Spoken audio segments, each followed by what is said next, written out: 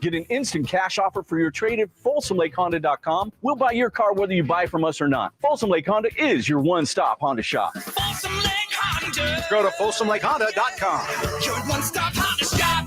It's a myth to think you don't play golf well enough to get fitted for golf clubs. The professionals at the Hagen Oaks Player Performance Studio would argue that playing the game with golf clubs properly fitted to your body and swing characteristics is the best way to improve your game and have more fun on the golf course. With a professional staff of fitters, all the major brands of equipment, and cutting-edge technology featuring TrackMan, the indoor-outdoor Hagen Oaks Player Performance Studio is worth a look. See for yourself. Fulton Avenue at the Cap City Freeway. Schedule your fitting at 916-808-2531. 808-2531. Did you know that your largest investment asset might not be your retirement account or home? I'm Jay Jackson, CEO of Abacus Life. Most people don't realize that their life insurance policy is actually an asset they can sell. But for almost 20 years, Abacus has been purchasing life insurance policies from seniors just like you. We've even created a free policy value calculator at abacuspays.com so you can find out in seconds what we might pay for your policy. There are no fees and no obligations, just information. Knowing the value of your life insurance policy is as important as knowing the value of your home, your equity portfolio, or your finances in total. Discover the valuable information you need to understand the current market value for your life insurance, and then get real value from your life insurance when you need it with Abacus. Visit abacuspays.com to learn more and use our free policy value calculator today. Carmichael Dave here from my good friends at American Energy. Cool weather, if not cold weather, is in our future. You know that. It'll eventually get there, and American Energy wants to make sure your system is operating safely and properly. So now is the time to take advantage of the $49 fall tune-up inspection. That's regularly $119, but includes a full safety and duct inspection. And if your system's over 10 years old, it's free. The tune-up is on American Energy. Give them a call right now. They're offering $50 off your first recommended repair, or if you need a new furnace, that's half off the price of a new unit. American Energy been serving the greater Sacramento area since 1981. A+ with the Better Business Bureau. You can check them out at the AEWay.com for an instant quote. That's the AEWay.com. Tell them Carmichael Dave sent you. Call 916-520-9990 now. All guests come to you from the Folsom Lake Honda hotline. Folsom Lake Honda, your one-stop Honda shop. Your local sports leader in the 916. KHTK HD1 Sacramento, KYMX HD3 Sacramento. From the Power Business Technology Toshiba Studios, Sacktown Sports 1140. Feeding your passion for local sports in the afternoon. It's the Drive Guys with Kevin Gleason and Kyle Drake on your radio at 1140 a.m. Streaming audio at SacktownSports.com and the Sacktown Sports app. You can also watch the show on YouTube at Sacktown Sports 1140. Here are the Drive Guys with Kevin Gleason and Kyle Drake. Yeah. Still feeling the after effects of an incredible media day. It's a Drive Guys. Lots to get to today. Lots of football to get to today. Drapes, I see you got your Kings polo on. Were you out at practice today? Nah, I didn't go to practice today. I'm hoping to go Thursday. But I felt like, you know what? I should represent. Yeah. Good vibes yesterday at the building. Excitement in the air. Basketball is back. So I said, let me wear the Kings polo today. We were talking yesterday about how it was a little bit reserved, maybe kind of businesslike. And it seemed to me, from what I could tell, it was that way throughout the NBA yesterday on Media Day. There wasn't a lot of hijinks. Jimmy Butler didn't go crazy with his hair. He didn't do the hair thing this year? No. Oh, man.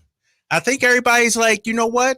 We focus. We're, so many teams have a chance to win the championship this upcoming season. And I will say, I talked to Shannon with the Kings yesterday about the vibe.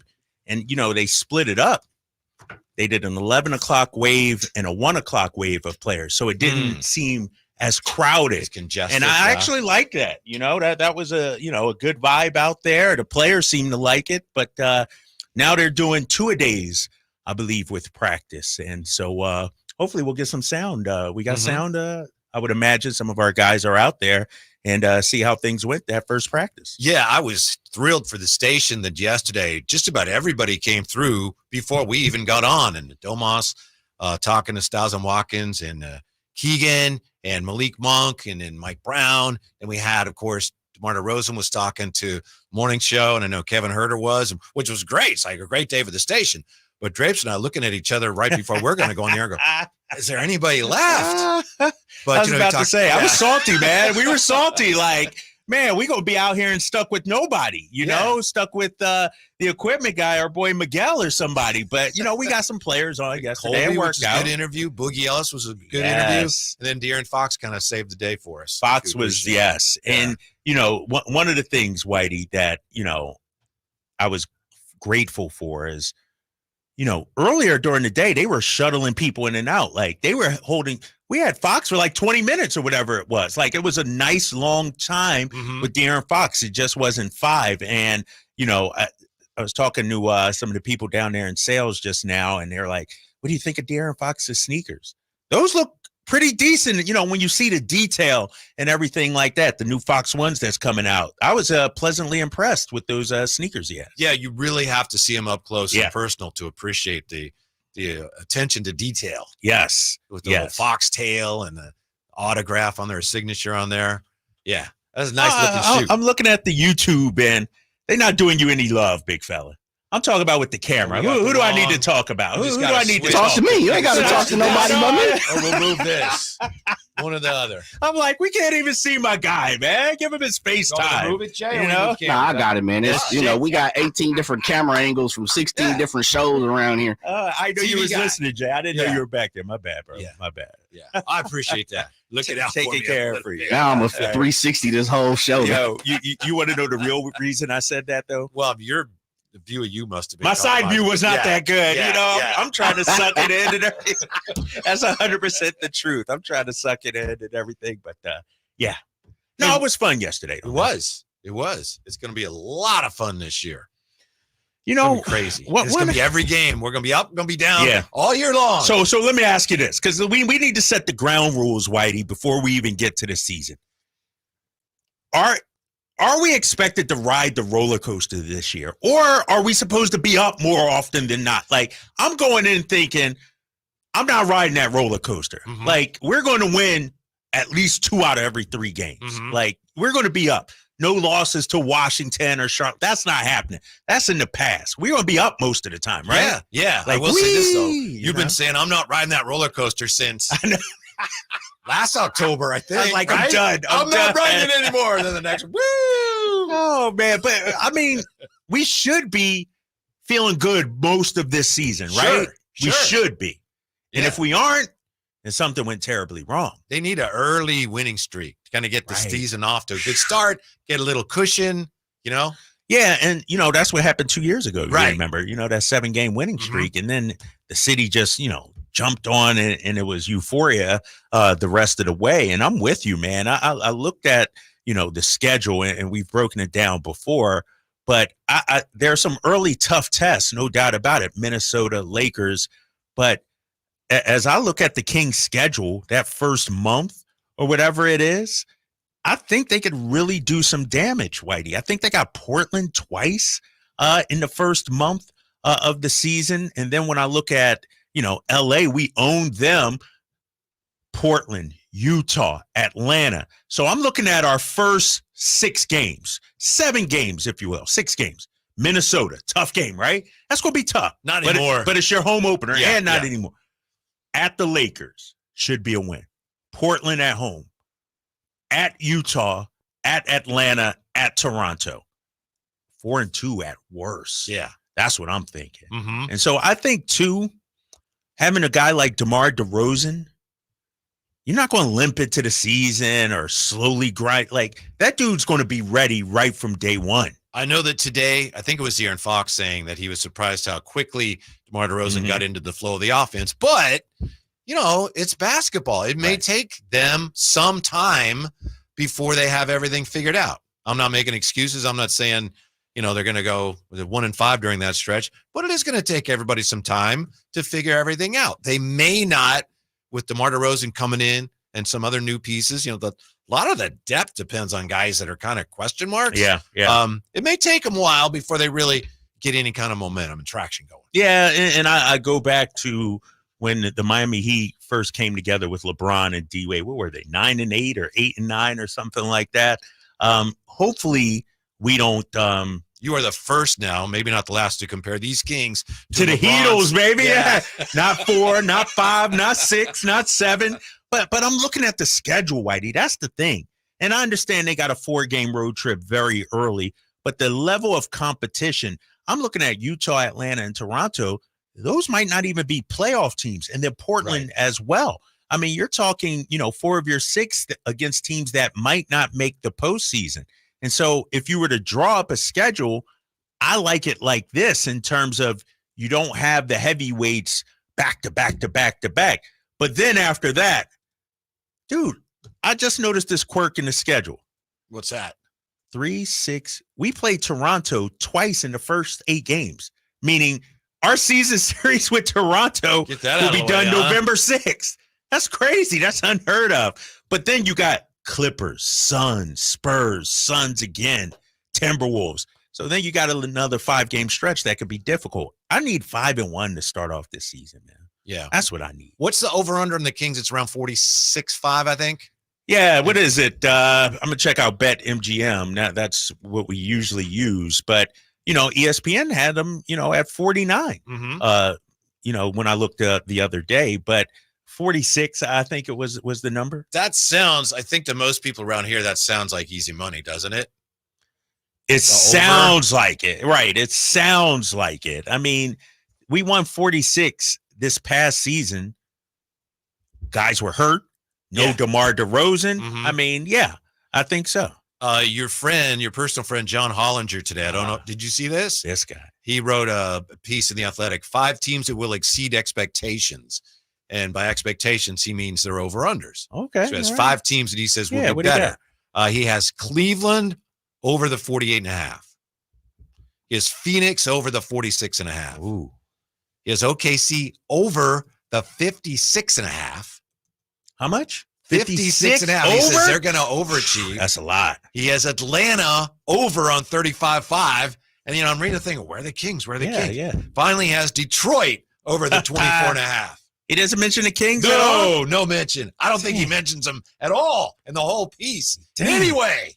John, because he knows it's a losing proposition for him, right? No matter what he says, it's going to be wrong. So BetMGM has us at 46.5, over under 46.5. Looking at some of the other ones. What's this site? Is that DraftKings? That might be. Somebody has us at 50.5. Yeah, that's up there. But I mean, Whitey, when you look at it, we talk about the West being so tough. The more I think about it, I think the West might take a step back this year. I love Denver, and I know you don't like them. I think they're taking a step back. Clippers are a little worse. Minnesota, Golden State. Clippers are limping back. Yeah, they're limping back. What about New Orleans? What do you think about them? They scare me. They scare me, but so I don't know Memphis. about the chemistry, though. Yeah, what about Memphis? I know you're high on Memphis. Yeah. Tell me why. Like just the talent that they have, a healthy jaw, that kind of thing. I think they underachieved last year, and I think Zach Edey has a chance to really help them. Yeah, I do like Zach Edey. I do like Zach Edey a lot. No, you're right, man. I just feel like the West, yes, is going to be a dogfight, but in terms of top tier teams, like even though Dallas went to the finals, I don't have them at 55 wins or something crazy. I think we'll be right there with them this season. They, by the way, had a snake yesterday at their media day. I don't know if you saw that. Who? Klay Thompson? No, I'm joking. Yeah. They were taking pictures with, and I guess Luka didn't want any part of it. Really? Yeah.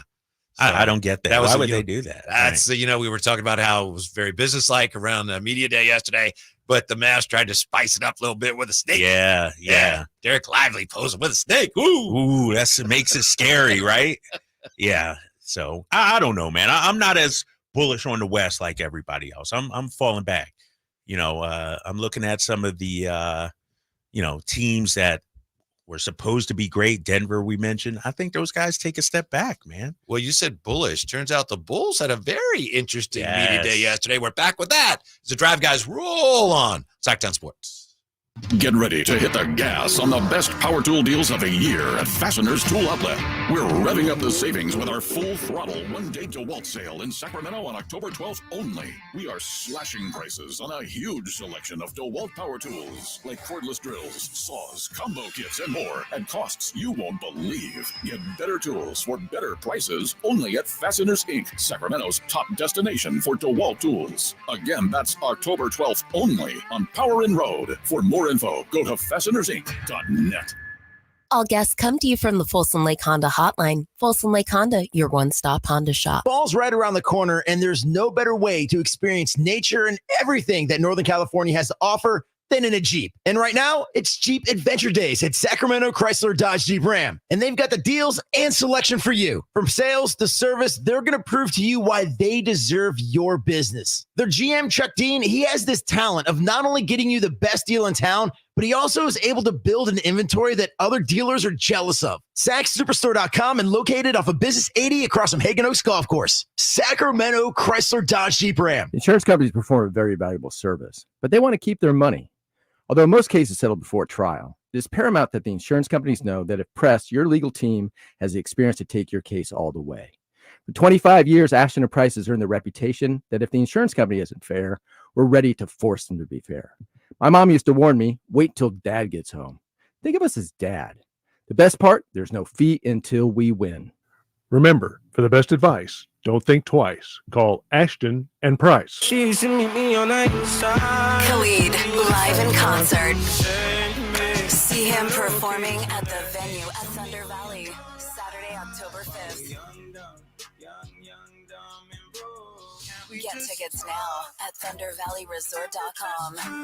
Don't miss the sensational Khalid for one night only at the venue at Thunder Valley, Saturday, October 5th. For more, visit KhalidOfficial.com.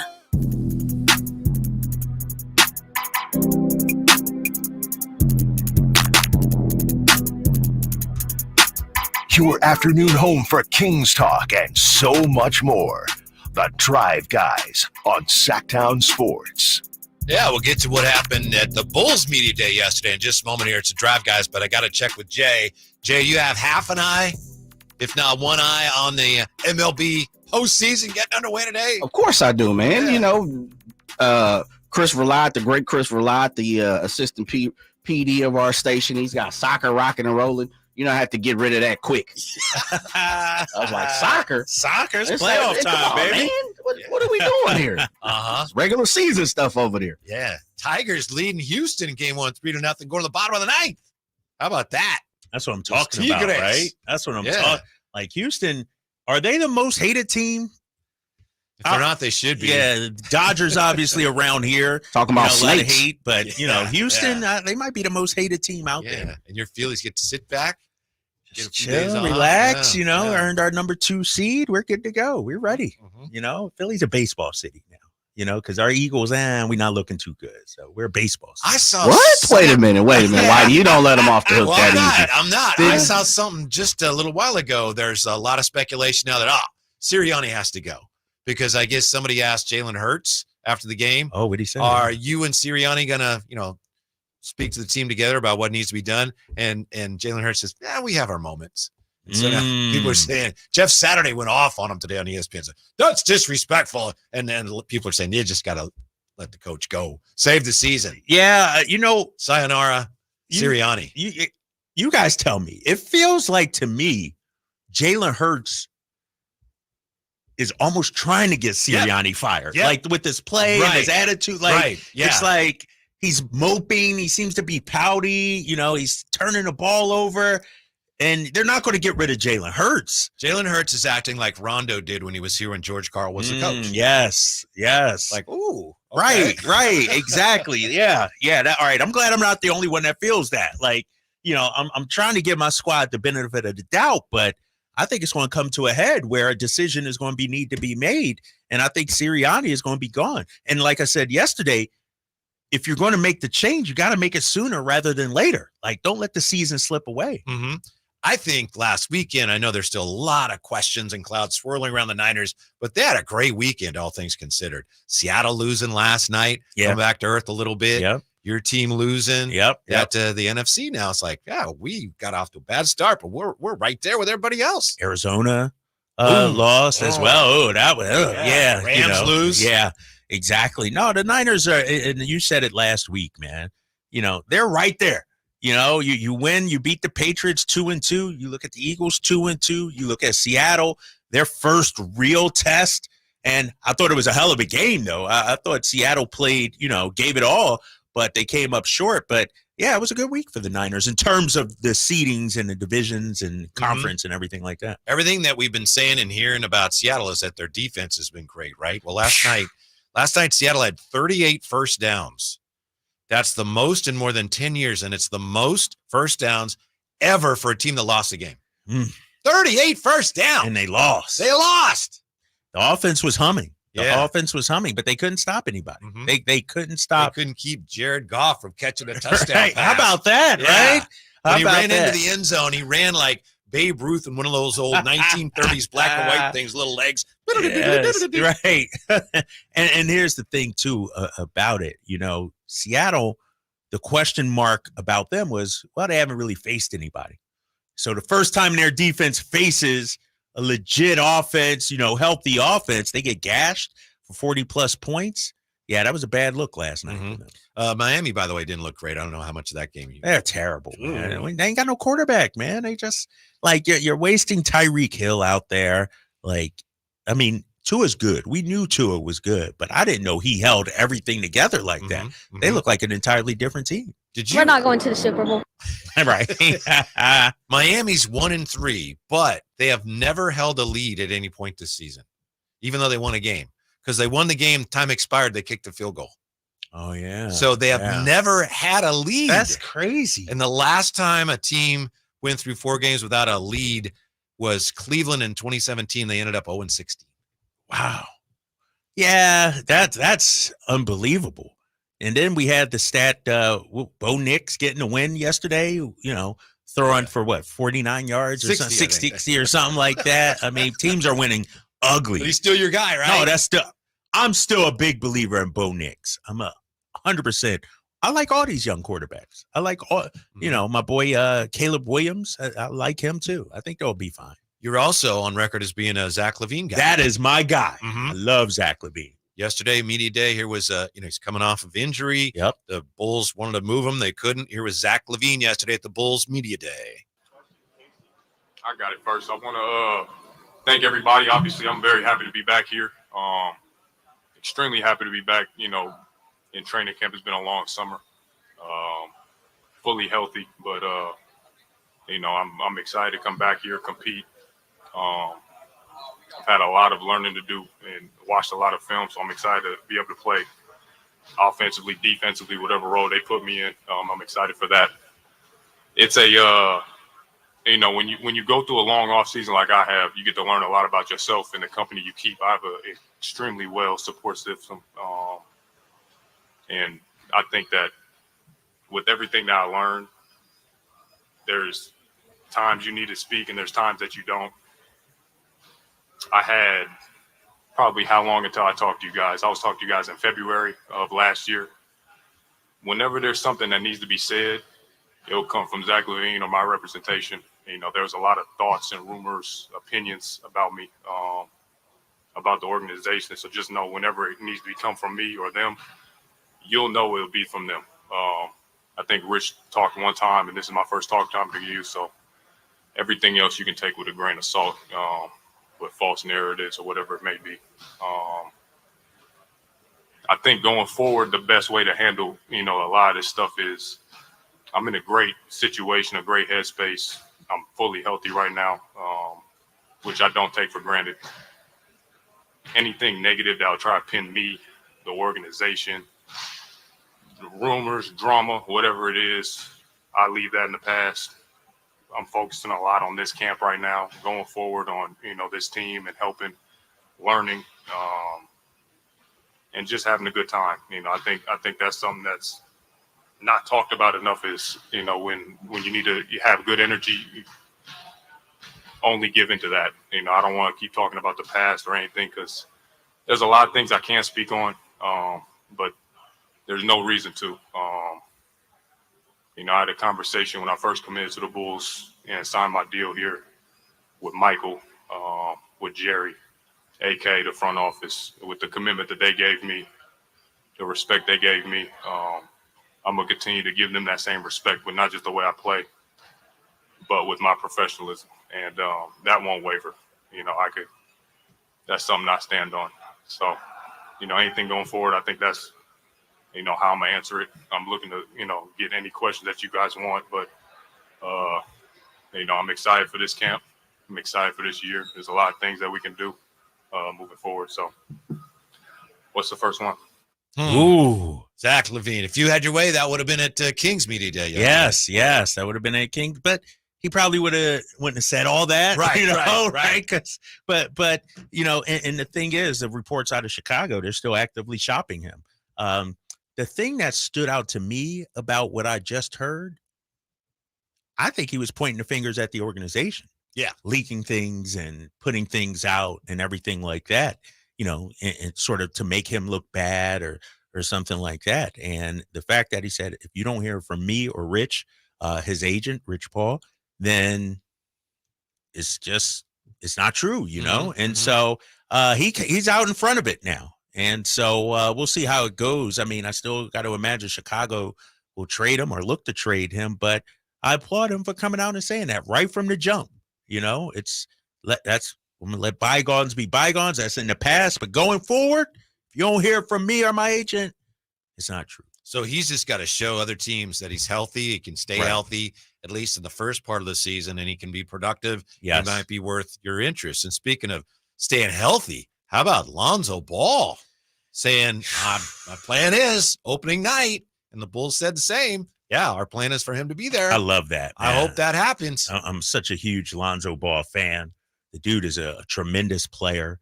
I mean, you're talking 2 years basically away from the game. And I'm excited to see him because I think the Bulls, and we had, I think it was either Chuck Swirsky or Casey Johnson. I think it might have been KC. When Lonzo went down, that's when the Bulls went down. Mm-hmm. Like when they had Lonzo, they had a plan. They had an orchestrator, a point guard that can really put people in position to succeed. When he was gone, it was like, they relied heavily on DeRozan to initiate and facilitate. And I'm rooting for this kid, man, because I think he's a tremendous player. Mm-hmm. Yeah.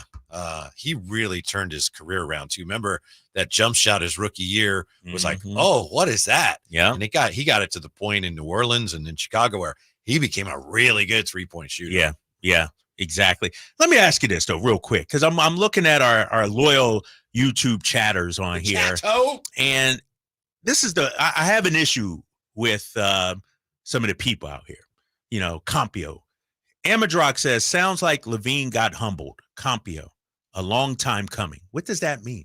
How does, what does he know Zach LaVine? Has he been in the locker room? Has he been in the press conference? Has he been on the team charter? What does that mean? And I think, the narrative that's being spun out about these players just sometimes isn't true. And we can't let that slide. We can't let that continue to happen, And so I disagree with Compio is saying, unless you know Zach LaVine or you got somebody in the inner circle, what does that mean? What does that, a long time coming that he gets humble? What does that accurately actually mean? And so we can't let that slide. We can't let the media narrative about players impact how we feel about players. Just because Joe Schmo, who writes for Bleacher Report, says one thing doesn't mean that's actually how it is. And I feel like too many times when we talk about athletes, they get this narrative about them that just really isn't true. Mm-hmm. And so I think that's why you hear a lot of athletes, whether it's starting the podcast or doing their own media, whatever it is, I think that's why they have a distrust of the media. Yeah. Yeah. When we come back, we'll look at the very interesting things that Joe Schmo is writing about Devontae Let me, Adams. real quick, Compio. Compio says the comment was about Ball coming back, not LaVine. I don't care about LaVine. Apologize, Compio, but it was back-to-back, so I was worrying. So I'm going to send a shout-out to you. My bad. Gotcha. Devontae Adams situation. Yeah. That escalated quickly. Next on Sacktown Sports. Tired of hearing scary radio ads about the IRS? Tax Relief Advocates is different. TRA is here to tell you that if you owe money to the IRS, whether it's $5,000 or $500,000, We have a solution. TRA can eliminate or reduce what you owe to the IRS with zero risk to you. We have over 1,000 5-star reviews on Google and an A+ with a BBB. End your tax nightmare today by visiting TRA.com or call 800-583-6580. That's 800-583-6580. Everywhere you look, things are getting more expensive. So at Consumer Cellular, we're lowering the price for those 50 and up. Now you can get unlimited talk, text, and data for $30 a line when you buy two. That's just $60 a month for 2 unlimited lines. So if you're 50 and up, make the switch and save. Come on, you've earned this. Call 1-888-FREEDOM or visit consumercellular.com today. Requires 2 lines of service, age validation, and credit approval, subject to system and area limits, taxes, and other fees apply. When shopping for a new car, what do you want? A great selection? A low monthly payment? More for your trade? At Northern California's #1 Honda dealer, Stockton Honda, you get it all. Model year-end savings are going on now. It's savings you just can't say no to. Come in today or go to StocktonHonda.com. Anytime, anywhere, it's all here. StocktonHonda.com. Number 1 claims based on 2023 total new and Honda certified pre-owned vehicle car sales from American Honda Motor Company sold on report. Model year-end pricing is back at Folsom Lake Honda, your one-stop Honda shop. During the model year-end event, lower interest rates at Folsom Lake Honda make lower payments. It's no wonder why Folsom Lake Honda is your one-stop Honda shop. Come in today or check out our entire inventory online at FolsomLakeHonda.com. Get an instant cash offer for your trade at FolsomLakeHonda.com. We'll buy your car whether you buy from us or not. Folsom Lake Honda is your one-stop Honda shop. Folsom Lake Honda. Go to FolsomLakeHonda.com. Your one-stop Honda shop. Don't let summer energy slip away. Live the active life you love year-round with a personally fit arch support system from the Good Feet store. Precision engineered to support all 4 arches. Good Feet puts your feet in a more ideal, comfortable, and pain-free position. And Good Feet arch supports are now HSA and FSA eligible. Book a free fitting at goodfeet.com or come in and get a free pair of OS First Performance socks. Free. Normally a $25 value at the Good Feet store. The PGA club fitters at the Hagen Oaks Player Performance Studio know that golf should be fun. They also know that players of all abilities will hit the ball farther and straighter, play better golf, shoot lower scores, and have more fun if they get fitted before they purchase golf clubs. Hagen Oaks delivers the same technology and major brands used to fit PGA and LPGA professionals. See how the game can be even more fun. Hagen Oaks Player Performance Studio fittings are available 7 days a week. Make yours today by calling 916-808-2531. That's 808-2531. Wanted me, I wish I knew you wanted me.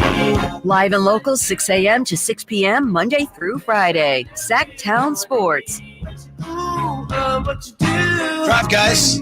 Just keeping you up to date as best we can here on what's going on in Major League Baseball postseason today. Detroit's leading Houston 3-1 in the ninth, bottom of the ninth, 2-on. By the way, interesting stat, Jay. I think you'd appreciate this. So Houston entering the ninth inning, trailing 3-0, and they have 2 on, 2 out. As I said, they're down 2 runs. Entering the ninth inning, trailing by 3 or more runs. Teams in the postseason 1-538. Wow! And the one is the 2016 Cubs against the Giants. Wow! Chris Bryant and company.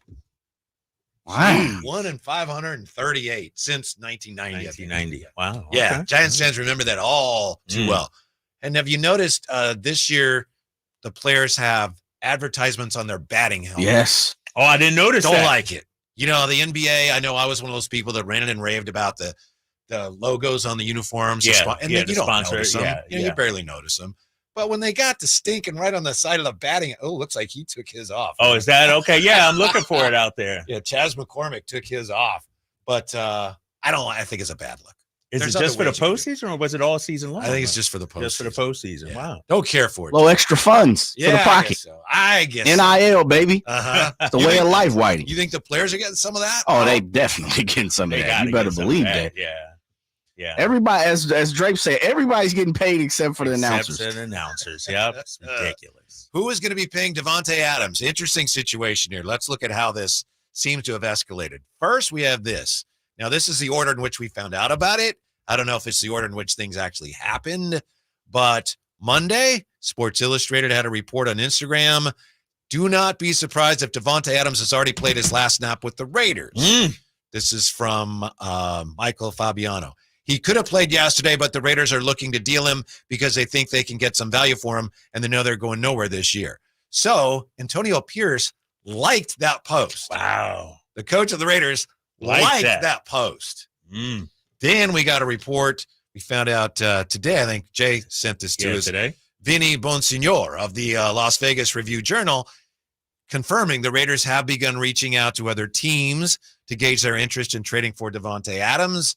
And now we get the report that Davante Adams has informed the Raiders he would prefer wants out to be traded. Yeah, the rap sheet, Ian Rappaport with that. Yep. Yeah, and it looks like he informed the Raiders Monday that he would prefer to be traded. And it makes sense, though, fellas, right? Yeah. I mean, they're not going anywhere. He's their biggest asset. Trade him to a team that wants him. Now, that opens up the bidding war, if you will. Which team needs and wants him? Do you trade Ayuk and maybe a pick for Davante Adams? Mm-hmm. Do it in a heartbeat. Don't see, Allen said the same thing you said, but the Raiders go nowhere. And I understand when you look at their roster, it doesn't look like it, but you're 2-2 right now. Why? And in the NFL, you got to be realistic, though. I know, but you could move off of Davante Adams. He hasn't been playing anyway. I don't think it's time for them to clean house. We'll see what they can get for him. But, I think he's who Antonio Pierce was talking about when he mentioned the business decision. Business decisions, yeah. So I don't think it's a matter of we're done, wave the white flag. It's just a matter of this guy doesn't fit what we're doing right now. And in my opinion, he doesn't fit the timeline, really. Like, if I'm the Raiders, and they should have did this, they still haven't drafted a quarterback. I don't know if Aiden O'Connell is the guy for the future for them. Why not, go out there, trade Davante, get a younger receiver a la Brandon Ayuk, who I think is 4 or 5 years younger. Davante's 31. I think Ayuk's 26. Did you just say trade Davante Adams to the 49ers? Yeah, what you're saying? Wow. I'm not saying that's what I want to happen. Whitey, I'm unbiased, big fella. I'm a journalist, dude. I'm just, spitballing here. I know. That would be huge. Sense. Yeah. That would be huge. It makes sense, right? Ayuk is underachieving in the system this year. He's not panning out. He has a massive contract now. At least Davante, is a stud wide receiver, and he could easily replace Ayuk. I would take a look at that if I'm John Lynch. What do you think, Jay, as the unofficial 49er general manager? Yeah, I would have said before the season, yes. But now I think you got Ayuk locked up to this point. I'm not sure, Davante, I believe's got 2 more left. So I think, and Ayuk's got $2.5 more million than Davante. Mm-hmm. If you can get him in some form or fashion and add him, and I know that's being greedy, then right now I'd say trying to say add him too? Yeah, but I know you got to give somebody up, Kyle.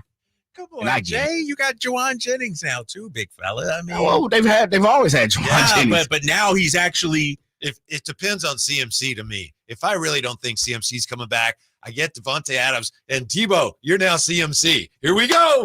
But I don't think it's going to happen. If I were the Raiders, I would pit Kansas City against the Jets. The Jets are falling apart. That he would love to play with Aaron Rodgers. Kansas City needs a receiver badly. I would see what those two teams have to offer me right now. Yeah, I agree. I do think Kansas City is in the market for a receiver. But also, if you're the Raiders, you don't want to trade anybody to Kansas City, do you? Yeah, that's a rival. Yeah. I mean, you got to put that aside, though, man. You got to do what's best for your organization, your franchise. I don't think, yes, you said the Raiders 2-2. That's fine. But it's not like they've had, amazing wins. This last week, they should have won, barely did. I think you got to start building for the future. And I look at, what Chicago did, and the move they made. I look at, what moving up for the Niners had to do to move up for Trey Lance and, the package you got back from that. And so that's the kind of move I'm looking at making. Davante, and if I'm him, I want out. You're 31 years old. As a receiver, you got 4 or 5 more years. Go play for a championship somewhere, whether it's the Jets or Casey or something like that. Sounds like one of those situations where management, or at least the coach, feels like that guy is he's everything he's doing is counter to the culture we're trying to build. And it sounds like Devontae Adams may realize that and say, yep, that's exactly what I'm doing, so you better move me. Undermining the coach and everything, making business decisions and everything. Like, you can't have a malcontent, right? You can't have a malcontent in there, especially for a new coach trying to build something. You know, Antonio Pierce is trying to make his mark on this franchise. And if Devontae is sort of showing him up or, you know, not respecting him, whatever it may be, that's not a good look. I wonder if the Jets at this point are just desperate. You know, that was a miserable loss. And they've got the issues with Aaron Rodgers and his hand signals and his cadences and too many false starts. So it could be a matter of, you know, Aaron Rodgers would love to have Devontae Adams. Yeah. Can you imagine? Double down on that, or Devontae Adams and Garrett Wilson out there? Yeah. Damn, that'd be I would, if I'm the Jets, I'm doing it. You know, I'm going all in. Like, how many years does Aaron Rodgers really have left? You know, right. 2, 3, you know, something like that. And so you push your chips all in, worry about the future later. You got to go all in right now. And we saw how bad that offense looked this week too. Yeah. I believe the report, Chris Watkins shared it today a little while ago. The Raiders believe to be looking for a second-round pick and other compensation. So that could mean a lot. Right. But they aren't necessarily looking for you know, a superstar in return. So, yeah. Do you think, and I know it's early, fellas. I know it's early. It's only 4 games in. Do the Niners have an Ayuk problem? Meaning, not from the short skate or anything like that, but maybe this dude ain't that good. I don't think they do. I thought he had a couple of nice catches on Sunday. They know how valuable that he is to them. Otherwise, Kyle Shanahan wouldn't have run upstairs to prevent them from trading him. I don't think they do. What do you think, Jay? You know what I find interesting? Yes. Was Drapes, well, both of you, weren't both of you guys talking about how Ayuk is a top flight wide receiver? Yes. And he shouldn't be traded, shouldn't be thought to be traded. Yes. And now 4 games in, he's like, you know what? This dude's average. I'm just going by these 4 games. Average. Well, I'll say this. Ayuk has not played to the best of his ability, but I think this is who Ayuk is. Like, and follow me. He's not Justin Jefferson. He's not. Agree with that. Yeah, like he's not top. He's not Jamar Chase. You get him the ball, he doesn't do special things. He is a first down grabber. He is, a lot of people talk about it, and it's funny because I've seen, you know, Pro Football Focus talk about how Juwan Jennings has been the best wide receiver for the 49ers in separation. Well, we knew that. Brandon Ayuk's he doesn't have top speed. He's not going to take the top off. He's not taking the ball and running for 50 yards. He's not doing anything special. Like, I don't understand what people are wanting from Brandon Ayuk beside the fact of he's not catching first down passes, and that's pretty much what he does. Like, what has Brandon Ayuk not done beside the fact of hold on to the ball that he normally hasn't done? But Jay, he's not throwing the ball. They're not. That's what I'm saying. Yeah. He's behind Juwan Jennings in targets now. Juwan Jennings just stepping his game up. But now you're paying $30 million a year to a number 3 receiver, basically. Well, I mean, that's something, and isn't that something that they had to think about? Like, I mean, again, I don't think they knew Juwan Jennings was going to take this leap, Jay. I don't think they expected Juwan Jennings all of a sudden to turn into Randy Moss out there or anything like that. No, but they knew he's good. Maybe not this good, but there's a reason why they brought him back. Well, this season he's Purdy's favorite target. Yeah. You know, Purdy's looking at him more than he's looking at Ayuk. Could have been camp stuff, right? Not being in camp. Maybe he's developed a better relationship with Juwan Jennings early in the season and trusted him. And it makes me wonder, why not trade Ayuk during camp then, Jay? If you knew Juwan Jennings was good. Well, they almost did. I mean, to your point, they very nearly did. I also think one of the things that's going on is Brock Purdy's seen a lot of different coverages, and that's why he's holding on to the ball so long, because they're flooding the secondary with they're only rushing sometimes 3. So that's why right now you watch him, he's back there and he's looking like, you know, because normally it's like drop back, boom, boom. Now he's like, man, there's guys everywhere, and he's taking more deep shots. So there's some adjustments going on with the passing game. I just wonder how long before Ayuk's contract versus his production becomes an issue. I mean, you're paying the guy $30 million a year to be a number 2, number 3 receiver. Like, he's going to have to step up, get open more. Brock's going to have to look his way, or are we just going to be like, all right, Ayuk is what he is, but he's making $30 million. That's not, the Niners ain't going to sit there and accept that, fellas. Well, I think they need him to be closer to what he was. Right. And right. you trade him, that's not going to happen. And it's a lot of money. They can afford it now. The crunch comes next year. It's not like, oh my goodness, what are we going to do? We don't have any money. So I think that just they're going to be patient. I think this year, I get it this year, but I'm talking, here we are, a month or 6 weeks after signing the contract, and it's already looking, and I know it's still early, like, one of the worst contracts in football right now. And I know it's early. I get it. And I love Ayuk. That's my guy. But he's not producing right now. He's an average receiver so far this season, and you're paying him $30 million. When we come back, we'll say bye-bye to a pair of absolute legends. Next to the Drive Guys, Sacktown Sports. Hey, what's up, everybody? It's your boy Drapes here for Mercedes-Benz of Stockton. Now that fall is here, now is the perfect time to head to Stockton and check out a new Mercedes-Benz. I had the opportunity just last week to drive an all-new S-Class 550, and let me tell you, it was a sweet ride. The moment I hopped in, I felt like I was in a world of luxury. From the steering wheel to the seat cooling and even the power of the engine, I was impressed. And then, of course, when I hopped into my Mercedes-Benz EQS SUV, I felt the same thing.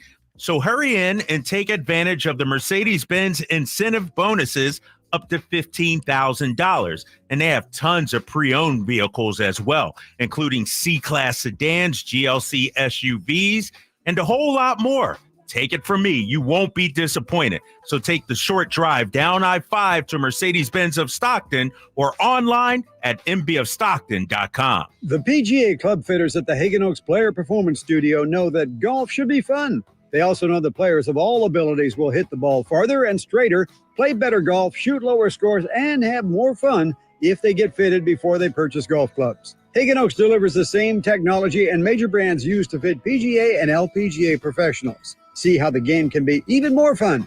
Hagen Oaks Player Performance Studio fittings are available 7 days a week. Make yours today by calling 916-808-2531. That's 808-2531. Shop fall savings at Big O Tires now through October 13th. And buy 3, get 1 free on 4 select in-stock tires with installation and alignment purchase on all 4 tires. Offer good on most Saloon tires while supplies last. Disposal fees extra, not good with other offers. See participating Big O Tire dealer for details. Get ready to hit the gas on the best power tool deals of the year at Fasteners Tool Outlet.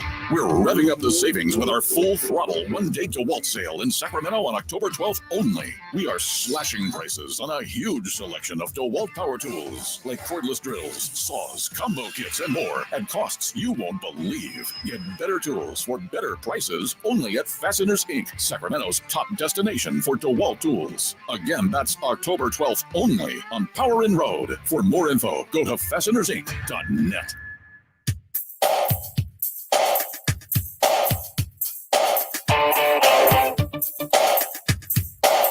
Your new home for 49ers football in the 916 Sacktown Sports. On the text line, 339-1140, 1-800-920-1140. Trey says, Ayuk still hasn't hit his stride this season. He hasn't found that rhythm. He'll be That's what I think. Okay. Yeah, okay. And he has gotten separation. There's a lot of metrics that show he's gotten a lot of separation. They're not targeting him as much, and he did have a drop or two, but I don't think it's time to give up on Brandon. I don't believe he had 4, Jay. If you had all the ones up in the games, yeah, he's had more. He had 2 in one game. 4, so he's had 4 drops in 4 games. Look it up. Someone says from the 916, you guys need to look at the all 22. We usually do that as a show, but we do that Wednesdays after the show, so we haven't done that. Yeah, sit down and do that. Yep. Yeah. And then we also have from Trey, says, doubt this would happen. Like to see him go to the Chargers. That'd be something. Man, can you imagine that? Oh, he'd love that. Yeah. We're going to run the ball again. Jim Harbaugh's offense. Right. 3 yards in a pile of dust. Is that what we're talking about? Speaking of passing the ball, how about Jared Goff last night? Perfect. Jared Dimes? Yeah. No, he's a good quarterback, man. He's a very solid quarterback and, got a raw deal out there with the Rams, in my opinion. And, he's turned into a pretty damn good quarterback in Detroit. I mean, I think They hit the nail. What was he? 18 of 18, 292, Whitey, 2 touchdowns. Perfect rating on near perfect, right? Near perfect. The team had a perfect passer rating, but he did not. He did not. Yeah. I'm on Ross St. Brown. Came in and took it out. Yeah. But no, man, he's a good quarterback, dude. And they're scary. They are, I think they're legit, man, in terms of, if you're looking at the Niners versus the Lions, I think home field's going to play important. They gave you all they could handle last year down at Levi Stadium. And I think they're a good team, man. The defense gave up, obviously some yards. That's the odd thing against Seattle. Yeah, they let Geno. You see his numbers? 395 passing yards for Geno Smith, 38 of 56.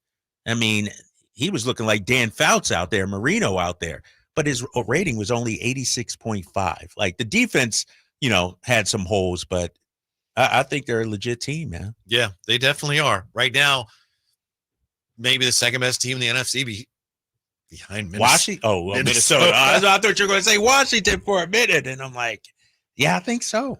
You think Minnesota's legit? Are you all in now? Yeah. It's going to be interesting when they play the Lions. See how that goes. Yeah, that's going to be a hell of a game. And I admit Washington, I thought, I even said on the show when we talked about it, Arizona, this is opportunity for Arizona. They're going to teach them a little lesson. And like, man, that was an embarrassment for the Arizona Cardinals. Embarrassment. And, Daniels is, putting up video game like numbers. I'm looking at their offense. They've scored the second most points in the NFC. Washington has through the first. They're going to lay off their punter. Right. They don't need him. They don't need him. Nice right. Job. We just don't need you. They don't need him. It's a lot of contenders out there, man. I'm going to throw Tampa Bay. Like, I think people sleeping on the Bucks. I like what they're doing as well, and so the NFC, it's a lot better than I expected it to be this season. Now, I'm not coming after you, but that is why some people are looking at your team and saying, boy, they better make a move now. Because right now, you're still right there with everybody. Yeah. But there's been some issues. Yeah. It's a bad loss. If this is at all because of Sirianni, you got to make that move now. I'm with you. And here's the thing. If they do get rid of Sirianni, I don't think any Eagles fan would shed a tear. It didn't seem like right? it. Nobody would be like, oh, this dude got a raw deal. Nope. They would. It's about time. Yeah, it's about dang time. We get it. We understand it. How about Bill Belichick?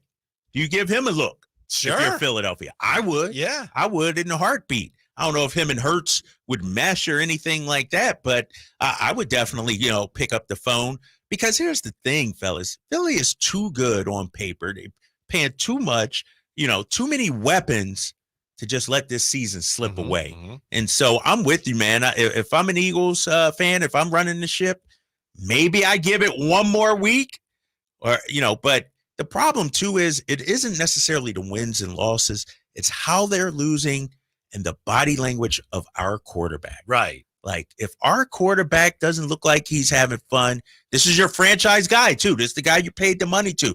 This is the guy you want to lead. Then you got to get rid of him. It reminds me of our guy, Magic Johnson, back in the day.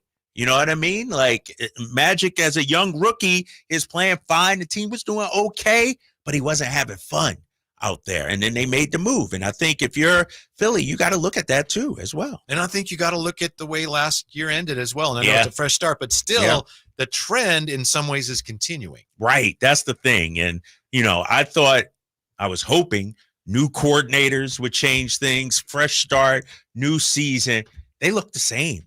The turnovers are an issue. Defense isn't playing well. Play calling is suspect at times. Decision-making, quarterback's not playing well. They got to do something. Yeah, they played with such ferocity. Yeah. They would impose their will on you. Yes. The year they went to Super Bowl. Now it's like they're almost, where is the will? There's no spirit, right? No spirit with this team, man. They're just going through the motions out there. It's disappointing, man. Wanted to ask you, we didn't have a chance to talk about it yesterday, but any thoughts you'd want to share on the passing of two absolute legends? We found out just late yesterday about Pete Rose passing away, but Dikembe Mutombo as well. Two all-time great Hall of Famers. Yeah. For me, obviously Dikembe Mutombo, was on that great Sixers team. years ago, Defensive Player of the Year. Both those guys year. with Philly ties. Yeah, had Philly ties. Pete Rose won a World Series with Philly in 1980. And, I just remember Dikembe and what he brought to the team, the organization, talking about the Sixers back then and the role that he played. Sure, Shaq, ate him for lunch, demolished him in the NBA Finals, but he allowed Iverson to be Iverson. And we know Iverson wasn't a great defender, but when you have Mutombo behind you, and let's give Mutombo his flowers for the humanitarian efforts that he's done, throughout his life. I mean, this guy was bigger off the court. His impact much bigger off the court than on the court. He was a funny guy too. Right, great sense of humor. Right. Yeah. I looked at a video. Somebody posted it. It was, I forget. He might have been with Atlanta at the time or Houston. I can't remember who he was with. And Clarence Weatherspoon was with the Sixers. And Mutombo blocked the shot 3 times on one possession.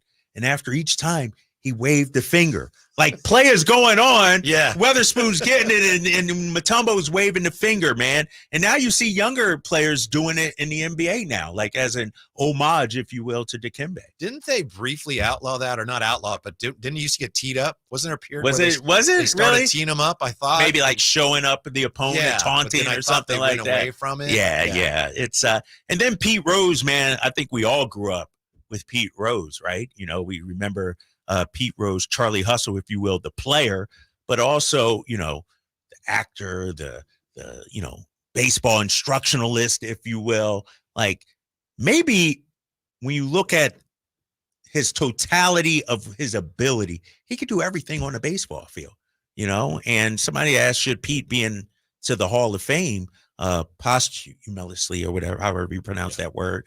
Yeah, it's long overdue, right? Hasn't he paid his debt to baseball? To me, it's like, what difference does it make now? But I understand the question. I had a chance to do a couple interviews with him. He'd always come on the radio wherever he was asked. And to be honest, I'm not the biggest Pete Rose fan. I didn't like the Reds. But talking baseball with him, he talked baseball with you all day. If you really wanted to talk baseball, he talked baseball all day. I mean, and talk baseball. Right. He loved the game. And even long after he was out of the game as a player or manager, he still knew all the players and what they did and their tendencies. He was a great guy to talk baseball with because he loved the game. Yeah, exactly. I mean, and when you think of baseball, he was like the epitome of baseball, a 5-tool kind of guy. And it's crazy, you lose him, Mutombo, these are legends, Jerry West earlier this year, Bill Walton. These are luminaries, guys we grew up watching and idolizing and knowing about, man. It's tough to see. The thing that impressed me about Pete Rose, the player, in addition to just, every year, like 200 hits every year, he moved around a lot. He was a second baseman. Yep. He's a left fielder. Then one year with the Reds, like, oh, we need you to play third. Okay. All right. Did that and did it well, Yeah. That is not easy to do. Yeah. And he, did it. And like you said, nowadays, man, guys switch positions and it's like almost an excuse if they fail. Yeah, you almost got to go to their agents and like, hey, can we discuss something with you? Right. But Pete would do whatever it took to win. And I do think it's long overdue. You say, what difference does it make Hall of Fame? Well, as we go farther and farther away from the passing of Pete Rose, the younger kids won't know him. And the only way they can, whether their parents go back and show them video or if they go to Cooperstown too, like that's a way where does, where's Pete Rose immortalized at? Like this game of baseball can't be told without Pete Rose. That's true. I agree with that completely. When we come back, tell you why this is Brock's year to be the MVP. It's all set up for him. Okay, all right. It's next with the Drive Guys on Sacktown Sports. I didn't ask to be thrown in the streets with nowhere to go. I didn't think I'd survive. But I did ask for help, and Covenant House was there for me. 1 in 10 young adults will experience a form of homelessness this year. For these kids who didn't ask to be put in this unthinkable situation, Covenant House is there. Covenant House helped me break the cycle of homelessness in my family. They gave me the love that I needed. Over 2,000 young people will sleep safely in a Covenant House bed tonight. When youth who are experiencing homelessness have a hot meal, a safe place to sleep, medical care, and love, they can overcome heartbreaking challenges and have a brighter future. They just really genuinely just wanted to help me succeed, and I'm succeeding. I'm a speaker, I'm an author. Covenant House really helped me and really helped mold me into the woman I am today. If you or someone you love is asking for help, go to safeplacetosleep.org today. She used to meet me on the east side. Khalid, live in concert. See him performing at the venue at Thunder Valley, Saturday, October 5th. Get tickets now at ThunderValleyResort.com. Don't miss the sensational Khalid for one night only at the venue at Thunder Valley, Saturday, October 5th. For more, visit KhalidOfficial.com. Hi, this is Greg Papa. Disasters hit every day. If your home, business, or building has suffered from any disaster, SunPoint Public Adjusters can help. SunPoint prepares, presents, and negotiates your claim with the insurance company, working only for you, making sure you get everything you're entitled to and letting your focus be on what's most important, your family or your business. Call SunPoint today at 888-247-7865 or contact us at sunpoint.us. SunPoint Public Adjusters, the gold standard in public adjusting. License number 2N14884. Hey, it's Carmichael Dave for American Energy Heating and Air with a question. Have you recently had a technician diagnose your HVAC system and you were a bit surprised at how much it cost? Or did something seem off about their quote? Because at American Energy, they take pride in giving you honest, straightforward solutions to get that system up and running. Have their qualified technicians come out and give you a free second opinion. It's free. You got nothing to lose but some dollars off of that original quote. They're making the uncomfortable comfortable. They've been doing it since 1981, serving the greater Sacramento area. A+ with the Better Business Bureau. That's why they keep having customers coming back for more and more and more. You can call them and set that appointment at 916-520-9990. That's 916-520-9990 or AmericanEnergyAir.com. Call 916-520-9990 now. KHDK HD1 Sacramento, KYMX HD3 Sacramento. Your home for Kings basketball for over 25 seasons. Hammer time thrown down by the league. From the Power Business Technology Toshiba Studios. Sacktown Sports, 1140.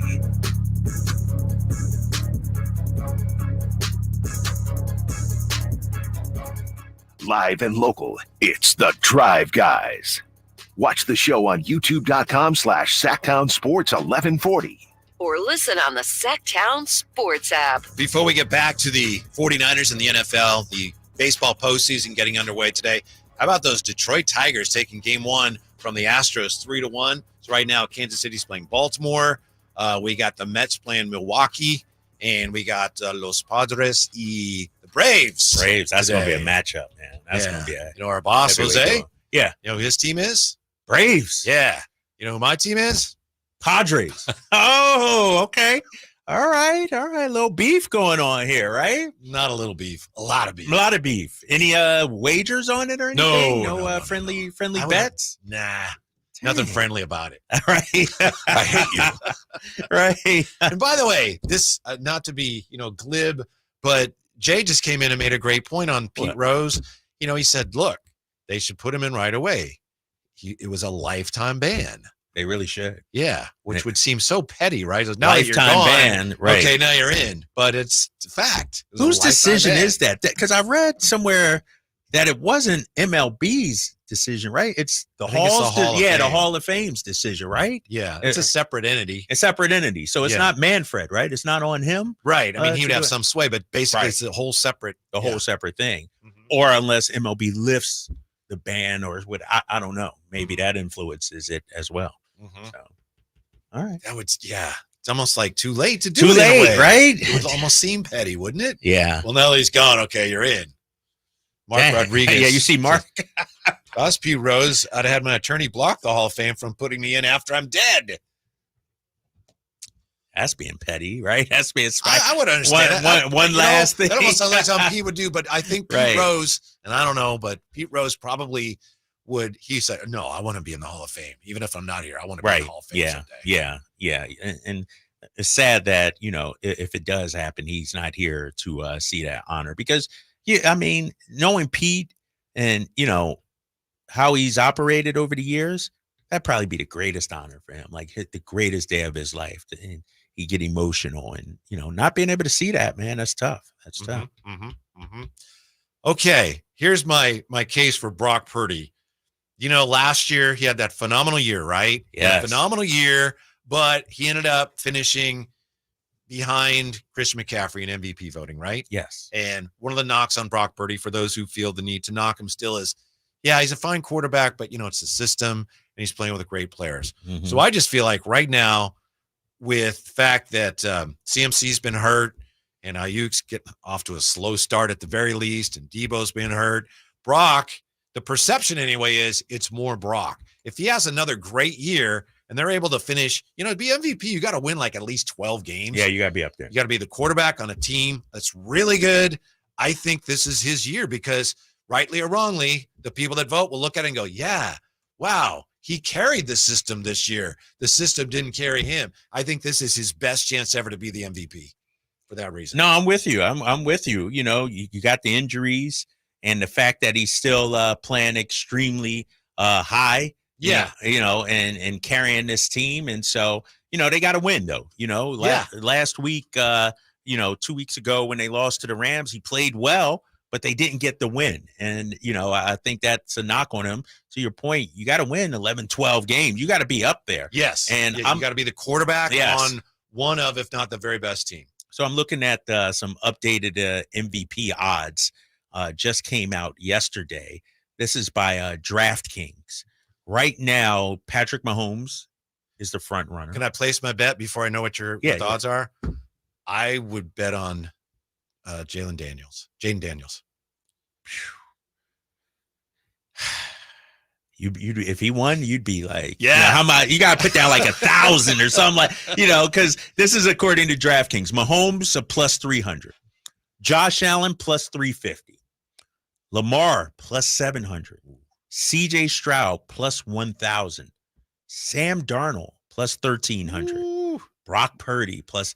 Brock might not be a bad bet either. Plus 1,800. Right. Yeah. Joe Burrow. I don't know why they got Joe Burrow even on here. You're not making that bet, are you, Jay? I'm making that bet. Plus 2,200. And your Don't boy, take that. That's not, as they say, that's not smart money. Jaden Daniels plus 2,500. Can you imagine? Throwing down 1,000 on that. Now he might be the one guy who wouldn't have to win as many games because expectations are so low for them. Right. But if they win the division or something, 10-7, 11-6, that would be, my bold prediction, fellas. Did y'all remember the bold prediction, Jay? I don't know if you wrote them down. I got them. I don't remember If them, I'm correct, I said a rookie would be top 5 MVP voting. Really? Yeah. And Jaden Daniels the only guy it can be. So I'm actually. But you were thinking Caleb Williams. Right. I was thinking Caleb Williams. Jaden Daniels came on. But real quick, he's got the same odds. I just don't get it. Jalen Hurts plus 2,500. This is as of yesterday. So it's not like before this week or anything like that. Like Jalen Hurts, get him out of here. He's not doing it. One of the things that's interesting about that list is that Mahomes is at the top, and he hasn't been playing well. Been playing well at all. And now they're down another receiver. Yeah, they got the injury situation. And maybe does that help his case? Like same thing with Brock, right? Like except Brock is putting up some major numbers. Pat Mahomes just getting wins, doing whatever it takes to get the W's. Yeah. Jaden Daniels, he's thrown 106 passes. 87 of them have been completed through 4 starts. So that's an NFL record through 4 starts, not just for a rookie, for anybody. 82.1%. That's unbelievable. It is. For a rookie. It's literally hard to believe it. Yeah. Right. Even if he wasn't a rookie, having 82%. Yeah. But to come into the NFL, have your team 3-1, and you're a big part. It's not like you just handing it off or anything like that. He's making plays out there. He's been better than advertised, and he's made Washington a legit franchise right now. And I think it's legit too, Whitey. I don't think it's just, he's playing well right now. He'll come back down to earth.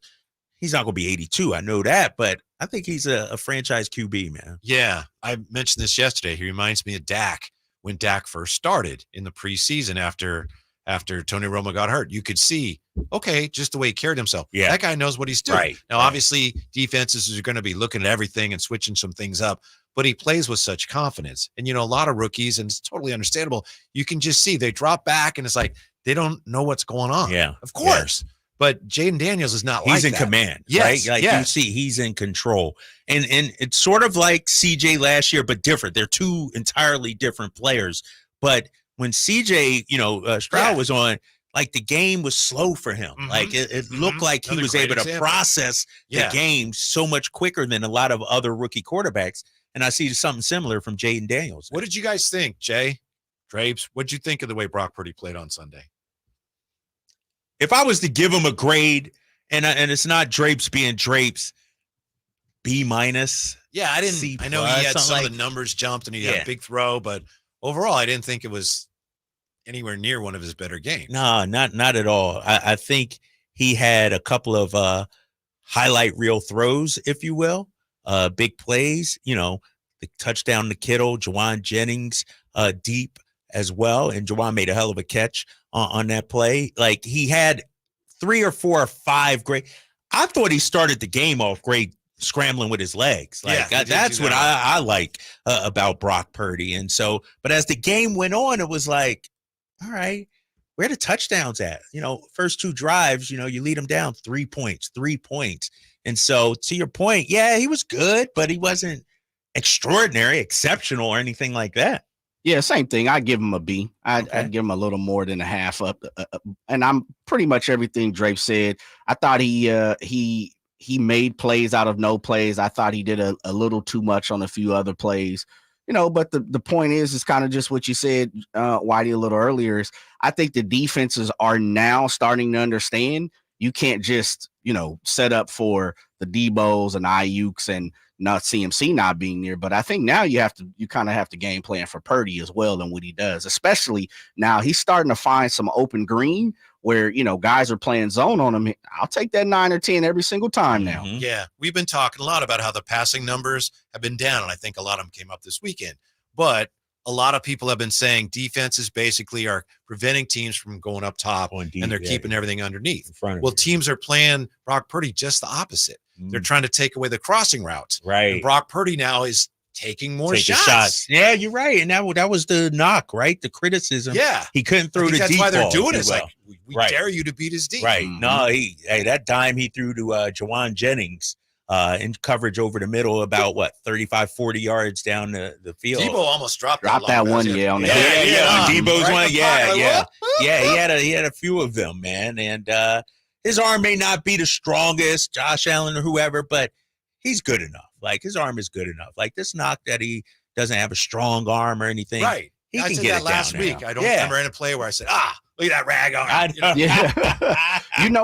The one thing that I'm starting to see with him a little more too, and you saw it with George Kittle, you saw it with week 1 with one of those drops from Brandon Ayuk. His touch is a lot better than I ever thought it would ever be. Like he's starting to find, like that throw he threw to George Kittle this past weekend in the end zone. That one he threw to Brandon Ayuk in the corner on week 1, and Ayuk couldn't put his palms on, where he did put his palms on, but couldn't bring it in. Yeah, like that's touch. Yeah, that's starting to understand. Put a little something on your fastball, take a little something off your fastball, and I think Brock Purdy is starting to, master, or maybe not master, but I think he's showing that he's better than most people thought. I just thought the interception he threw was really a bad throw because he was late with it because Ayuk's open and he waited. Then by the time he threw it, he didn't see the other defender. He get intercepted in the end zone. Now it didn't matter in that case, although at that point it's like that would have been the fatal blow. But that's a bad throw. Yeah, Brock. I mean he's allowed that. Trying to get you the MVP award. But everybody, look at Pat Mahomes' last 2 picks. I mean, spot to person right open. Like, who are you going to? Right. But they don't call it out because he's done what he's done, and that's okay. But I think Purdy's kind of, fellas, at this point, and we've been talking about it, and Drapes has kind of said it now. Like, he's okay to make bad throws. All great quarterbacks make bad throws and have picks. Like, why? Just because he throws a pick doesn't mean, oh my goodness, Purdy threw a pick again. Do you agree the narrative, like last year, and I was leading the charge every time he made a mistake? See, do you feel like that's in the past now? Like Jay was just saying, he can make a mistake, and the haters, the doubters, they'll still be quiet. They won't come out of the woodwork. I think he's past that now. Yeah. Well, that was your take. That was my week, take right? the other day. Like, it's settled. Just don't make it a habit.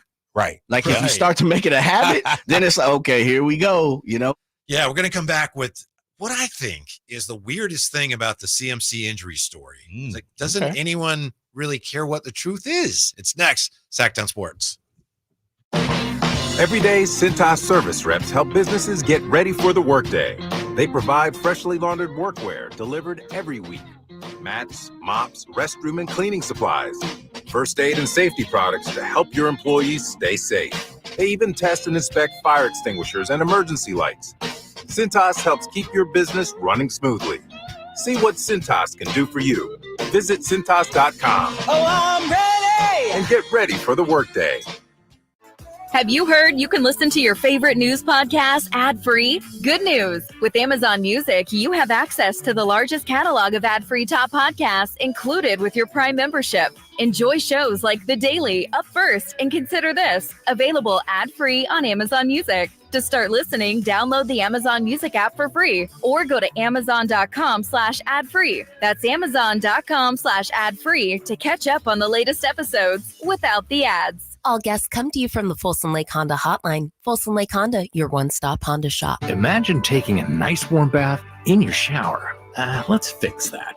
Right now, get that clogged drain unclogged for just $67. Plumbing, sewer, electric, heating, and air. Bonnie.com. Some restrictions apply. License 696-355. Everywhere you look, things are getting more expensive. So at Consumer Cellular, we're lowering the price for those 50 and up. Now you can get unlimited talk, text, and data for $30 a line when you buy two. That's just $60 a month for 2 unlimited lines. So if you're 50 and up, make the switch and save. Come on, you've earned this. Call 1-888-FREEDOM or visit consumercellular.com today. Requires 2 lines of service, age validation, and credit approval, subject to system and area limits, taxes, and other fees apply. Wesley Financial Group is not a law firm. Do you find yourself stuck in a timeshare? Get the real facts about the timeshare industry and your options for cancellation. Chuck McDowell, founder of Wesley Financial Group, has put together a free information guide that reveals the secrets the timeshare industry doesn't want you to know, including the 5 ways to get rid of your timeshare. Call now and get this timeshare cancellation guide absolutely free. Call 800-330-2929. 800-330-2929. 800-330-2929.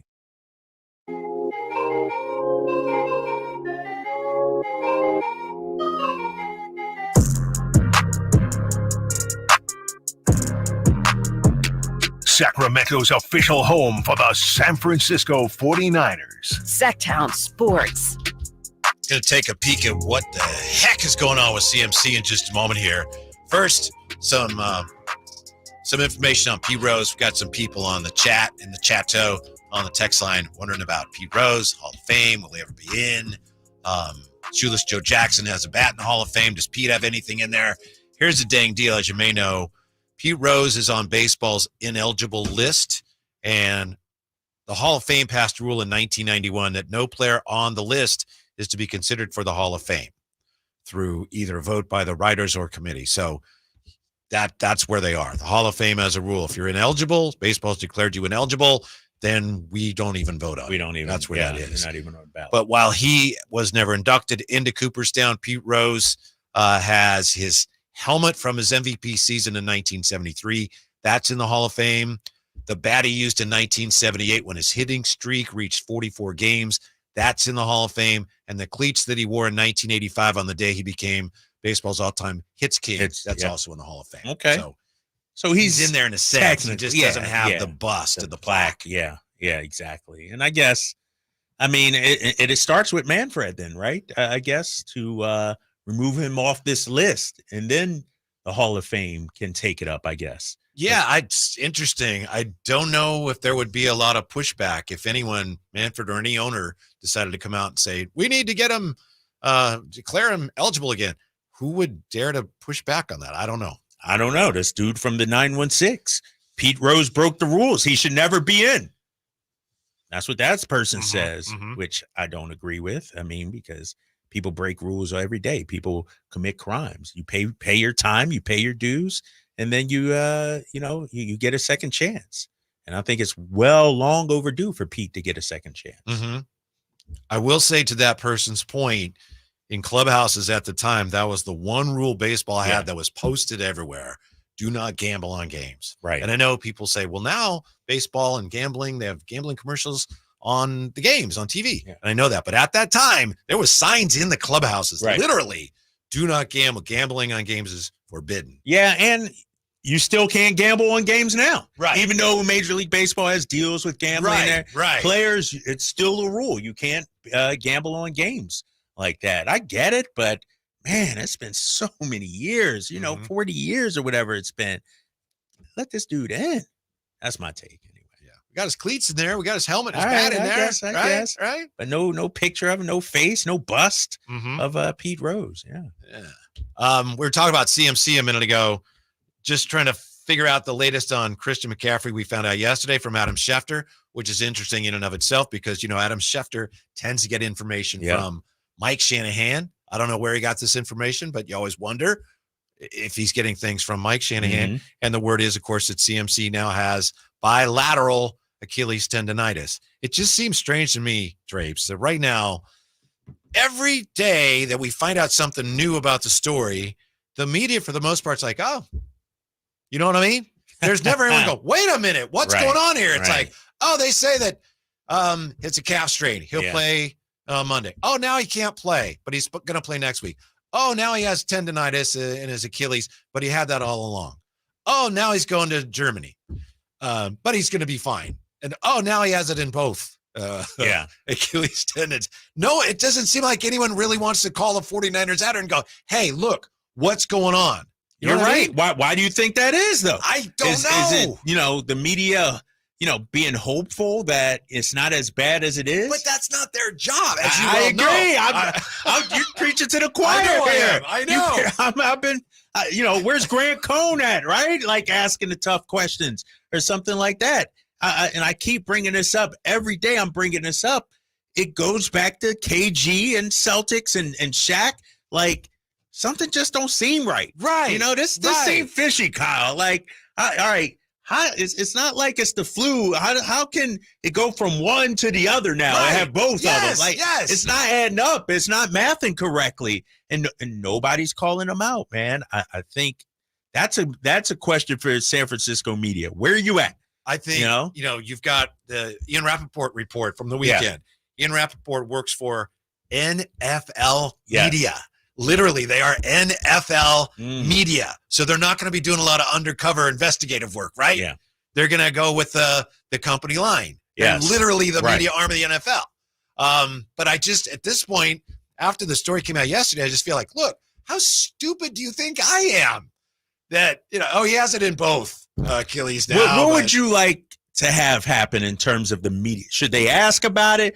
Or is it on us to talk about it and say, nah, this not adding up? Like, is it some, should Matt Maiocco write about it? Like, what do we want to see from our local media covering the team? I would like to see somebody talk to them and write the story and talk to experts and just say, he might not play at all this year. It seems like that's a thing that, no one cares. You don't say that. Right. You know what I mean? But isn't that staring us right in the face? They're selling false hope. It's, they're painting a rosy picture, now early November, that kind of thing. And the problem is, Whitey, and to your point, they say one thing, but all the news that comes out leads you to believe differently, right? Yes. Going to Germany, having them in both Achilles now. It's not adding up. It's you're telling me this, but my eyes are seeing this. It's like you're trying to fool me here. And everybody who's involved in the reporting of it is just falling right into line. Falling right in, yep. Yeah. Drinking the Niners Kool-Aid. With even Ian Rappaport. He's got it in both. Well, no, he didn't have the story. They had it in both Achilles. He said everything went well in Germany, and they expect him back by mid-November at least. Yes. How can they expect him back at any time when they, by their own admission, don't know what's going on or when he's going to be feeling better? Yeah. So nobody knows. Nobody knows. The thing. I hope he plays soon. But that's from the team, though. That's the team messaging that Ian Rappaport received, right? Yes. It's like, hey, Ian, put this out there. We hope to have him back in early November. But realistically, I mean, it just doesn't seem realistic, right? Yeah. So I guess that's the company line. And those who are covering the team, if you step out of line and say, you know what, he might not play, you run the risk of being ostracized or worse. Right. I think we just have to think for ourselves and say, they don't know. Right. The one tell I saw Matt Barrows last week or the week before, he's talking about the trade deadline. And he said, the 49ers might have to pick up a running back at some point. Really? Yeah. Matt Barrows reported that? He said, that? and he didn't say they would, but someone asked him, why don't you trade for, I forget who it was, to go get somebody. And he said, they might, but they may need to get either a defensive lineman or a running back, which it could come to that. It very may be. So I'm looking at this Ian Rappaport quote, Whitey, and this sounds like team speak. It was similar to PRP treatment. And my understanding now that he's back in the United States, it seemed like the treatment went well. Yeah. And there's a chance he could run on hard grass, basically this week, which would be a step forward. That sounds like directly right. We find out he has it in both. In both. It's not adding up. And so, and then for those worried about McCaffrey not playing at all this year, my understanding is the Niners are not rushing him, but they do expect him back at least by early November. That's a good sign for McCaffrey. See? But then the next day, like you said. That's basically saying, oh, don't worry about him not playing. But there's really nothing to suggest that he will play other than they just think he'll be back. Yeah, we think he'll be back. Because they don't want to admit and alarm the fan base and face the reality that, you know what, he might not play this season. He might not play. I think they're trying to, paint this rosy, optimistic view. And to your point, the local media is lapping it up. Yeah. They're like, okay, whatever Kyle says, this is it. Where's the deep dive? Where's the investigation? Where's talking to the doctors, to your point? We don't get any of that. Yeah. Jay, you still think he'll be back, right? You hope he'll be back. Yeah, I think he'll be back sometime during the season, but who knows when? Right. But that's the thing, Jay, and I hear you. Why do you think that, though? Just is there because, any evidence? No. Is it just hopeful? And nobody knows, so yeah, none of us know. What I'll say is evidence from other people who've had this type of injury. That's my evidence. Not so much as from the Christian McCaffrey, situation, but people who've had the Achilles tendonitis, they seem to come now, rest is key, right? So once he rested, maybe it's 2-3 months, maybe it's 4 months. I don't know. But I think he tries to get out on that field, sometime during the season. Yeah. Okay. Just because we've seen it through other players, they do it. They try. And sometimes it goes bad. Sometimes it doesn't. Right. That much is true. It'd be one thing if, we've seen this in sports where a guy has an injury, you don't hear anything. And then after a number of weeks, they say, oh, he's going to be reevaluated. But this is different because, yes, he's not on the field, but it's like every day we get more information that makes it look worse. Right. There's and there's still just, oh yeah, he's good. I think the positive rosy outlook that we need to see is him running on grass. Give me some video of him sprinting on the side, ramping up. Don't just tell me, Drake. Right? Ramping up. I need to see video. The digital team on that. Get some AI. They should. They better put something out to show. Give me some weight room video or something. Something to paint an optimistic picture about this. By the way, there was some good news on Fred Warner. He's day-to-day. Conley is day-to-day. Okay. Cowing is day-to-day. Kittle is day-to-day. Juszczyk is day-to-day. And Jordan Elliott is day-to-day. So for the 49ers, that's good. That's good, right? Right, day-to-day, Jay? yeah. I guess. Yeah. Somebody's going to be, his spleen fell out. He's going to be out of month. Day-to-day, yeah. Yes, exactly. I tried. Do you guys ever look at the injury reports on Monday? Because a lot of times we get the East Coast way before, pretty much by the time you guys come on, we've seen everyone's injury report. Sometimes I go down the injury report and I'm just like, I know you have to say, his knee is sore. Right. I get it, but it's a long list, huh? Yeah, it's like everybody's hurt. Everybody is hurt in the NFL, and then, we know he's going to play. We know his he's got a chest contusion. Well, we know that player is going to play next week.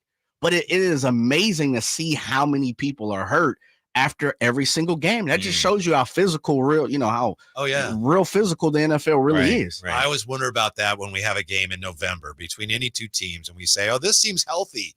And, you think about it, it's like, they're probably not. Nah, they can play. You don't have any bones falling out, or Right. sticking out. Man, but they're not healthy, right? Yeah. Sore, waking up every single day. You guys talk to football players, and most people will tell you like the first day or two, just no shot. It's just no shot of getting back in pads. I literally have to relax and take it easy, and that's why they do walkthroughs on Monday. Yeah, more times than not, or off days, film situations. Yeah. I remember being in the locker room one time with Tom Rathman. Remember Tom Oh, my Rathman? goodness. And he's talking to the media, and it just seemed to me he just had welts all over him, and he's just talking about whatever. And yeah. But it's just, oh my goodness, these guys literally take a pounding. Man, that's crazy. Yeah. All right. When we come back, speaking of the NFL, Lions and Seahawks making NFL history last night. We'll look at that next on Sacktown Sports. When an overwhelmed injury victim calls Ashton or Price, we immediately remove their legal burden and introduce them to the very best medical care in the region. They focus on their health, and we handle all the rest. When they reach the end of their medical journey and are reunited with happiness and hope, we unleash our decades of legal experience to obtain maximum compensation. We are real, local, experienced litigators and snappy dressers, too. Consultation's free, and there's never a fee until we win. Remember, for the best advice, don't think twice. Call Ashton and Price. It's a myth to think you don't play golf well enough to get fitted for golf clubs. The professionals at the Hagen Oaks Player Performance Studio would argue that playing the game with golf clubs properly fitted to your body and swing characteristics is the best way to improve your game and have more fun on the golf course. With a professional staff of fitters, all the major brands of equipment, and cutting-edge technology featuring TrackMan, the indoor-outdoor Hagen Oaks Player Performance Studio is worth a look. See for yourself, Fulton Avenue at the Cap City Freeway. Schedule your fitting at 916-808-2531, 808-2531. When shopping for a new car, what do you want? A great selection? A low monthly payment? More for your trade? At Northern California's #1 Honda dealer, Stockton Honda, you get it all. Model year-end savings are going on now. It's savings you just can't say no to. Come in today or go to StocktonHonda.com. Anytime, anywhere, it's all here.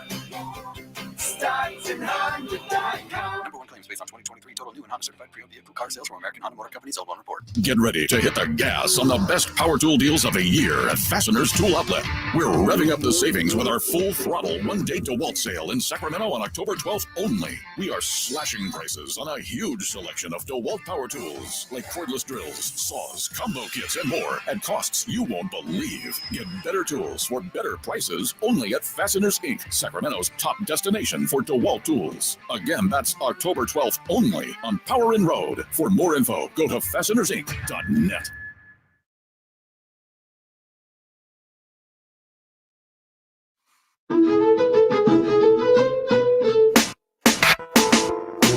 Your afternoon home for Kings Talk and so much more. The Drive Guys on Sacktown Sports. In the Chateau, Campio says Kyle Draper is better than Kyle Shanahan. He also says Draper was sharp yesterday at media day. He really showed up Carmichael Dave in his early morning golf attire. Who said that? Our boy Campio? Yeah. I appreciate you, Campio. Yeah, man. I suited and booted. Carmichael Dave. I don't know. Looked like he was just hopped off the Love Boat or something like that, right? I don't know. Off Gilligan's Island with Thurston Howell III or something. I don't know what he was wearing, man. So appreciate that, Campio. So I trust you finally got something to eat yesterday?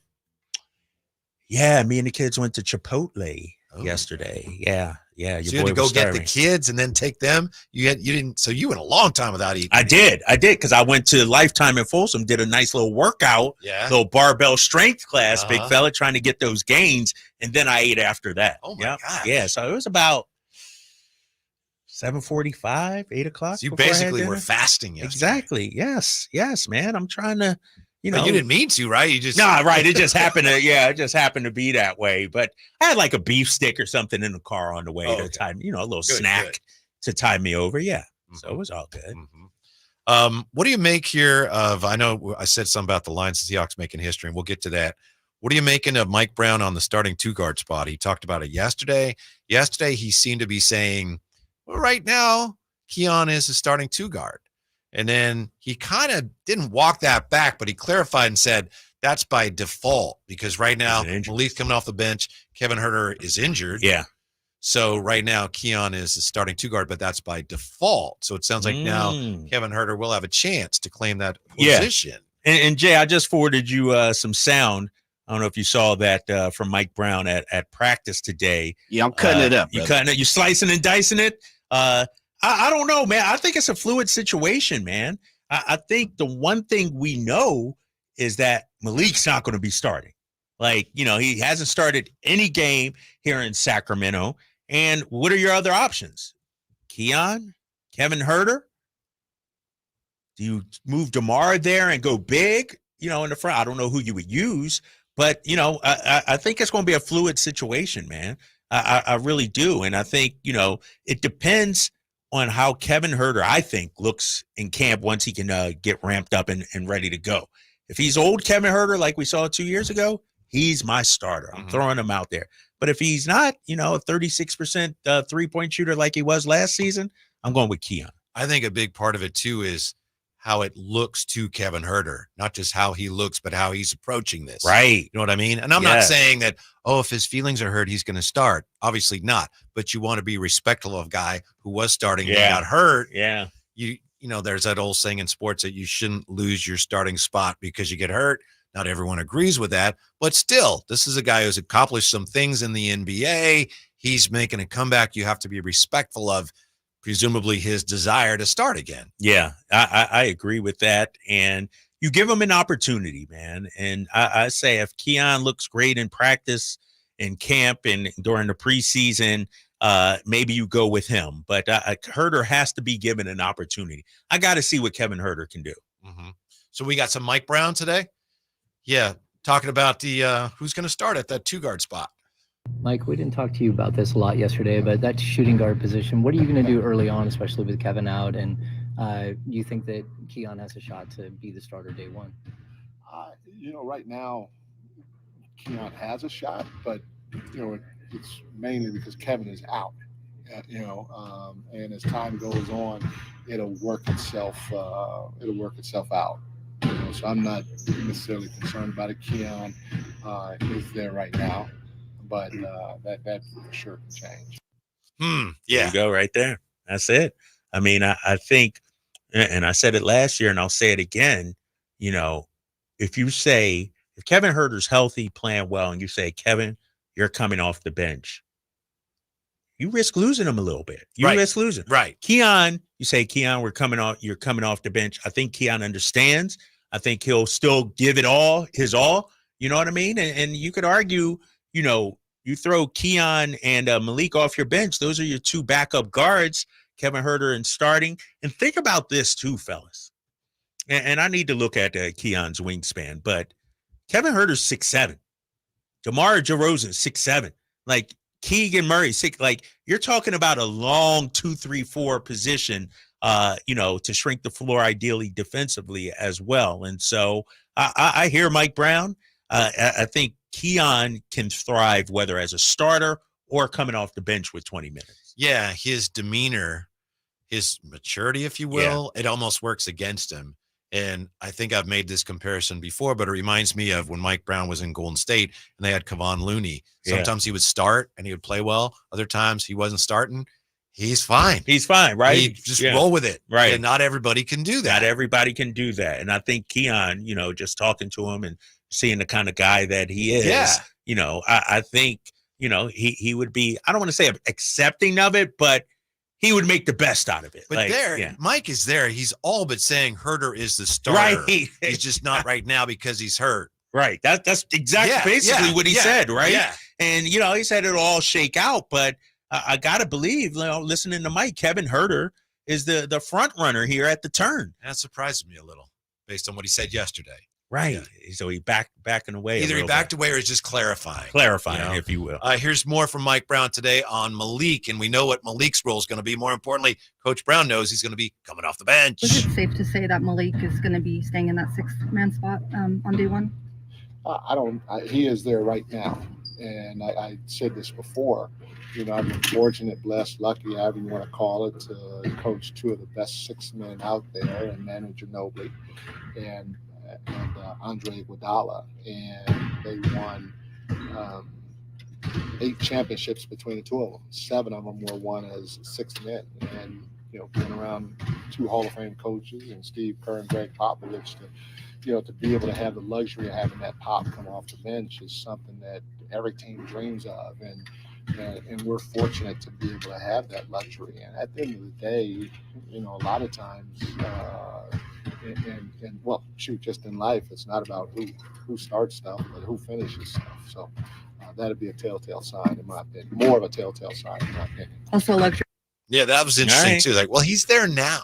He's there now. But then the way he answered it, Malik is going to be coming off the bench, and it's more important who finishes than who starts. Right. He just doesn't want to commit to anything right now. No, he doesn't. He doesn't want to box himself into a corner. It's like, oh, but Mike, you said, and then when he makes a change, it's like, oh, is there something going on? And so I get it, Mike. And, here's the thing, man. Malik has thrived coming off the bench. Mike talked about Iguodala and Manu. Like, why can't Malik be in that same fashion? A lot of people say he should have won Sixth Man of the Year. He's going to be in the leading, candidate for that this season. And so if you're still playing 30 minutes a game, like me, because I have an ego, I would love to be starting, introduced, hear my name and everything like that. You have an ego? Yeah, just a little one, tiny one. But, with Malik, man, if he's accepting of it, I think that's best for the team. Mm-hmm. It's going to be interesting with Herter. If, Herter has been a starter here. If he's not the starter, for whatever reason, Keon beats him out, he's slow to recover, whatever. What's his role going to be? I think there's some question as to whether he can perform that role, as you said. And I'm not trying to, be negative about it, but it's going to be interesting to see how this develops. If he's starting, boom, he's starting. We know what he's doing. If he's not starting, can he really give you what you need if he's coming off the bench? He's not going to be the sixth man. So when's he coming in? Who's he coming in for? I mean, I could see it either way. I could see where he becomes an indispensable starter again, or I could almost see where he kind of becomes a piece that doesn't fit what you're doing. Really? You think so? I look at Keon Ellis sort of like how they used Davion Mitchell a couple of years ago, not this past year. And I look at Keon and Malik Monk being the type like relief pitchers. Yeah, but I'm talking about Herter. Oh, you're talking. Herter. Oh, yeah, all right, yeah. I thought you were talking about Keon. Yeah. No, I agree with you, man. I agree. It's like, you're going to have Keon ahead of him. You're going to have Malik. Right. DeMar's playing 33, 34 minutes. And so, and because you would use Kevin Herter in short spurts, if you will, like, he's not Vinny Microwave Johnson or anything like that, And so I'm with you on that. And remember, Whitey, I went through the splits, and I'm going to do it again here for our listeners. And I'm talking career splits when it comes to Kevin Herter. We know how lethal he is as a three-point shooter. But when you look at his career, and this isn't about points per game, this is about percentage. As a starter, Kevin Herter's three-point percentage, 38.9. As a reserve, only 63 games, 32.4. That's a massive difference. That's a massive difference. And I think when you look at it, man, I think he needs to be in that starting lineup because, like you were saying, if he comes off the bench, then he becomes your seventh and eighth man. Yeah, you That's went tough. from good/very good to substandard. Right? Yeah. You go to 18 minutes a game instead of 25 to 30. In the Chateau, Amadrock says, I think Herter can be a 3. If he can play 3, a little bit. that sure give you a lot more flexibility. Yeah. But I worry about him defensively as a 3. It's he can play it. Yes. No doubt about it. But ideally he's a big 2, if you will. And so that goes back to the roster construction too, though. Like I need to, map out the Kings roster and see who can play what position, because I do think we're a little thin at that 3/4 spot, with this team. It sure looks like it. Yeah. When we come back, perfection. Thy name is Jared Goff. Almost next with the Drive Guys on Sacktown Sports. Golf to Go is brought to you by the Hagen Oaks Golf Super Shop. Here's Frank LaRosa. True fans of the game should pick up a copy of The Match, the day the game of golf changed forever, written by Mark Frost, who also wrote The Greatest Game Ever Played. The book was published more than 10 years ago, but it tells the true story of a remarkable round of golf played by legendary professionals Ben Hogan and Byron Nelson against two of the sport's greatest amateurs, Ken Venturi and Harvey Ward.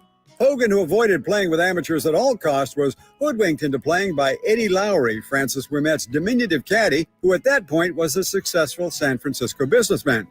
The match, with its many wagers, was set to be played at Cypress Point Club, and although the exciting 18 holes unfold with each turn of a page, it's the backstory of each of the players that makes the words come alive. My friend Ken Venturi, the last survivor of that foursome, told me it was a dream match, and so good even fiction couldn't touch it. It's a fabulous read. For Golf to Go, I'm Frank LaRosa.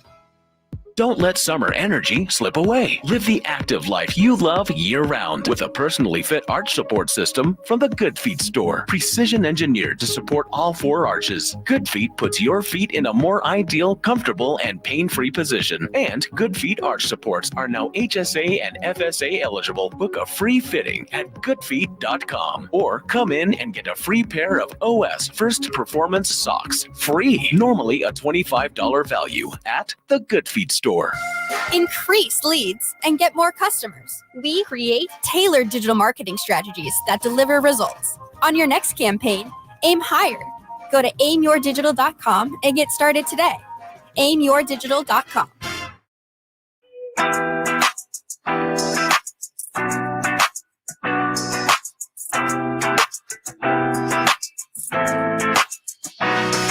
The Drive Guys, live and local, every afternoon, Monday through Friday on Sacktown Sports. Yeah, the final score, MLB postseason, Kansas City over Baltimore 1-0. That's a final game one. And Detroit defeated Houston today 3-1. Right now, Mets and Brewers 3-2 in the fourth. Mets leading. And tonight, San Diego and Atlanta. The postseason is upon us, which means basketball season's almost here. It's here, man. It's here. The boys are back. They're, doing two-a-days. I got my broadcast schedule as well. So, and here's the thing, and it impacts you guys too, here at the station. We got a 1, 2, 3, 4 game road trip coming up the end of October, early November that it looks like I'm on. And so that's going to affect the broadcast schedule, if you will. And so Kyle, press pause. Oh yeah. Who is Come that on, guy? man, press pause. No, Jay, I'm trying to plan out my life here, big fella. You know me, I'm like, all right, your boy will be in LA, check. I'll be in Atlanta, check. I'm trying to be in the hot spots, Jay. I got 2 trips to LA in the first month, big fella. Have you ever given us a Drapes Takes on Kyle Draper's favorite and least favorite NBA cities to travel to? Yeah, you did last year. I did last year, but I'll do a more organized one this year. A top 5 and bottom 5, if you will. And for different reasons, right? Like Detroit, but that media meal is good, So you know how we did our top 40. Maybe I'll do a ranking, if you will, top 30. But the Intuit Dome I haven't been to yet. So I got hardly anybody has. Yeah, exactly. G-Man will be there in a couple weeks. We play a preseason game there, but TV's not traveling for that. What'd you think of Kawhi Leonard's answer to the Paul George question yesterday, where he said, doesn't matter. I don't, no one's a savior to me. It doesn't make my job any harder. I need to look at the context. I didn't see the video. I read the quote. And is there beef there? Is he like happy to see him go or what? It is a tough one to answer. Obviously, you don't want to go, oh my goodness, we have no chance. I'm gonna miss him. Oh man. It's but that's how Kawhi is though, right? He's sort of deadpan, like not too high, not too low or anything like that. I need to look at the video because to us, I feel like that's a massive loss. Like, now James Harden gets a bigger role. I don't know if that's a good thing or bad thing. He seems to think it's a good thing. Right. I saw that. He's like, they're going to run it through me, sort of like Houston back in the day and everything like that. And so he is right, though. He says they used to say you couldn't win that way. And he says, look at Dallas. Look at Luka. Yeah. He's right about that. All dominant, dribble, get in his bag kind of thing. And Dallas got there as well. So, no, you're right. Real quick here. Are you an Eddie Vedder fan at all? I saw Eddie Vedder on today. He was on TV, and I thought of you because he was performing a Pearl Jam song. And he brought his daughter out, 16-year-old Harper Vedder, and they did a mashup of a Pearl Jam song and Taylor Swift's "The Best Day." Really? Yeah. So he was doing the Pearl Jam song "Last Kiss," last kiss, and then she started singing, I guess, the Taylor Swift song. and people would Interesting. Yeah. What song? I don't know the best. The Best Day. I don't. Yeah. I may have to check it out. So if Eddie Vedder's a Swiftie, right? You got to be one, right? You're a big Pearl Jam guy? No. Damn. All right, because you said I was going to back you into that corner right there, you know? But they're all right. But respect. I'm with that. Yeah. And no, I'm a big Swiftie, man. Actually, 2 days ago, Oh, this is it, Jay? See, this is early Swift. This is country 2008. Swift. Yeah, this country Swift right here. I could already tell. I'm 5 years old, it's getting cold. I've got my big coat on. Ooh, I'm getting chills over here, boys. Goosebumps listening to Tay-Tay. Must be the AC in the room. Yeah, this young Taylor Swift right here, 16 years ago. The one thing I'm not the fan of her that you are, but the one thing I've always admired is that she's always written her own stuff. Right. Super talented, writes her own stuff, and it may not be for, I don't know how old you are, Jay, but it may not be for 36-year-old guys who live in Sacramento. It may not be for you, but for teenagers, Mean Streets young of North women, Philly. right? Mean Streets of North Philly, guys like me. I resonate with that, man. It touches me. I like that. There you go. Were you touched last night by the performance we saw from Jared Goff? Unbelievable. 18 for 18. And, I didn't get to watch all the game, just saw clips and bits and pieces of it. But yeah, that's what did Jaden Daniels have? Wasn't he like 21 or 22 2 weeks ago or something like that? Yeah, it's like the efficiency numbers of some of these quarterbacks. And that was impressive last night. The Lions are the first team to complete all passes in a game. Yeah. Since the 1942 New York Giants, who were 1 for 1. No way. Yeah. Oh my gosh. Yeah. But as we said earlier, the Lions posted a perfect passer rating as a team, but Jared Goff's passer rating was not perfect. And I don't know, maybe we just shouldn't care, but why is perfect 158.3? I don't know the math behind it. Do you? I don't know. To me, he looked perfect. How much better can you get? They need to change it so like perfect rating's 100 or something, right? So we can go, some sort of scale. 150 and 158.3 is like the best you can have. A perfect day would be if you threw a touchdown pass on every pass you threw, right? That would be perfect. Right. That's perfect. That's like getting a hole in one in golf. That's perfection. Right. But I don't know the math though. Like how much better can Goff be than what he was yesterday? Yeah. Like what you can't complete any more passes than you throw. It doesn't make sense to me. I need to look this up, Whitey. The QB rating formula. It's a really complicated formula. I know that. Anyway, and then also last night, I know we touched on this earlier. Seattle had 38 first downs. That's the most by any team in more than 10 years, and it's the most ever for a losing team. The Seattle Seahawks falling from the ranks of the unbeaten. And then also last night, if you were unfortunate enough to have to watch that other game, Tennessee got their first win over a Miami team that is right now. They are done. Dolphins in the dumpster. They are done. Did I read Tyreek Hill not too happy with the situation? I read he wasn't, maybe you saw this too, he wasn't yelling at the coach, but he was yelling right behind the coach in the vicinity, where he knew the coach was going to hear him. Yeah, they're a dumpster fire. And, obviously no update on Tua, but they need him, man. And, I look at the AFC and the problem with them too, Whitey, is they don't seem to have any life. Like, it's not like they're competing hard in these games. They are getting throttled here these last couple of weeks. And so I think they're toast. I think they're done. And it goes to show just how valuable Tua is to this team. Mm-hmm. Remember, some people were saying, I saw this on Twitter, some people were saying, boy, Kyle Shanahan, he misses Mike McDaniel. I don't think he misses him anymore, does he? Maybe the other way around a little bit? Yeah, I think McDaniel misses Shanahan. Real quick, I'm looking at the NFL passer rating calculator. Yeah. Pass attempts, pass completions, pass yards, touchdowns, and interception.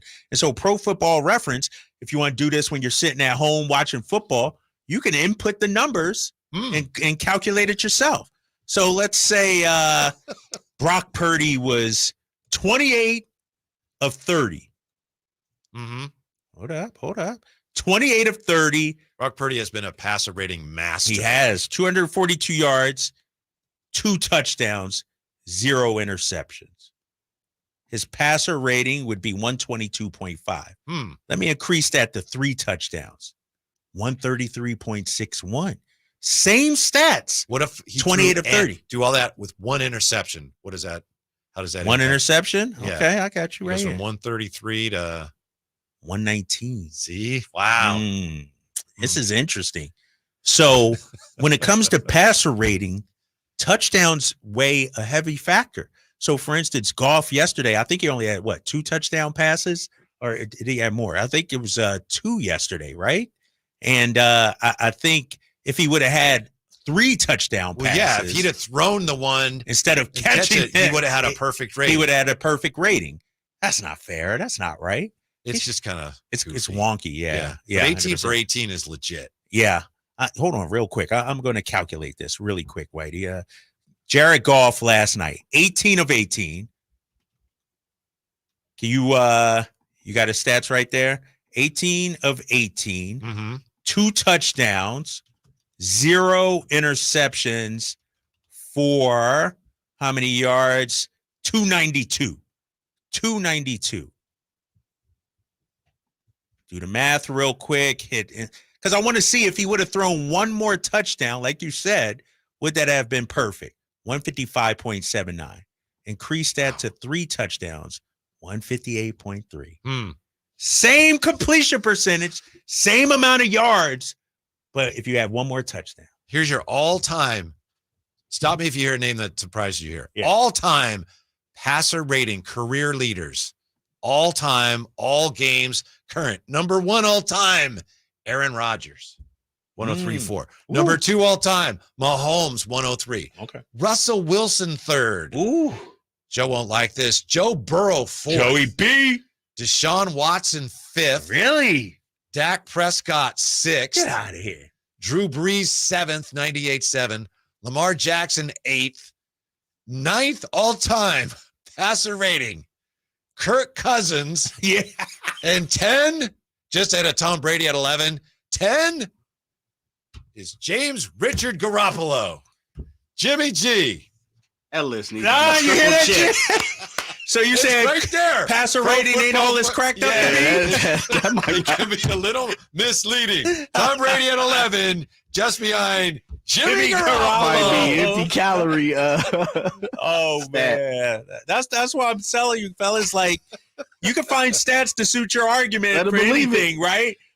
Jimmy Garoppolo was better than Tom Brady. Just look at the passer rating. Yeah. That Number doesn't 24, lie. Derek Carr. Number 26, Ryan Tannehill. So Carr and Tannehill sandwiching. Number 25, Joe Montana.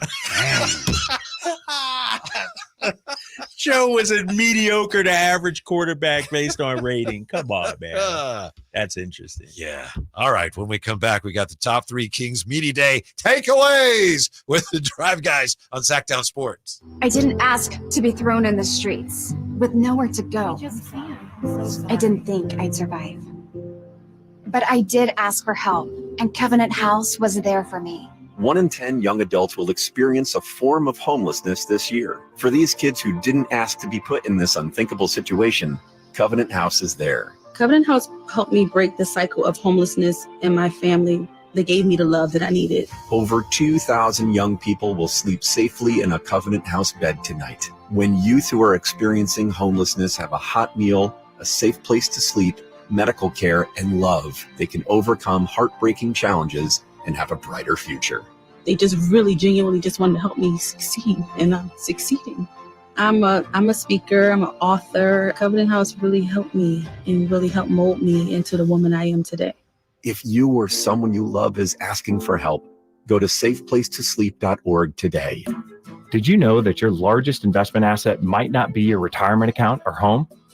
I'm Jay Jackson, CEO of Abacus Life. Most people don't realize that their life insurance policy is actually an asset they can sell.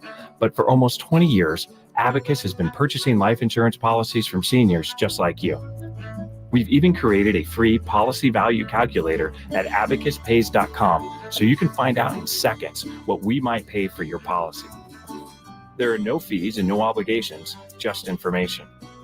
Knowing the value of your life insurance policy is as important as knowing the value of your home, your equity portfolio, or your finances in total. Discover the valuable information you need to understand the current market value for your life insurance, and then get real value from your life insurance when you need it with Abacus. Visit abacuspays.com to learn more and use our free policy value calculator today. Hey, everybody, it's your boy Kyle Draper. Drapes for Mercedes-Benz of Stockton. Now is the time to buy or lease a Mercedes-Benz van for sale. They have Sprinter vans. You could turn it into a worker cargo van, a worker passenger van, or just a plain old passenger van. They are fully customizable. And one of the things I love about their Sprinter vans, because trust me, I had a chance to check them out myself. I hopped in the Sprinter van, and you guys know I'm a big guy, right? Well, I was able to stand up head to toe and fit perfectly. So if you're interested in the Mercedes-Benz Sprinter van for your business or just your personal needs, now is the time to head down to Mercedes-Benz of Stockton. They can help you find the configuration that best suits your needs. Plus, you can take advantage of the huge tax breaks before year's end. Take the short drive down I-5 or go online anytime at mbofstockton.com. That's mbofstockton.com, and tell them your boy Drape sent you.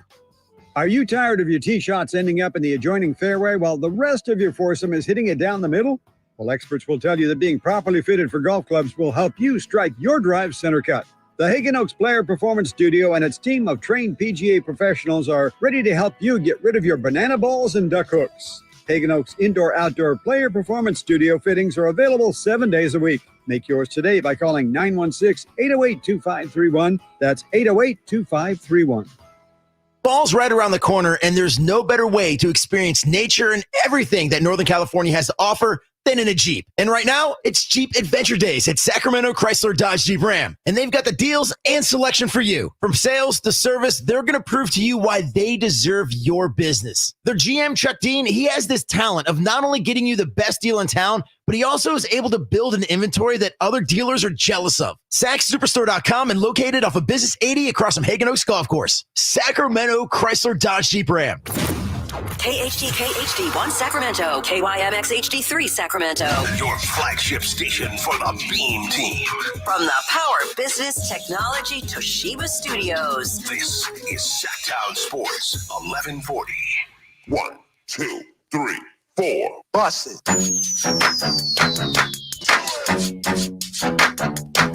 All right.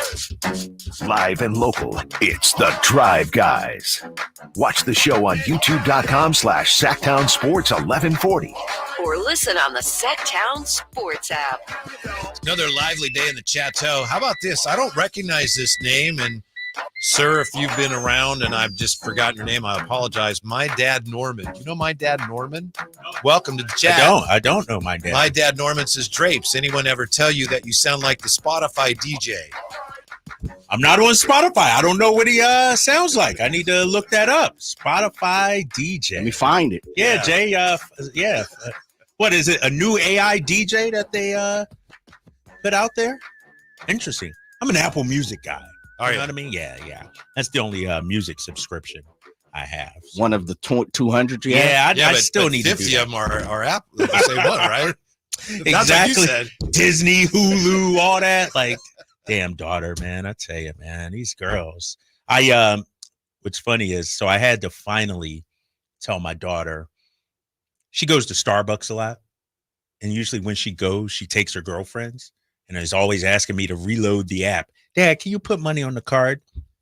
So I said, all right, you can go to Starbucks, but I'm not reloading the app. I said, go ahead. You got to pay your own money. She texts me from Starbucks. Dad, I tried to use the reward stars, but it's not working. I'm like, no, I told you to use your money. Like, it's the kids, man, teenagers, and she's not even a teen, man. Little girls, Jay, you know this, man. You know, and you know it too, Whitey. It's like they can do no wrong in dad's eyes. You know? Yeah. And so usually anytime she says, Dad, can you reload the Starbucks card? Sure, honey, how much you need, you know? But I'm putting my foot down, Whitey. Yeah, we were at a pizza place once, and my daughters were putting those quarters in, those things. Yeah. And it wasn't turning. And a couple of times the quarter got stuck.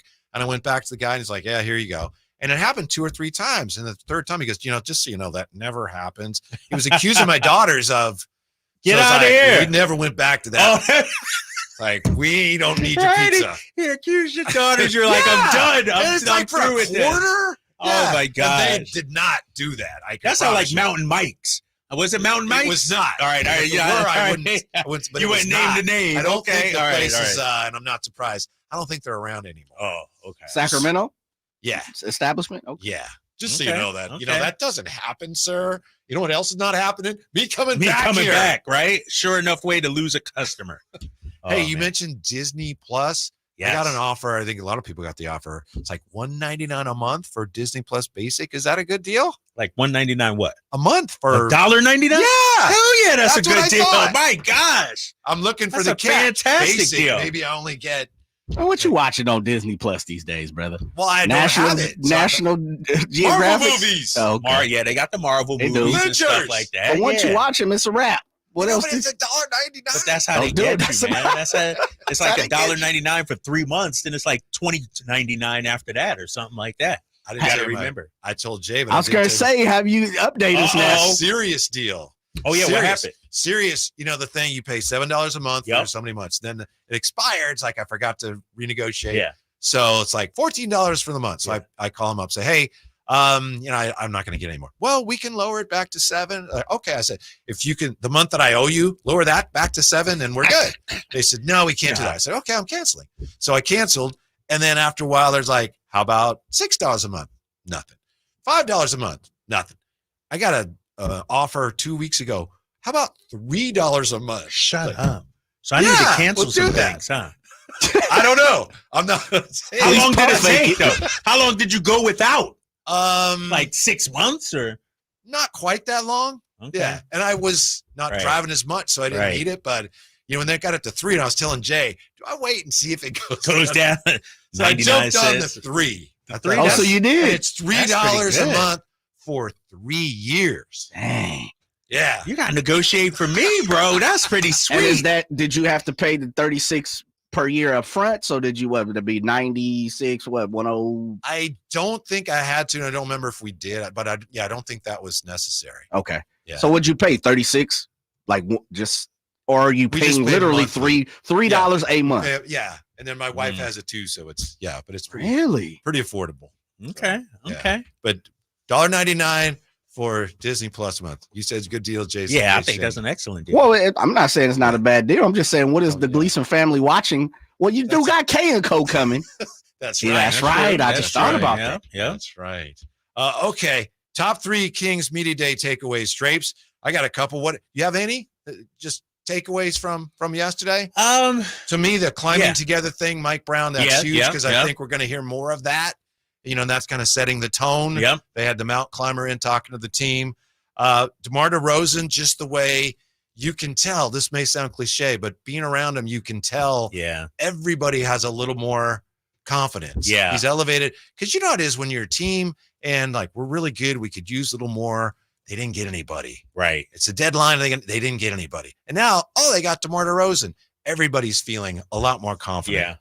And then thirdly and finally, to me, the fact that their depth is going to depend on some unproven players. It's exciting, but we'll see how that goes. I'm talking about, like O-Rob, Jalen Yeah. McDaniels. Yeah. They're going to rely a lot on Jordan some guys that are McLaughlin, still, trying to find it. Yeah, you're right. And, talking to Monty yesterday, that's the one thing he said, the one strength of this team. When I asked him, give me one strength, he said the depth. But to your point, a lot of these guys are going to be asked to do more than they've done in previous roles. McDaniels in Toronto, he wasn't playing much. He wasn't getting now, his length can help this team defensively. McLaughlin, he was, third string guard, played extremely well when he got there, but didn't get extended minutes. I think he's going to get more of an opportunity. And so you're right. I think the O-Rob, I think O-Rob may be a guy that we see from opening night. I don't know who else you turn to, especially Trey Lyles is banged up. Hopefully he'll be ready come opening night. But you're thin on that front court. And so I wouldn't be surprised to see O-Rob get some early burn. I got to tell you, I was really hoping we would get to talk to him yesterday. And I was texting Jay, and I was telling Jay, everybody's already been on the station. Yeah. And he texts me, what about O-Rob? And I look over and he's talking to Styles and Watkins. Oh, he talked to Styles. O-Rob is taken. He's kind of Jay, did you hear it yesterday, him with Styles and Watkins, or did you? I had a chance to talk to him just briefly, just like a couple of minutes. He's kind of a deadpan kind of guy. I was standing by him when he talked to him, but I didn't really. Yeah, kind of a and so I don't know much about him. It'll be. I'm looking forward to getting to know him and seeing what kind of guy he is. Though. Yeah, he's got an opportunity. He does. And I look at Alex Lynn, man. Let's not forget Alex Lynn. I'm going to put some respect on his name, man. He's back for what another third stint, I think, or fourth stint in terms of contract with the Kings. And the thing about Alex Lynn that nobody talks about enough, every time he's on the floor, good things usually happen. Yeah. And so I don't know if you have it there, but like you were talking about splits and things. His plus minus is pretty solid, huh? Yeah. I don't have it here, but I just know from watching him, like defensively, his ability to help facilitate, finish around the rim, like he's a very good backup center. And, O-Rob might get some minutes, but I think Mike Brown might be comfortable with Alex Lynn as the backup. The most impressive thing about him was 2 years ago when he didn't play. Then they're playing the Warriors in the playoffs. And it's like, all right, you're playing. And he played well. And he came ready. He's a pro's pro. That's the thing about him, man. We talk about Keon Ellis and his ability to be able to come off the bench and accept whatever role. That's how Alex Lynn is. He's going to be consistent. He's going to put in the work every day. He's not going to be a malcontent. He's going to be a great teammate. And so, man, I think he's going to get some minutes. So you look just real quick, offensive rating, defensive rating. So when they're on the floor, the offense, points per 100 possessions, and defense, how many you give up. So you got like Domas, offensive rating last year, 127, defense of rating 112. It's like, yep. Okay. That's great, right? Yeah. De'Aaron was a little bit upside down, 113, 114. Keegan was 117 offense, 116 defense. Go down the list here. A lot of guys right around, even. Trey Lyles was 120, 116. Alex Lynn, offensive rating 123, defensive rating 111. Damn. Yes. And it's a small sample size, but he was very effective when like I said, good things happen when he's on the floor, and I think I wouldn't be shocked. Because remember last year, they brought in JaVale McGee, our guy, friend of the show, JaVale McGee. And he was the 109, by the way. JaVale McGee, 109. Yeah. But he was the backup center to start the season. Then Alex Lynn sort of replaced him in the rotation. And to your point about 2 years ago, it always seems like, sure, Mike Brown may have this vision of Alex Lynn, but as the season progresses, he comes around and says, you know what? Alex Lynn, a damn good player. I got to play this guy. I got to find minutes for him. And I expect that this season as well. I'm not sure, but I think the advanced analytics on him are the type of things coaches go, hey, you know what, coach? This guy not playing much, but when he's playing, right, like you say, it's like Kyle Draper says, good things happen. Right, coach. Good things happen. All right, let's give him some more run. And so, I think when we talk about the backup big spot, and I was guilty of this, and I like to apologize. Alex Lynn is our backup center. He can defend. He can defend the rim. He can knock down a little 17-footer. Has shown he can knock down a three occasionally, too. And so I got to give Alex Lynn a little more love. And here's the thing. Domas going to play 34, 35 minutes. All you need is Alex Lynn 12, 13 minutes. Maybe not even that in case you want to go small or something like that. So I think at the 5 spot, we're pretty okay. It's the 4 spot where, 3/4 is where I worry about the team. Alex Lynn last year, I know he doesn't shoot much. When he does, it's right around the rim. 62% from the floor. There you go, right there. Yeah. And the thing is, he usually doesn't try to do too much, Whitey. It's not like he's getting in his bag. As much as I love JaVale McGee, sometimes JaVale would, get out of his comfort zone, if you will. Alex Lynn knows who he is, and he's going to stick to his game plan. Oh, take a quick timeout when we come back. Going to hear from De'Aaron Fox at practice today. De'Aaron Fox with some interesting things to say about a King who's no longer here. That's next with the Drive Guys on Sactown Sports. Wesley Financial Group is not a law firm. Do you find yourself stuck in a timeshare? Get the real facts about the timeshare industry and your options for cancellation. Chuck McDowell, founder of Wesley Financial Group, has put together a free information guide that reveals the secrets the timeshare industry doesn't want you to know, including the 5 ways to get rid of your timeshare. Call now and get this timeshare cancellation guide absolutely free. Call 800-330-2929. 800-330-2929. 800-330-2929. Progressive presents Renters MVP's Most Valuable Possessions. Today's MVP, Emily Neal's 70-inch TV. Because after watching her second-grade students yell at each other for hours, there's nothing Emily enjoys more than watching super-rich housewives also yell at each other. Why? Because those women are not her responsibility. And that's why her TV is today's MVP. Keep your most valuable possessions protected by bundling your renters and auto insurance with Progressive. Progressive Casualty Insurance Company affiliates and other insurers not available in all states. Get ready to hit the gas on the best power tool deals of the year at Fasteners Tool Outlet. We're revving up the savings with our full throttle one-day DeWalt sale in Sacramento on October 12th only. We are slashing prices on a huge selection of DeWalt power tools like cordless drills, saws, combo kits, and more at costs you won't believe. Get better tools for better prices only at Fasteners Inc., Sacramento's top destination for DeWalt tools. Again, that's October 12th only on Power Inn Road. For more info, go to fastenersinc.net.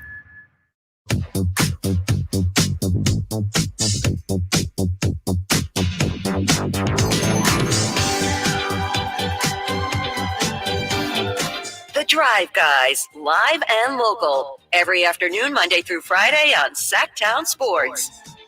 The fall sports convergence is upon us. NFL well underway. NBA camps getting started. And, of course, Major League postseason. Baseball, Tigers won today. The Royals won today. And the Mets with a lead over the Brewers. 5th inning, 8-4 Mets tonight. The Padres and the Braves, Kyle Draper's Phillies. They get some time to rest a little bit and recuperate. We earned that. I think they play the winner of this series. Yeah, they right do. Here. They do. Mets and Brewers. And I don't know who I'd want to face. I know the Brewers are the better seed, but the Mets been second half of the season the best team in baseball, and so they're a little scary. They're a little scary. Mm-hmm. It's a crazy thing, this series. You play 162, and then you got a best of 3 series, and you lose out. You're done. You're done. Best of 3. Yeah. Sort of like watching WNBA playoffs. That first round, best of 3 with the first 2 at the better seed. Mm-hmm. It's like you don't even get a chance. You make the playoffs and don't even get a chance to play in front of your home crowd. They got to change that. I think the WNBA is at a point where best of 5 they should go. I don't suppose you saw this. I didn't see it either. There was a big WNBA story on 60 Minutes this week. Did you hear anything about saw part of it. Okay. I saw like the first minute or 2. Was it all Caitlin Clark? No, it was. They interviewed several players. Obviously about Caitlin Clark, yes, but about the lack of equal pay, from in women's sports, and so they talked about that. I think one of the points that the players made was we don't want to be paid the same as the NBA players, but we want our revenue sharing to be the same, similar. Our cut of the pie, they said, to be similar. Mm-hmm. And so I'm not sure what that cut of the pie is. I didn't get to see that part, but their deal is a lot different. And then also, one of the players for the Seattle Storm raised a good point. You look at the top tier WNBA stars, they're making a couple $100,000. Like, it's not millions or anything like that. And Caitlin Clark, for instance, and I know she's a rookie and on a rookie scale contract, and she's getting a lot of money off endorsements, but the amount of money she's making in the WNBA this year, and I think her salary is only like $70,000, $80,000, Whitey. And so it's hard to believe, man. It's crazy. Mm-hmm. It's crazy. Who's going to be in the championship round? New York Liberty, faux show. And then either Connecticut or Minnesota. Those 2 are bad. But New York Liberty, they beat the Aces in Game 1. Game 2 is tonight, I believe. So I think New York Liberty, they're a star-laden team. Sabrina Ionescu. You got obviously Brianna Stewart. So they got a nice squad, man. Question on the chat from Amadrock about Media Day. Amadrock. Did you feel all the new players joining the team bought into the culture? Was the vibe positive yesterday from everyone? 100%, man. You were out there, Whitey. You felt it too. It was just like what I didn't feel, which was different than last year, and I think we touched on this yesterday, is I didn't feel an overabundance of excitement and we ready to do this. We ready, I didn't feel false bravado, if you will. It was more of a business kind of atmosphere where, all right, we've been through this. Now let's get through this and get to the real business. Yeah. It wasn't, I felt last year everybody was excited, happy to be back, feeling good. I didn't get that vibe yesterday, and that's not a bad thing. Yeah, I got that feeling too from not only the Kings, but following some of the other stuff going on around the league. And I realized these guys really don't want to be here. They're they're very gracious with their time and cooperative. But every so often somebody would say something like, "Man, I got to get home." Yeah. I get it. The real inconvenience for them to go out there, put their uniforms on, and walk around and talk about, DeMar DeRozan is really good, and you got to go station to station to station and everything, and then pose for pictures and everything. And I'll call it like it is, Whitey. Media Day is probably the most overrated thing, in the NBA. I don't think any other pro sports league has it, right? Per se. Not like that. No, not like that. No. It reminds me of like Super Bowl Media Day, but in this Media Day, and, fortunately we have 3 shows, but like when I was doing stuff for NBC, interviews for NBC, I'd sit down with a player for 10 to 15 minutes. Where's that content actually going, though? It's like you do all this talking, you do all these interviews, and then the content goes nowhere. It's not like, they're running all of it. And so they run little clips, 30-second here, 30-second there. So it's an all-day thing, and the Kings did a great job yesterday getting us out of there. But it's an all-day thing for very little payoff at the end of the day. Because think about this too, Whitey. We talked to all the players yesterday. All the players were available. Guess what? Guys were available again today. What's the difference between today and yesterday? Other than they got through one practice. Mm-hmm. And so what's the point of it all? Yeah. Thanks to the Kings and all the players for being so cooperative yesterday. It's a fun day. It's always a fun day. Man, I think it's more fun for us than it is for it really is. It really is. And I can't, stress enough how amazing that interview with De'Aaron Fox we had was yesterday. He felt relaxed and comfortable with us. We felt relaxed and comfortable, got into obviously his shoe. And it was a great interview, man. A good dude, man. I'm a big De'Aaron fan. I've spoken to him, when he's on the podium before. It's the first time I've ever one-to-one. Down, One thing I noticed when he's talking to you, or when you're talking to him, he's looking at you, and I noticed that. He's listening. You felt that too? Yes, he is locked into you, everything you say. Right, because you had asked a question, and he was looking right at you. And I was like, damn, he's looking. And then I'm like, man, let me see if he looks. And then he was looking right at me. I was like, that's impressive, man. Yeah. I noticed that too yesterday. Mm-hmm. Yep. Mm-hmm. Yep. Yeah. Well, here's De'Aaron Fox today talking about how feels different this year without Kyle Draper's guy, Harrison Barnes. Definitely not having him. He's sat next to me in the locker room for 5.5 years. So I also took his locker though. But no, it's definitely a little different. But that's the nature of the NBA. We've had a lot of guys traded or out the league that I've played with in my career. And the only difference is we were here for a long time together. But it's good that we had those experiences that people touch. So it's not like anyone's dead and gone. Yeah. I was thinking about Harrison Barnes yesterday. I just felt like I don't think it's a good idea to bring up Harrison Barnes, but I appreciate De'Aaron Fox's answer today. Yeah, and HB was a big part of the culture, the locker room.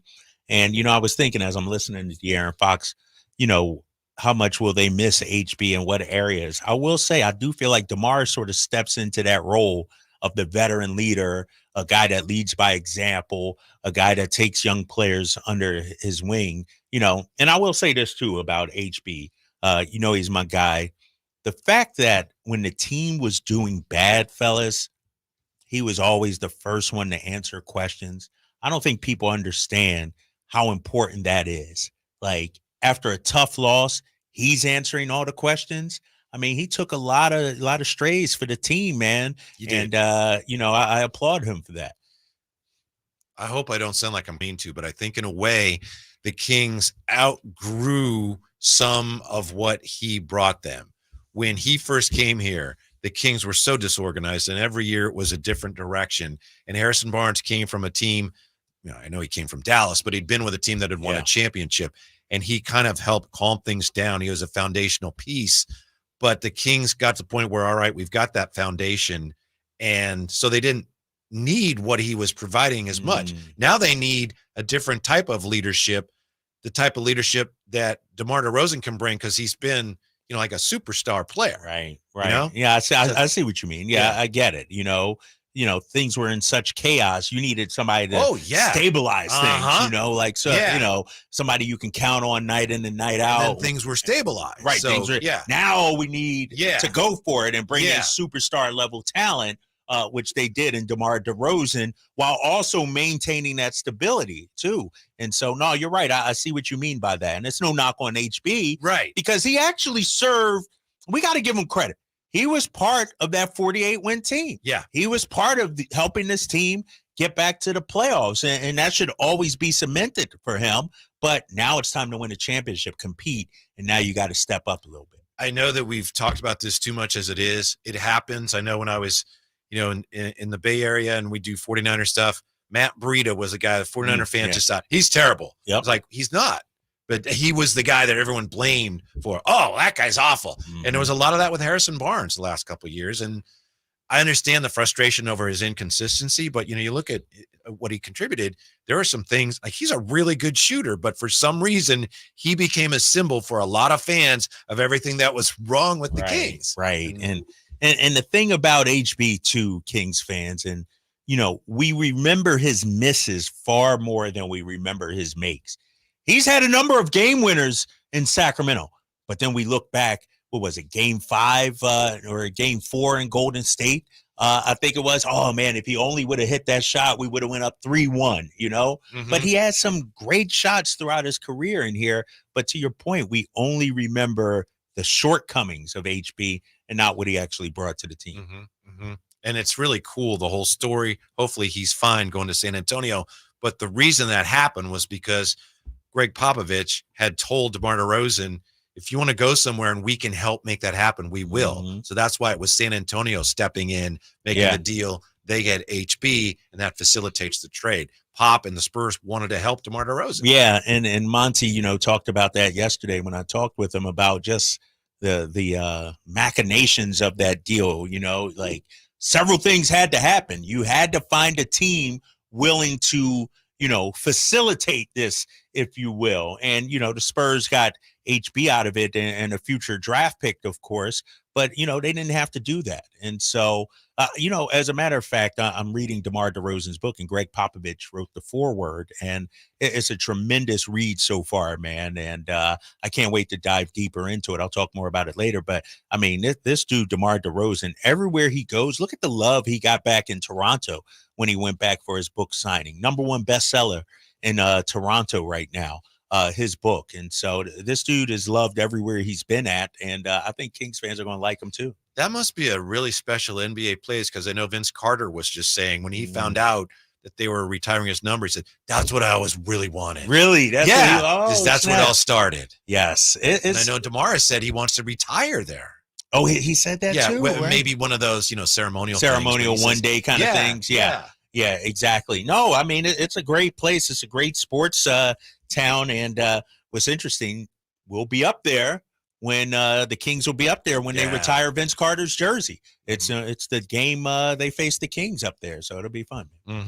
De'Aaron Fox, definitely. It's interesting. You see yesterday, there's kind of an unspoken pecking order, and he's definitely the leader of this team. Fox? De'Aaron Fox. It all starts with him. Yeah, he does, man, and the way he carries himself. Yeah. And he mentioned it too. This is his 8th year, which is crazy. De'Aaron Fox was just a baby, it seemed like, the other day, and now it's he's in his 8th year. And it's interesting too, because I remember when Sabonis came here, he deferred to Fox. It's De'Aaron Fox's team. I would imagine DeMar is looking to empower Foxy too as the leader of this team as well. That was really cool when De'Aaron was telling us. I told DeMar how he can help us, and I told him how I can help him. Yeah. And, I look back at DeMar's career, had a hell of a career in Toronto with Kyle Lowry, had Zach LaVine in them in Chicago, played on a decent team in San Antonio. but this might be De'Aaron might be the best player he's ever called a teammate. Like Kyle Lowry was great, but De'Aaron's a step above that. And De'Aaron's in his prime right now. This might be the best supporting cast DeMar has ever had. Very exciting. Oh, we mentioned yesterday's media day around the NBA. Draymond Green had a moment during media day, and we will hear that next on Sacktown Sports. Sacramento weather is brought to you by Bonnie. I'm meteorologist Heather Waldman in the KCRA3 Weather Center. Very little wind tonight. Valley temperatures will stay in the mid-60s. Wednesday afternoon, hot with valley temperatures between 101 and 103. Get the latest forecast on the KCRA News and the KCRA app. Your water heater. Old, rusty, forgotten. We hardly ever even think about them until there's no hot water. Right now, get incredible rebates up to $3,000 off and financing available for as little as $40 a month. Leave it to Bonnie to crank up the heat. Model year-end pricing is back at Folsom Lake Honda, your one-stop Honda shop. During the model year-end event, lower interest rates at Folsom Lake Honda make lower payments. It's no wonder why Folsom Lake Honda is your one-stop Honda shop. Come in today or check out our entire inventory online at folsomlakehonda.com. Get an instant cash offer for your trade at folsomlakehonda.com. We'll buy your car whether you buy from us or not. Folsom Lake Honda is your one-stop Honda shop. Folsom Lake Honda. Go to folsomlakehonda.com. Your one-stop Honda shop. Advanced Infusion Center, where we prioritize your comfort and well-being. Whether you're managing a chronic condition or seeking specialized IV therapy, our state-of-the-art center offers tailored solutions to meet your needs. Advanced Infusion Center's dedicated healthcare professionals are here to ensure your safety and provide personalized care. Conveniently located in Sacramento and Yuba City with flexible scheduling options. Experience a new standard in infusion therapy. Visit Advanced Infusion Center today at advancedinfusion.com. When it comes to fighting for families and protecting kids, no one works harder than our Assemblyman, Josh Hoover. A member of the Bipartisan Problem Solvers Caucus, Hoover has worked across party lines and proposed tougher penalties for fentanyl crimes, stricter sentences for drug trafficking near schools, and RILA's law to make sure anyone who abuses a child is held accountable. A former school board member, Josh has fought to support school police officers, prohibit homeless encampments near schools, and increase funding for school facilities. Josh Hoover knows that families have been paying more for everything from gas and groceries to utilities and insurance. In the Assembly, Josh is working to provide relief to families, reduce the cost of housing, and stop Gavin Newsom from raising gas prices even more next year. Josh Hoover is making a difference for our families, our community, and our future. Our voice, our Assemblyman, Josh Hoover. Paid for by Hoover for Assembly 2024. Model year-end pricing is back at Folsom Lake Honda, your one-stop Honda shop. During the model year-end event, lower interest rates at Folsom Lake Honda make lower payments. It's no wonder why Folsom Lake Honda is your one-stop Honda shop. Come in today or check out our entire inventory online at folsomlakehonda.com. Get an instant cash offer for your trade at folsomlakehonda.com. We'll buy your car whether you buy from us or not. Folsom Lake Honda is your one-stop Honda shop. Folsom Lake Honda. Go to folsomlakehonda.com. Your one-stop Honda shop. Hello, Sacramento. I'm Emran Pilati, owner of True Sports Cards and Collectible Store here in Rockland, California, and the host of the True Sports Cards Show that airs right here on Sacktown Sports 1140 every Saturday from 10 to 11 a.m., where we discuss the latest trends, hottest products, and deliver exclusive interviews with other industry leaders. And don't forget to visit our shop, True Sports Cards, at 6661 Stanford Ranch Road in Rockland and see what we have for all your sports card and memorabilia needs.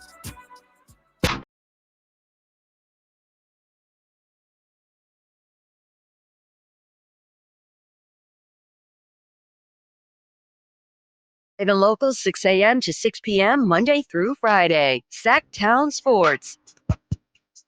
Coming up in about 10 minutes or so, Sam Herder's going to join us, senior college football analyst, Hero Sports and BetMGM. We'll get his take on what's up with Sac State. They really have a shot at the Pac-12.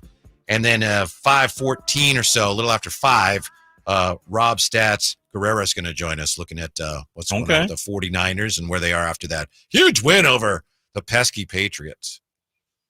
Setting that season back on Are the Patriots pesky? Oh, they're pesky. They're like... Yeah, Ramondre Stevenson. They rolled over and played dead like a dog. Come on now. Come on. Worst team in the NBA. 20-10. They cut that lead, and yeah, should have beat the Niners, the Niners didn't play a great game, they didn't play, they played good enough, but against a better team, it would have been tighter. this is going to sound like an excuse. I don't mean it to be, but sometimes they almost look like they were bored. Yeah, you think so? I mean, they knew I they don't know had if this you really- game. If you really can be that much better than another NFL team, but I don't think they ever felt they were in danger. To your Right. point. Yeah. Right. No, I'm with you on that. I'm with you. Okay, yesterday, media day around the NBA. Draymond Green had a moment during media day. He was talking with the media. I believe the guy talking to him is Scott Ostler. Yes. Scott Ostler used to work for the LA Times. He covered like the Showtime Lakers. Oh, He's yeah, a columnist now for the San Francisco Chronicle. So this is him asking Draymond Green the question. I believe what he's trying to get at is, hey, no one knows if they can count on you because of all your, problems you've had. And so here's the exchange. Draymond didn't take too kindly to that. Draymond Green yesterday, a media day. You know people worry about you. Fans, maybe your teammates. Why they worry about me? Well, I am they a say successful it's- black man in America doing incredibly well. What's the worry They about worry me? about you. There They- are way more people in this world to worry about than me. That's for Right. sure. But we're here now. So we're all here. I don't think you should worry about me. Okay. I'm doing pretty well. If you would have told me when I was 13 years old in Saginaw, Michigan, without a pot to piss in, that you'd be sitting here and somebody would say they're worried about you, I would have probably told them they were out of their mind. I'd be sitting here and they'd be worried about me. well, they're worried from themselves too. They want to know. They don't feed. They them know the families with team this, needs so you. why are they worried? Because they know the team needs you. But they don't feed and them. they don't know if their you're going to be families here. doing this. I'm here. I've been here for 13 years now. If you're going to be here every night. Been here pretty much every night for 13 years.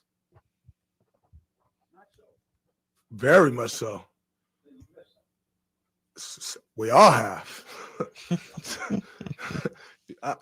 Look, Kevon Looney played 82 games 2 years in a row, and everybody was celebrating. We all miss games. I'm always here. And suspensions, the guideline of getting suspended is something that's in place because it's a possibility. So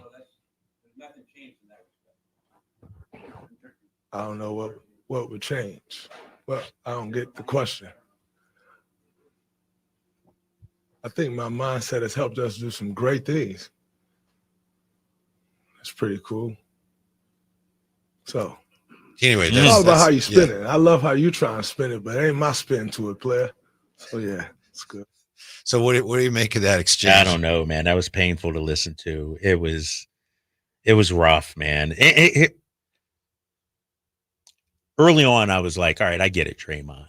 But he just kept going. He know damn well what the guy was talking about. Scott He could Ostler have played ball. He could have phrased it. It and he doesn't differently. need any help. He's been a really good Yeah. reporter for a long time, but people are worried that because you're not always available. But people are worried about you. He gave Draymond Right. Yeah, he gave and so much room to run in. And that's probably the wrong guy to give room to run in, especially in that situation. Right. Draymond could have easily he knew what he was talking about. Yeah. But Draymond was in no mood to play ball, and so no, Osler could have phrased it differently because we all knew exactly what he was talking about. And he let Draymond dictate the direction of that conversation and answer.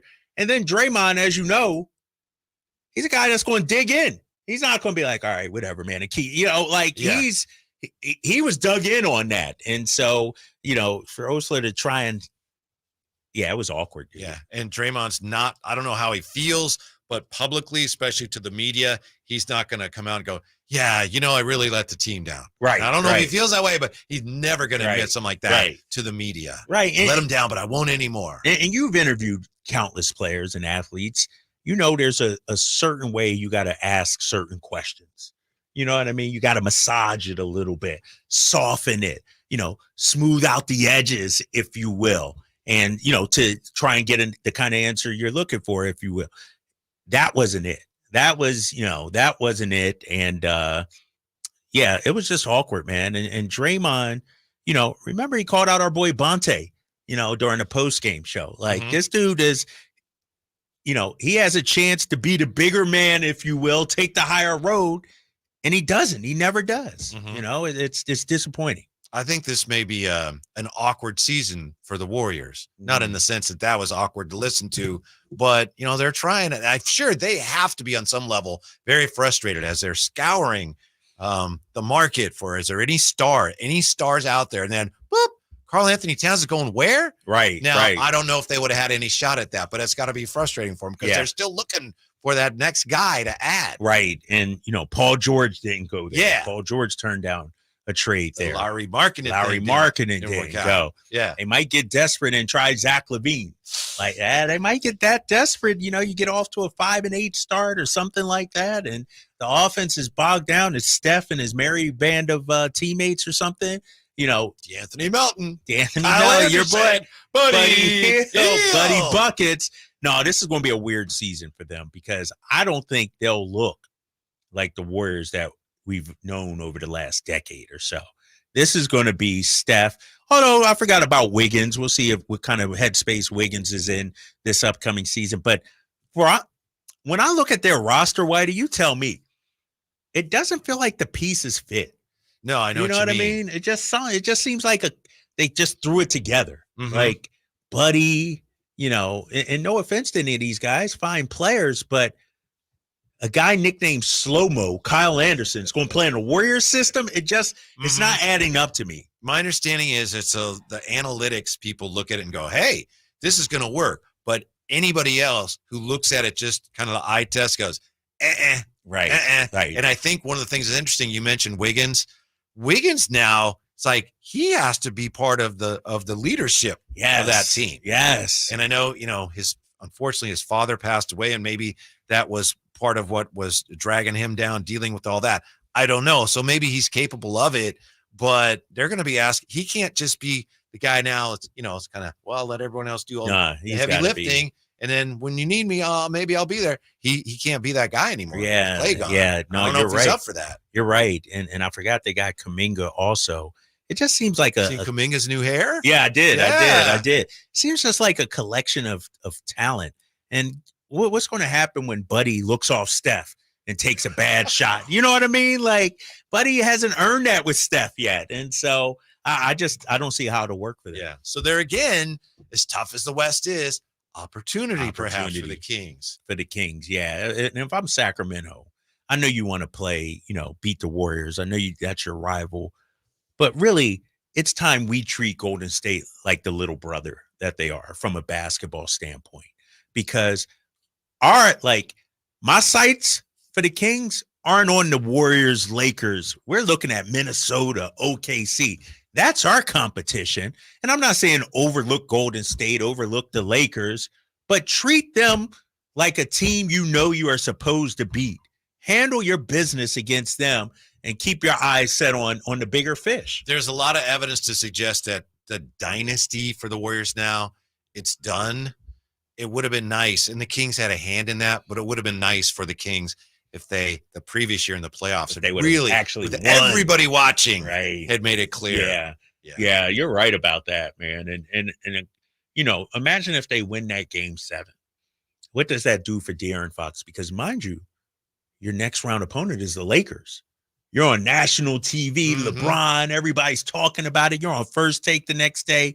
You beat the Lakers, which historically we have. Domas has never lost to Anthony Davis. Then you're really making some noise, man. That game 7, that one hurts. Because they should have won that. Game 7 at home, you got to win that. Yeah. Talking about what could have been, talking about De'Aaron, it reminds me of what he told us yesterday when he said, I have more time than DeMar, but I don't have any time to waste. He doesn't have that's what I'm talking about. That's the vibe yesterday, Whitey. It's like it wasn't Christmas morning. It wasn't, ooh, look at this. Let me joke around. It was, let's get in here, do this so we can get down to work. And that's what I like about the team. And I like the focus right from the jump, man, because I look at this team, and you said it earlier, and I 100% agree. They got to get off to a hot start. You get off to a nice 6-1, 7-1 kind of start, the city's going crazy. City also going crazy. It will go crazy if Sac State ends up in the Pac-12. How likely is that? Well, we'll find out from Sam Herder from Hero Sports and BetMGM college football expert. He joins us next with that on Sacktown Sports. Subscribe to Sacktown Sports on YouTube and watch the Carmichael Dave Show with Jason Ross, Stiles and Watkins, and the Drive Guys, live Monday through Friday from 6 to 6. Plus, view archive shows and exclusive content. Subscribe at youtube.com/Sacktown Sports. What sets Ashton & Price apart from other injury law firms? I'll tell you. From beginning to end, all important legal decisions are made directly between our clients and their experienced local attorney. A gate agent flying the plane, the receptionist performing surgery, not a chance. There's simply no substitute for the unique power of the direct attorney-client relationship offered by Ashton & Price. And there's never a fee until we win, and between you and me, we win a lot. Remember, for the best advice, don't think twice. Call Ashton & Price. Don't let summer energy slip away. Live the active life you love year-round with a personally fit arch support system from the Good Feet store. Precision engineered to support all 4 arches. Good Feet puts your feet in a more ideal, comfortable, and pain-free position. And Good Feet arch supports are now HSA and FSA eligible. Book a free fitting at goodfeet.com or come in and get a free pair of OS First Performance socks. Free. Normally a $25 value at the Good Feet store. We just want to have enough money for retirement. And travel to visit our grandchildren. I understand. That's why at Fisher Investments, we start by getting to know each other so I can learn about your family, lifestyle, goals, and needs, allowing us to tailor your portfolio. What about commission-based products? We don't sell those. We're a fiduciary, obligated to act in your best interest. So how do your management fees work? We have a simple management fee based on the value of your portfolio, so we do better when you do better. We appreciate that kind of transparency. We also check in with you regularly to keep you up to date on the markets and your portfolio. What other services do you offer? As a client, you have access to resources on investing, financial planning, estate planning, Social Security, Medicare, and more. Wow, it sounds like Fisher Investments has everything we need. At Fisher Investments, we're clearly different. Learn more at FisherInvestments.com. Investing in securities involves the risk of loss. Order for Jennifer C. Is this my double shot, double cream, double froth, double pump, double hot, double whip, double sleeve? Yeah. Can you handle that much caffeine? Hey, did you know Discover automatically doubles all the cash back you've earned at the end of your first year? Well, I do now. Seriously, did you know Discover automatically doubles all the cash back you've earned at the end of your first year? Yeah, you just said that. Did you say I just said that? Yeah, I'm cutting you off. Did you say you're cutting me off? You earn, we match. Unlimited cashback match. See terms at discover.com/creditcard. This report is brought to you by Macy's. Don't miss Macy's VIP sale. Use your coupon or Macy's card and take an extra 30% off the latest fall trends and save 15% off skincare, makeup, and more. Savings off regular and already reduced prices. Exclusions apply. Now at Macy's. With Wendy's, breakfast burrito is everything you want for breakfast. Fresh cracked eggs, seasoned potatoes, American cheese, cheese sauce, bacon, or sausage, all rolled up into one warm tortilla. Want the boss of breakfast burritos? Gotta be Wendy's at participating U.S. Wendy's.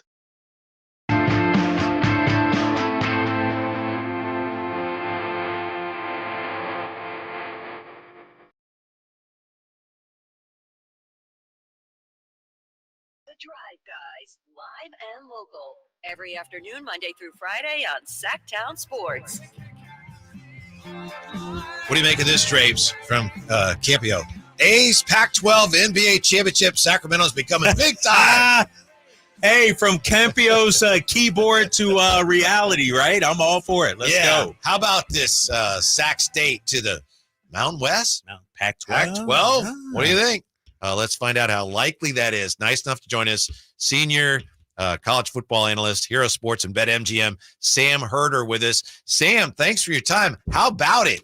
Pac-12 Sac State. Is that even possible, sir? Well, originally when the Pac-12 committee came together, originally I thought, well, they're going to aim for the Pac-12, but most likely could end up in the Mountain West. But now with multiple Group of Five schools saying no to the Pac-12, potentially that does open the door up for Sac State to jump right to the Pac-12. But there's no doubt about it that Sac State is being aggressive in its push to join an FBS conference. Which one that will be, who knows? Will an invite even come? Who knows? The realignment wheels just keep on spinning, and you never know when news is going to break. But it's certainly been fascinating to follow. Hey, how does the news of Gonzaga joining the Pac-12 impact Sacramento State, if any? Yeah, I'm not sure how much it does. It could, I guess, open the door for because obviously Gonzaga doesn't have a football program, so that could open the door for a university with a football program to potentially move in. You need eight full-time members, and so it might not have a direct impact on Sac State, but we know that the Pac-12 overall still needs to add I think it's at least one more university with a full member with a football program. So that potentially could be Sac State. I just saw recently that Texas State isn't going to be joining the Mountain West. They had an offer out there, so maybe that could point to Texas State potentially joining the Pac-12. We'll see kind of where the dominoes fall from here. Sam Herder is with us. He's a senior analyst with the Hero Sports and BetMGM, senior college football analyst. Sam, how do you think Sac State stacks up against some of the other schools that are looking to join the Pac-12 or the Mountain West? Yeah, I think Sac State has a lot going for it compared to some other programs that are, I guess, in the running to join one of these conferences. I'm a little surprised that UC Davis hasn't gotten a little bit more love as far as being mentioned as a potential candidate or an expansion candidate for either the Pac-12 or the Mountain West. But I think just specifically with Sac State, you obviously have a great market.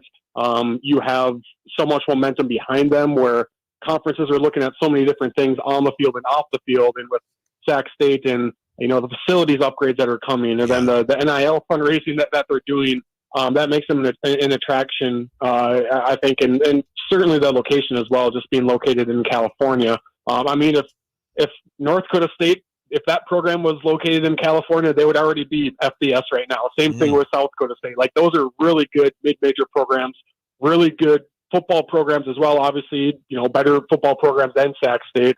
But, as we know, winning FCS national titles, that isn't as important as where you're located. And so I think that is one thing that Sac State has going for it. And it's successful on the football field, too. It might not be at NDSU or South Dakota State's level, but Sac State is routinely, in the playoffs. And so they do have that football success on their resume as well for the Hornets. Sam, you brought up UC Davis. How come we aren't hearing more buzz with UC Davis? Are they not doing a good job promoting and marketing their efforts, or what's going on there, you think?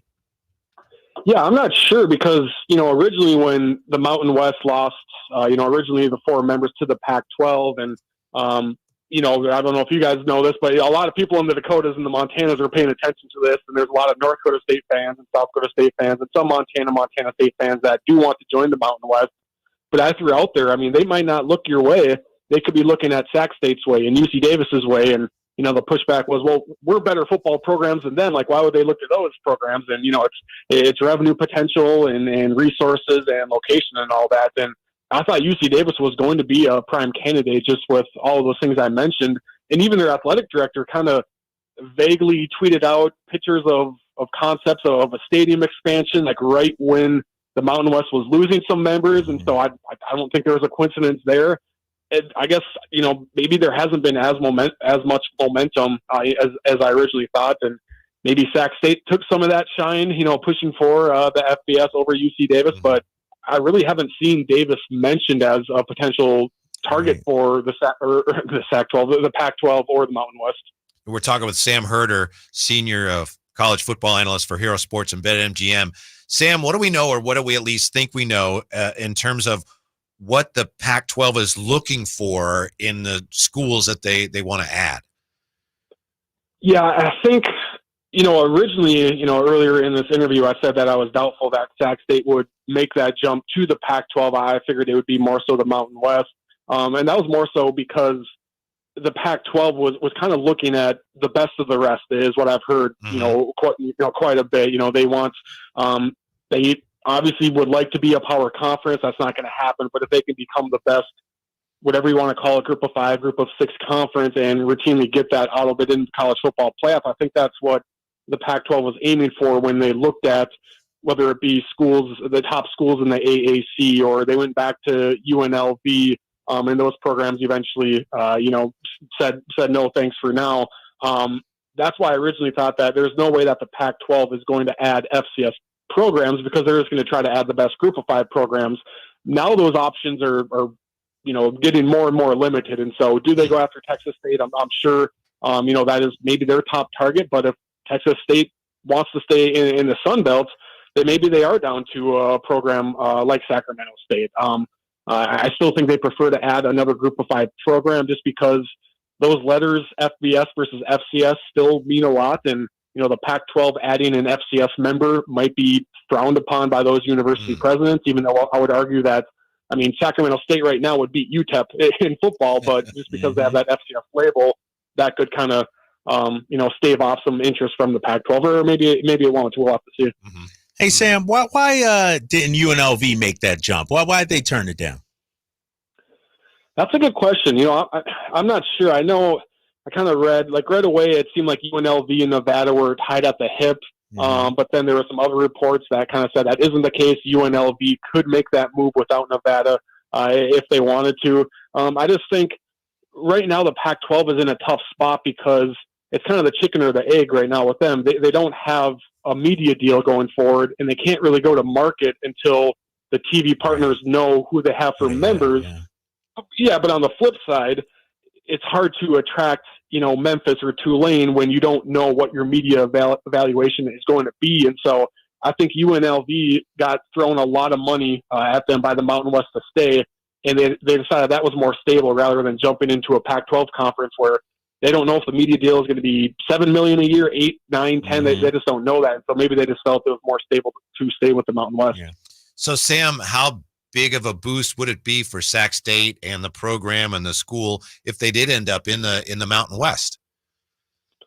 Yeah, I think, obviously the ultimate goal, it appears, is to join the Pac-12, but I think, even joining the Mountain West would be a huge boon to Sacramento State. And I've heard, I live in Minnesota. I'm more Midwest based, but I kind of cover things nationally across the FCS, obviously. And I've heard plenty of times when it comes to Sacramento State that if the Hornets ever make the FBS jump, a lot of local businesses and a lot of, whether it be boosters or just a really big alumni base, they're going to open up their wallets in their pockets a lot more if that FBS jump ever happens.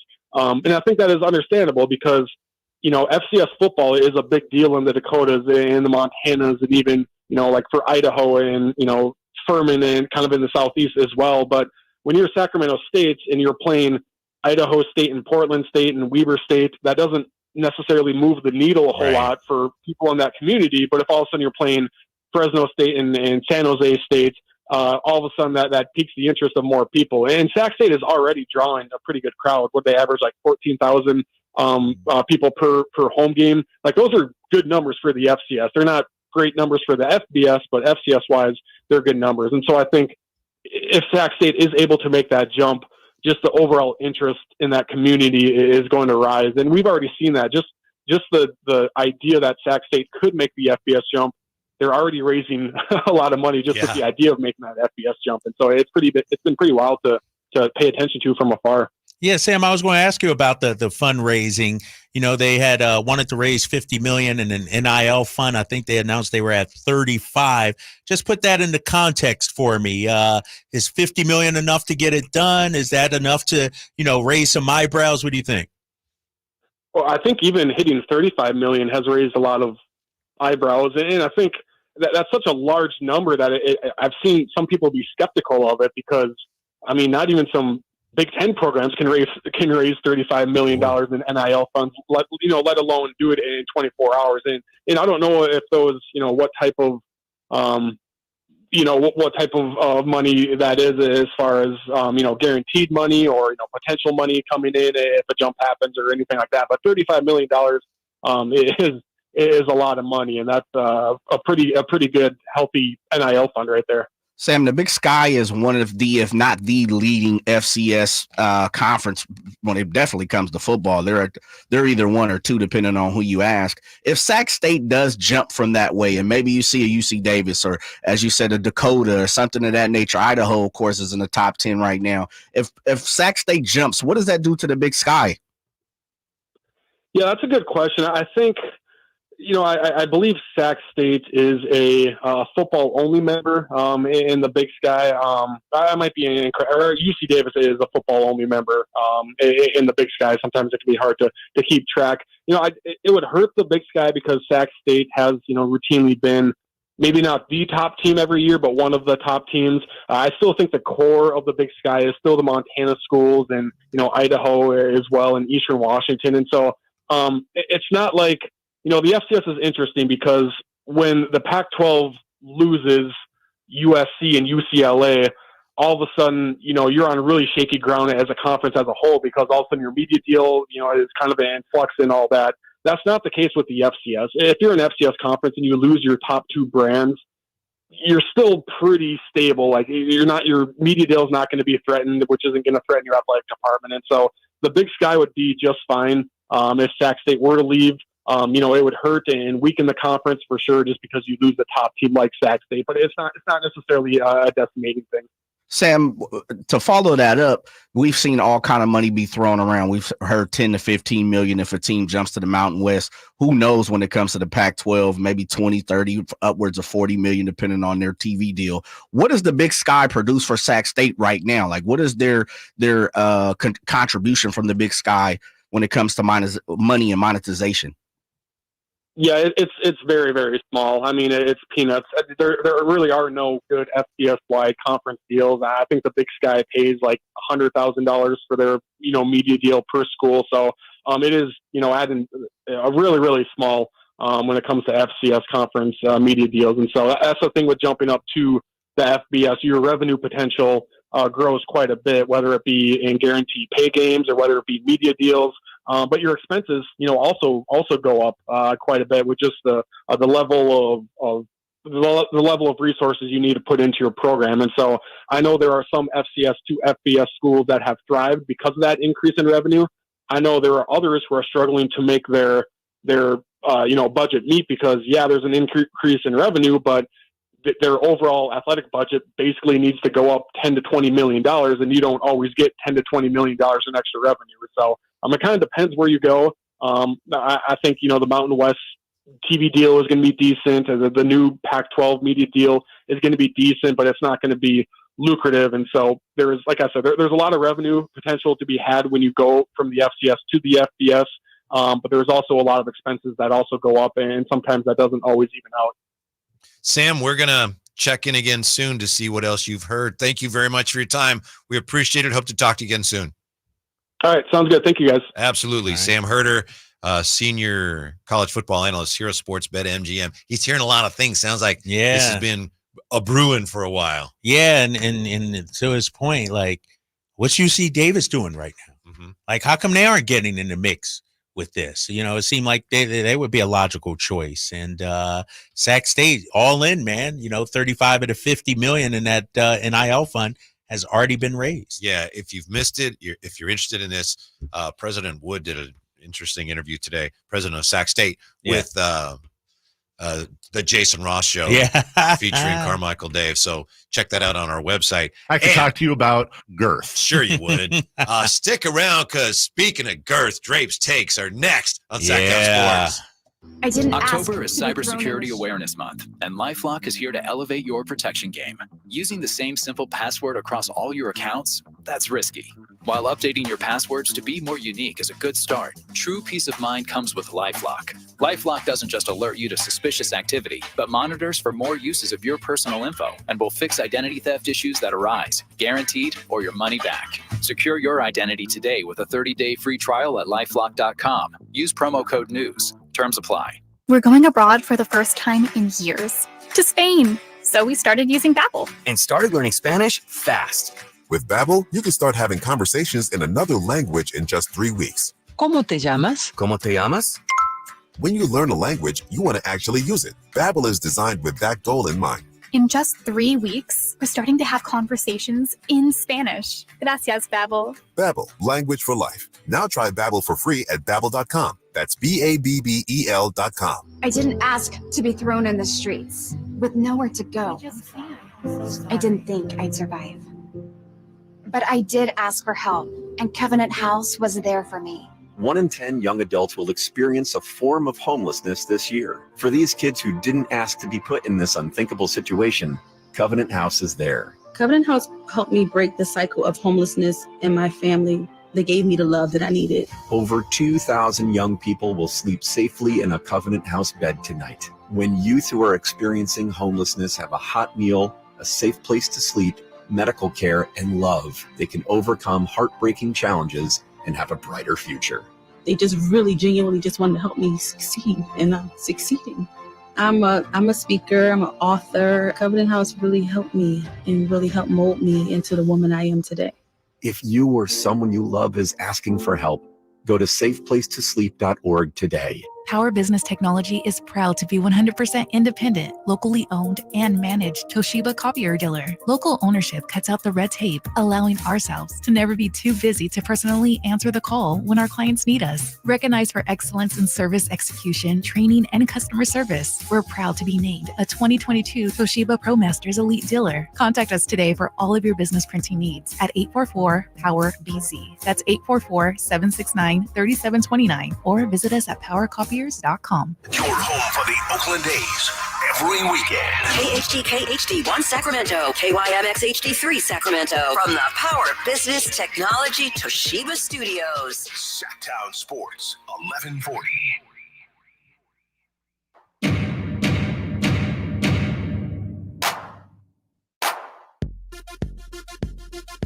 Live and local, it's the Drive Guys.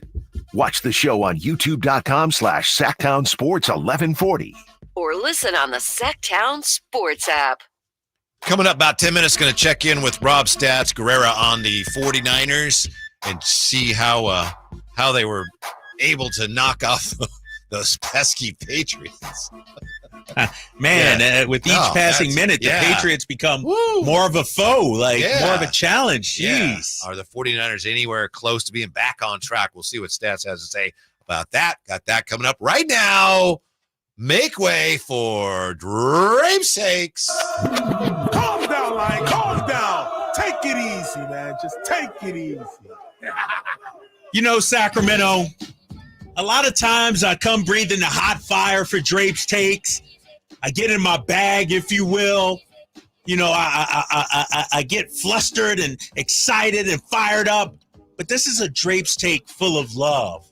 This is a Drape's Takes that I think as Kings fans, we need to keep an eye on this season. And it's about my guy, DeMar DeRozan. And that's right. I'm going to call him my guy. He sent me a copy of his book. I got it right here. And he signed it. He did a little note card inside with his signature. So he is my guy. But I was at Media Day yesterday talking to several people, and DeMar DeRozan walked in the room. And all of a sudden, everybody got quiet. All of a sudden, everybody picked their heads up. They put their phones down. They started looking. They're like, oh, there's DeMar. There's DeMar. There was a buzz in the building when DeMar DeRozan walked on the court. And we haven't had that. And I know De'Aaron's a star. Domas is a star. But we haven't had that kind of buzz, that kind of energy, that kind of optimism since C. Webb was here in Sacramento. 20-something years ago when the Kings acquired Chris Webber, you felt the buzz in the city. You felt the buzz in the press conference room. You felt the buzz in the media relations staff. It's sort of like that with DeMar DeRozan. I'm watching him maneuver throughout the room. Reporters following him. Cameraman trying to get a picture. And it hit me. This dude is not just a star. He's borderline a superstar. He can go in any kind of venue. He could call up LeBron right now and go hang with LeBron. He could call up Steph Curry and go hang out with Steph. He could call his boy Kendrick Lamar and go hang out with Kendrick Lamar. DeMar DeRozan moves like nobody we've seen in Sacramento since Chris Webber. But that's not my take, Whitey. My take goes back to his book, Above the Noise. 6-time NBA All-Star DeMar DeRozan. My Story of Chasing Calm. I just started this book, and his story sort of reminds me of my story. He gets into the environment in which he grew up in Compton, California, and seeing people die, friends die from his neighborhood. Seeing his two uncles get shot in a gang fight. And it reminded me of sort of my upbringing in Philadelphia. And I just read the foreword and the prelude in the first chapter. And one thing that comes out of this book, and I urge everybody to go out there and get it, Above the Noise, is that from growing up in Compton to now, DeMar DeRozan, as a way of survival, sort of kept to himself. As a way of survival, didn't let a whole lot of people in. He talked yesterday about how Keegan Murray sort of reminds him of himself. Quiet, don't talk a whole lot. Well, for DeMar, as I read this book, that was survival. And believe it or not, Whitey, my take is this. I feel what DeMar is talking about. Everybody may say, oh, Drapes, you got an ego, or Drapes, you're talking a lot, or you're big and boisterous. But behind closed doors, I'm quiet. Behind closed doors, I keep to myself. Behind closed doors, I don't let people in. And what this book is going to do for me, and I hope it does for others, is let me know that it's okay to let people in. It's okay for me to let my guard down, because that's what DeMar is doing right now with this book, with this media tour. And so my take is, as great as DeMar is going to be on the floor for the Sacramento Kings, and I think he'll be fantastic, he'll lead us deep into the playoffs. What I'm going to get from DeMar DeRozan is more than basketball. It's life lessons. And Whitey, I just started this book today, and that's what made me think about it. I'm reading the foreword. I'm reading the prologue. Like I'm reading, just the first few chapters of the book, and it's hitting me already. I'm only on like chapter or page 10. But DeMar's legacy sort of reminds me of my legacy, and I've mentioned it to several people. DeMar's legacy won't be as a basketball player. It'll be as an inspiration. And that's what I'm trying to do. My legacy won't be here at KHTK. It won't be with the Sacramento Kings. I want my legacy, like DeMar's legacy, to be an inspiring story for youth. And so as DeMar tells his story, I say to myself, maybe it's time I tell mine. And so I just wanted to give DeMar a shout out, man. And next Thursday is World Mental Health Awareness Day. Trying to get DeMar on the show that day. But I'm only 5 or 6, 7 pages in, Whitey, and he's inspiring me already. And it makes me believe his impact on Sacramento will be bigger than basketball. Jay, that's Drape's take, man. Who's it brought to you by? By Alsco Uniforms. Discover why it pays to keep clean with Alsco Uniforms. I get emotional, Whitey. I get emotional because I'm telling you, man, people got to read this book. It is so real, and it tells you who he is as a person, and more importantly, why he is. And DeMar has written a book that I would like to write someday, my friend. Yeah. It's great stuff. Sounds like you need to write a book. I need to. But here's the thing, and Jay, chime in on this too, and Whitey, you chime in. I want to write a book, but there's a lot of people that would be affected by the book I write. And so I'm afraid to do it because of the lives it could impact, if you will. And so. You mean in a bad way? Yeah. There's some things that, have happened in time where you might not want it to come out. Like you don't want, people in your life to have to go through it and relive it again. And so trust me, I've thought about it. It's on my mind. I've even started it, believe it or not. I've even started it. I got an outline in a few chapters, but it's like, when do you let it out? Yeah. Because there's a lot of things, and I can't wait to finish DeMar's book, but it's like unpeeling the curtain, unpeeling the onion to get to the core of what makes DeMar who he is. I know he talked with Dave and J. Ross yesterday, and I know that's on our website as well. Yeah. I'm just wondering how difficult that was for him. As you say, his defense mechanism was everything inside. And then to write a book, I'm sure that had to be a leap. Right. In some ways, a leap of faith for him. Right. And what's interesting, man, and I don't know if DeMar has dealt with this, but I know in my case, sometimes the people who speak the loudest, who you think are the most boisterous and outgoing, are really the most closed off behind the scenes. It's called overcompensation. Overcompensation, exactly. And I feel like sort of that's how I am. Like behind closed doors, I mean, with the kids, it's one thing. That's different. But in social settings, that's why I drank, because of my social anxiety, Whitey. You know? And so this book right here is definitely inspiring me already. And I can't wait till we dive more in with DeMar, not just about basketball, but about life, man. It sounds like it's been very well received. Yes. I mentioned bestseller. You know, I saw some media members yesterday walking around with a copy, and I saw his rep, Mary Ford. She had a bag full of them. And I'm telling you, man, like I said, I'm only a few pages in, but this is a must read for anybody that, you know, is going through depression, through anything, but also who wants to understand who DeMar is as a person. I can already feel that in this book. Well, thanks, Stripes. Yeah. Just wanted to share that, Jay. You know, one of the best stories is life stories. You know, the greatest story to be told is someone's life. And as I always say, you know, nonfiction for me is always the most impelling, the most entertaining. And I say that from a standpoint of it's not so much as like entertaining when you're sitting down watching television, or entertaining when you go to a Kings game and you watch some of the greatest play on a basketball floor, but just as far as life's lessons, you know, and enter the life, I should say, the television of life. And so it's interesting to hear guys who, you know, from the outside looking in, has a lot, not has it all, but has a lot. Right. And so I think that's another part of life stories is just what you're talking about, Drapes, is, you know, sometimes when you're out in the public, that's a defensive mechanism, right? You know, in many different ways. And I think DeMar has said that on numerous interviews. That has been part of it. Is, you know, some people are boisterous, some people tend to, you know, kind of shut it down and turtle up.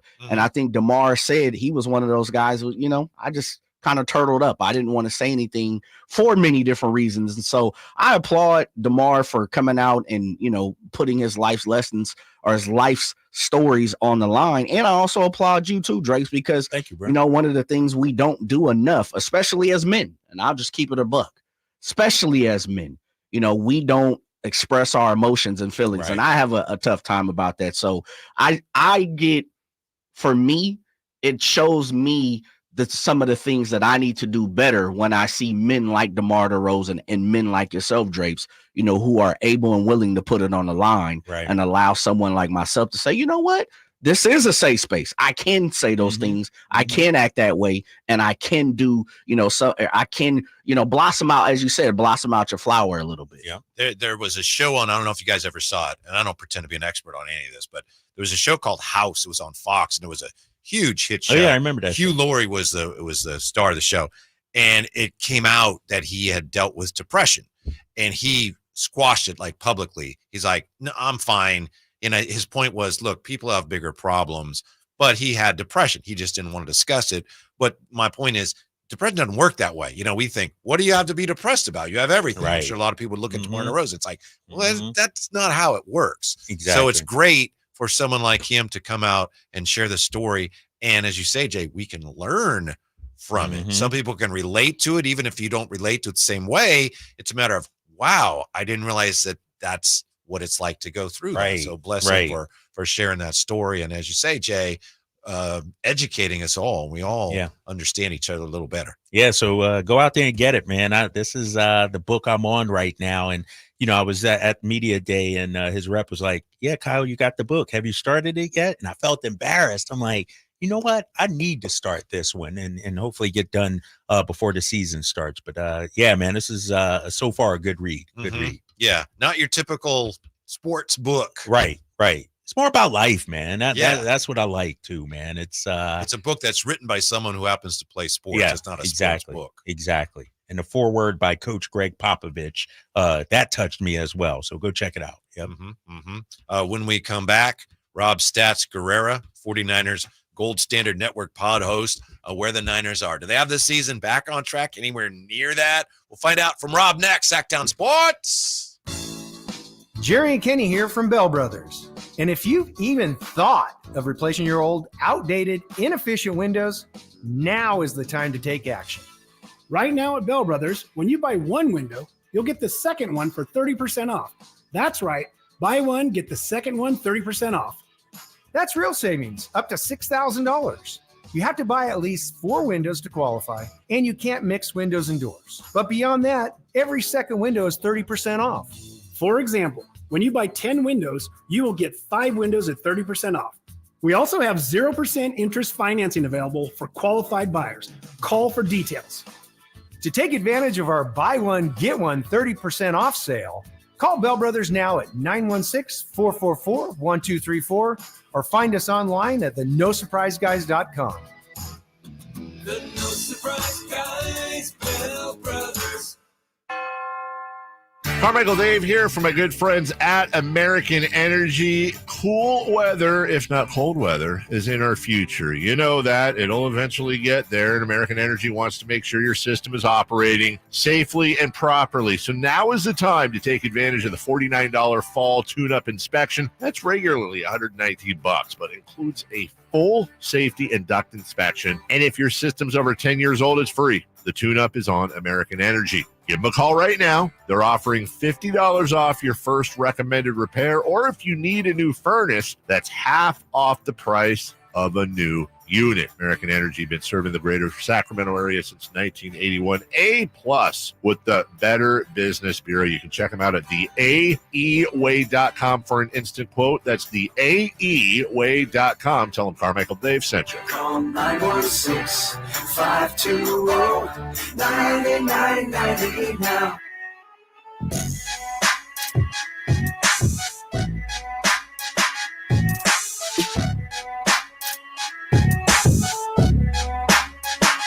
Sacramento's official home for the San Francisco 49ers. Sacktown Sports.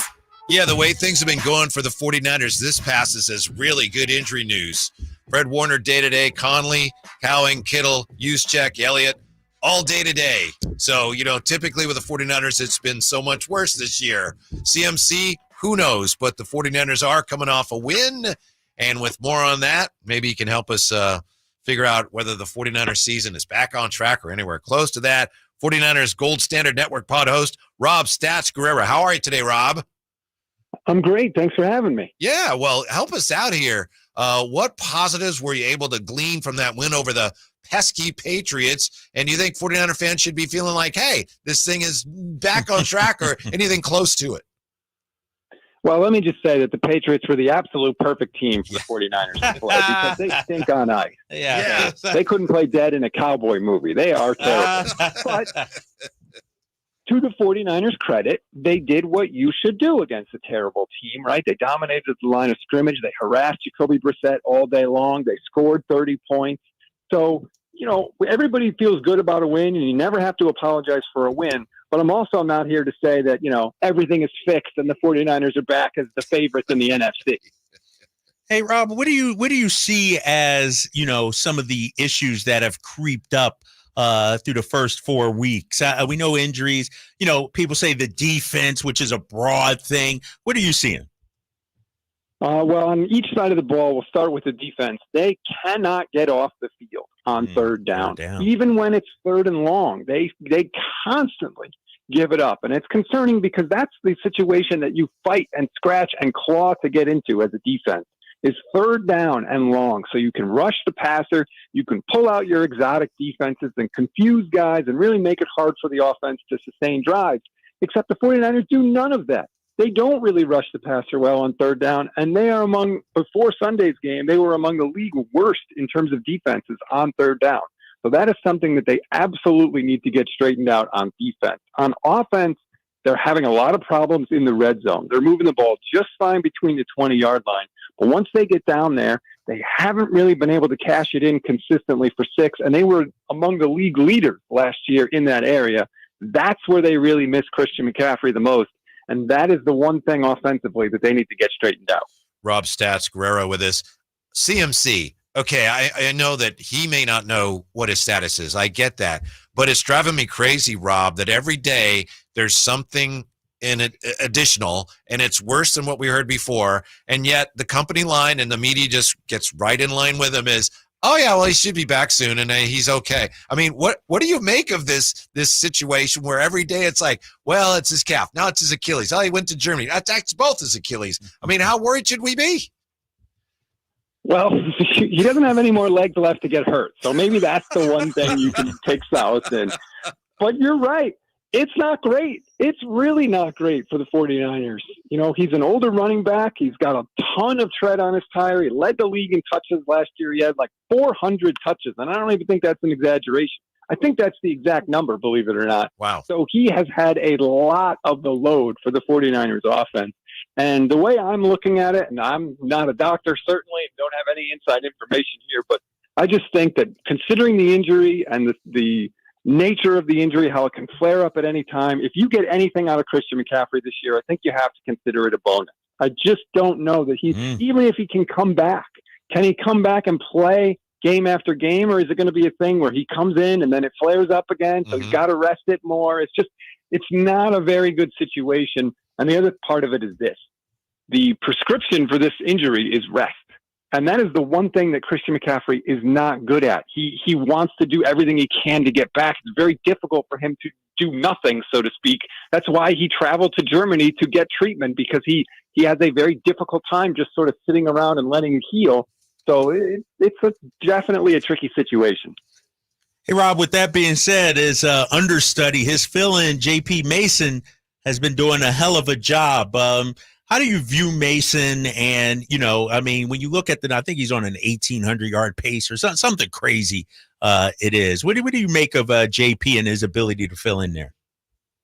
He has been such a welcome, I don't want to say surprise, because 49er fans have been kind of seeing this in very, very limited spots for the past couple seasons. But the fact that he's been able to do what we saw in brief flashes to this scale at this point in the season, he has single-handedly elevated this offense, because Christian McCaffrey did a lot, we know, but Jordan Mason has come in, and at least from a running back perspective on the ground, not really through the air, but on the ground, he has completely picked up the slack. He is an absolute sledgehammer for this offense. He always gets more yards that are blocked for. He's always falling forward, and he has helped them stay ahead of the chains, and he's a big part of the reason that Brock Purdy has had the success he has had this year as well. Rob is a great follow on Twitter. You may already know that, at Stats on Fire. And just checking your Twitter timeline here, you had some interesting thoughts, Rob, on Kyle Shanahan and how he's been more likely apparently to go for it on fourth down so far this year. I say apparently because it's small sample size. You like that in general, right? You want Kyle to do that more. Yes, I don't know if he was replaced with a pod person this year or what, because he has been the complete opposite before this year. But I think really what it is that Kyle realizes that this is now an offensive team first and foremost, that the offense is going to have to be the unit that takes control of the game and, more importantly, closes the game out. It's, you know, he used to love to just kick a field goal and let the defense go out and stop the other team. They don't have that good of a defense this year. It's just not the same as it was. So I think Kyle realizes he's got to score as many times as possible, and his offense has to be the driver of this team, and that means going for it more on fourth down. I hear that, and I wanted to focus on defense because, you know, we know the injuries are piling up there. No Hargrave. Do they have a replacement in-house, do you think, or do you foresee them making some sort of move? Well, I wouldn't put it past the 49ers to make some kind of move. They traded for Randy Gregory and Chase Young during last season because they knew they needed some reinforcements on the defensive line. That's not what they want to do, but I think they may have to. I know they pressured Jacoby Brissett a lot again last week, but the Patriots' offensive line is a dumpster fire right now, so you can't really take anything away from that. They've been moving Yetur Gross-Matos on the inside. I guess that can help. Jordan Elliott is a defensive tackle there. He's played well, but he's also banged up, as you mentioned. So I would not be stunned at all if the 49ers made some sort of move for another defensive lineman. I don't know that it's going to be, you know, a blockbuster trade like the Chase Young thing was last year, but I don't think John Lynch is just going to sit on his hands. Hey, Hassan Ridgeway is available, right? He's Hassan Reddick? Hassan Ridgeway is a free agent? He's free agent. Oh, you look, I see, Yeah. So, you know, he was here before. Rob, I don't mean to put you on the spot, but I'm just wondering, there's been so many things written about the 49ers, and some of them get a little ridiculous. They lose a game and the sky is falling and so on. But what is the dumbest story or storyline you've heard from anybody so far this year on the 49ers? Would it be, short skate, or is there something else? Short skate is, man, that's frustrating, but it's more frustrating for Brandon Ayuk. Like, dude, what are you doing? It's not like you're going to sneak it past anybody. But I honestly, the narrative that I see when I do shows from fans, especially after the 49ers lose, is fire Kyle Shanahan. He doesn't know how to call plays anymore. And I think that is just absurd. This team is second in the NFL right now in explosive plays. Second in the entire league with no Christian McCaffrey. Deebo Samuel's been banged up and out of the lineup. George Kittle's been banged up and out of the lineup. Yet the 49ers are still right there. They're still scoring 24 points per game, even with all those absences. So that to me is probably the most ridiculous thing, that every time the 49ers lose, we have to fire Kyle Shanahan. Hey, but hold up now, Rob. At least we aren't on the roller coaster known as Brock Purdy anymore. Like, the doubters, the haters, they've been quiet all season, right? How could you not? I mean, what does he have to do left to prove it to you? I mean, first of all, the man left the field 3 times in the fourth quarter and overtime of the Super Bowl, and every time he left the field, he gave his team the lead. I know they didn't win the game, but it wasn't his fault, okay? Then he comes out this season with all those injuries like I talked about, and he doesn't throw the short passes that everybody thinks he does, even though he never really did. Brock is chucking the ball down the field. He has more deep passing yardage than anybody else in the league this season by almost 300 yards to this point. He's turning Jawan Jennings into a freaking superstar this year. I don't get it. I know he was drafted last. You got to get over that, man. Look at what he has done. And what he has done to this point, he has just gotten better and better and better every year he has played. Rob Stats Guerrera. Nobody who covers the 49ers quite like him. Rob, thank you so much for your time. We always enjoy it. Insightful, humorous. We appreciate it. We hope to talk to you again real soon. Thanks for having me. Anytime. All right, Rob. When we come back, what DeMar DeRozan had to say today about the Kings and his prediction of them ending up in the Western Conference Finals. That's coming up on Sacktown Sports. Don't let summer energy slip away. Live the active life you love year-round with a personally fit arch support system from the Good Feet store. Precision engineered to support all 4 arches. Good Feet puts your feet in a more ideal, comfortable, and pain-free position. And Good Feet arch supports are now HSA and FSA eligible. Book a free fitting at goodfeet.com or come in and get a free pair of OS First Performance socks. Free. Normally a $25 value at the Good Feet store. Get ready to hit the gas on the best power tool deals of the year at Fasteners Tool Outlet. We're revving up the savings with our full throttle one-day DeWalt sale in Sacramento on October 12th only. We are slashing prices on a huge selection of DeWalt power tools like cordless drills, saws, combo kits, and more at costs you won't believe. Get better tools for better prices only at Fasteners Inc., Sacramento's top destination for DeWalt tools. Again, that's October 12th only on Power & Road. For more info, go to FastenersInc.net. Insurance companies perform a very valuable service, but they want to keep their money. Although most cases settle before trial, it is paramount that the insurance companies know that if pressed, your legal team has the experience to take your case all the way. For 25 years, Ashton & Price has earned the reputation that if the insurance company isn't fair, we're ready to force them to be fair. My mom used to warn me, wait till dad gets home. Think of us as dad. The best part, there's no fee until we win. Remember, for the best advice, don't think twice. Call Ashton & Price.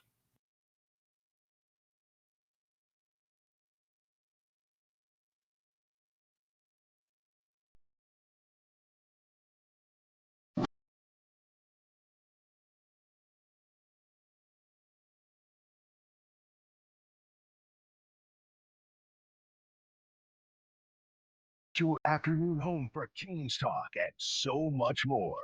The Drive Guys on Sacktown Sports.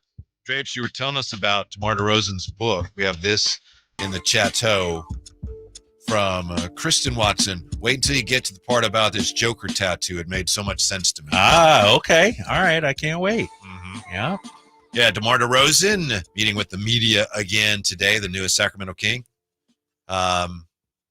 We know that he had some interesting things to say recently about the Kings being in the Western Conference Finals.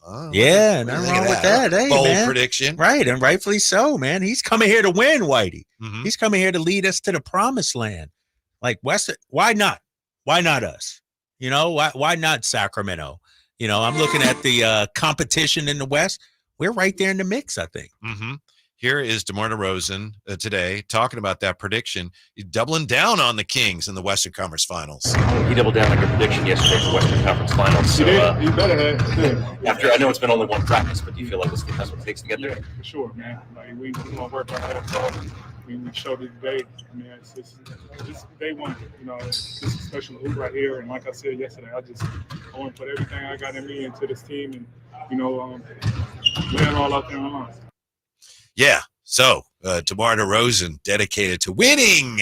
Let's face it. It's not something he's done a lot of at the highest levels. Yeah, I mean, he's been on some really good Raptors teams, but you know, they ran into LeBron and those guys.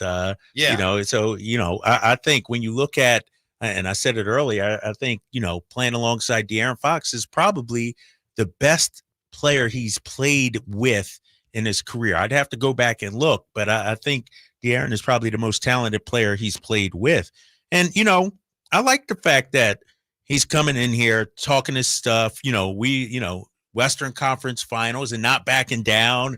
He's saying, oh, well, things break right. And, you know, he's like, no, I still think that. And it reminds me of when Mike Brown came in. You know, he started talking championship. It wasn't championship, well, if we can do this and we can add pieces. No, it's like, that's our goal. And I like that from DeMar. Yeah, and since he doubled down yesterday, and he talked about that today, basically today he was triple down, right? Right. Triple dog daring him. Yeah. He also talked today about being the new guy and about what he's experienced here in terms of the Kings culture. I mean, I know I'm the new guy here pretty much, but the togetherness already, you know, you just see everybody one already. You know, I'm trying to just come in and tighten that even more. So I was definitely surprised just how comfortable, how together everybody is. And even when we started going over offense and defensive things, it was like everybody, you know, was on a string already together. On a string already together. You think we can, now obviously as fans, we want to say, wow, that's great. Yeah. You think we could put much stock in that I was surprised how together we were already. Nah, not really. I mean, if we're being real, Whitey, Thank you. It's training camp talk. It's mini camp talk. Like, you know, everybody looks great. You know, everything is going. Nobody ever comes out and says, man, we look terrible together today. Like, we play as individuals. Like, you know, it's all, you know. But I will say, they've worked out together. DeMar had everybody down SoCal. And so I think they're probably a little ahead of, where they would be had they not. And so it's encouraging. The test will be next Wednesday. And then I know it's only the first preseason game, but if they look, you know, like a cohesive unit, see how they're going to use DeMar, I think that could be encouraging. It's interesting. I think it was De'Aaron yesterday that we talked to, and he said, you know, DeMar DeRozan doesn't get credit for his playmaking. Yes. So what do you look for? You know, it's a preseason game. So if they win, what does it matter? What is the first thing you're going to be looking for? Because I'll be looking for that, like I say, the offensive flow. Is there a flow to it? Is there a rhythm? If the shots go in or not, that doesn't matter. But is the ball stopping or is there a flow to it? Yeah, I think, you know, and I talked to some of the assistant coaches about this yesterday, Whitey, off to the side, you know, about the offense. And I said, you know, are you guys going to have to change a lot offensively? And one of the coaches said, not really.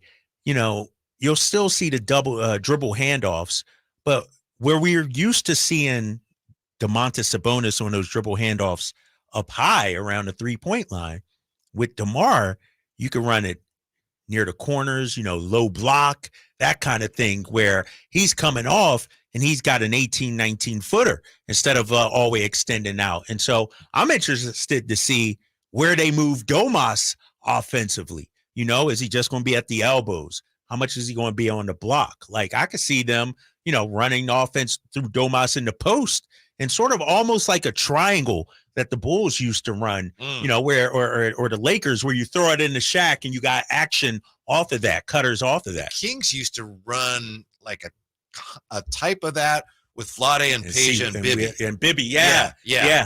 No, you're Like right. Abbreviated, if you will, version of that. Yeah, I know exactly what you're talking about. So I'm looking forward to that. I want to see some of the new wrinkles they put in. And to your point, does the ball stick?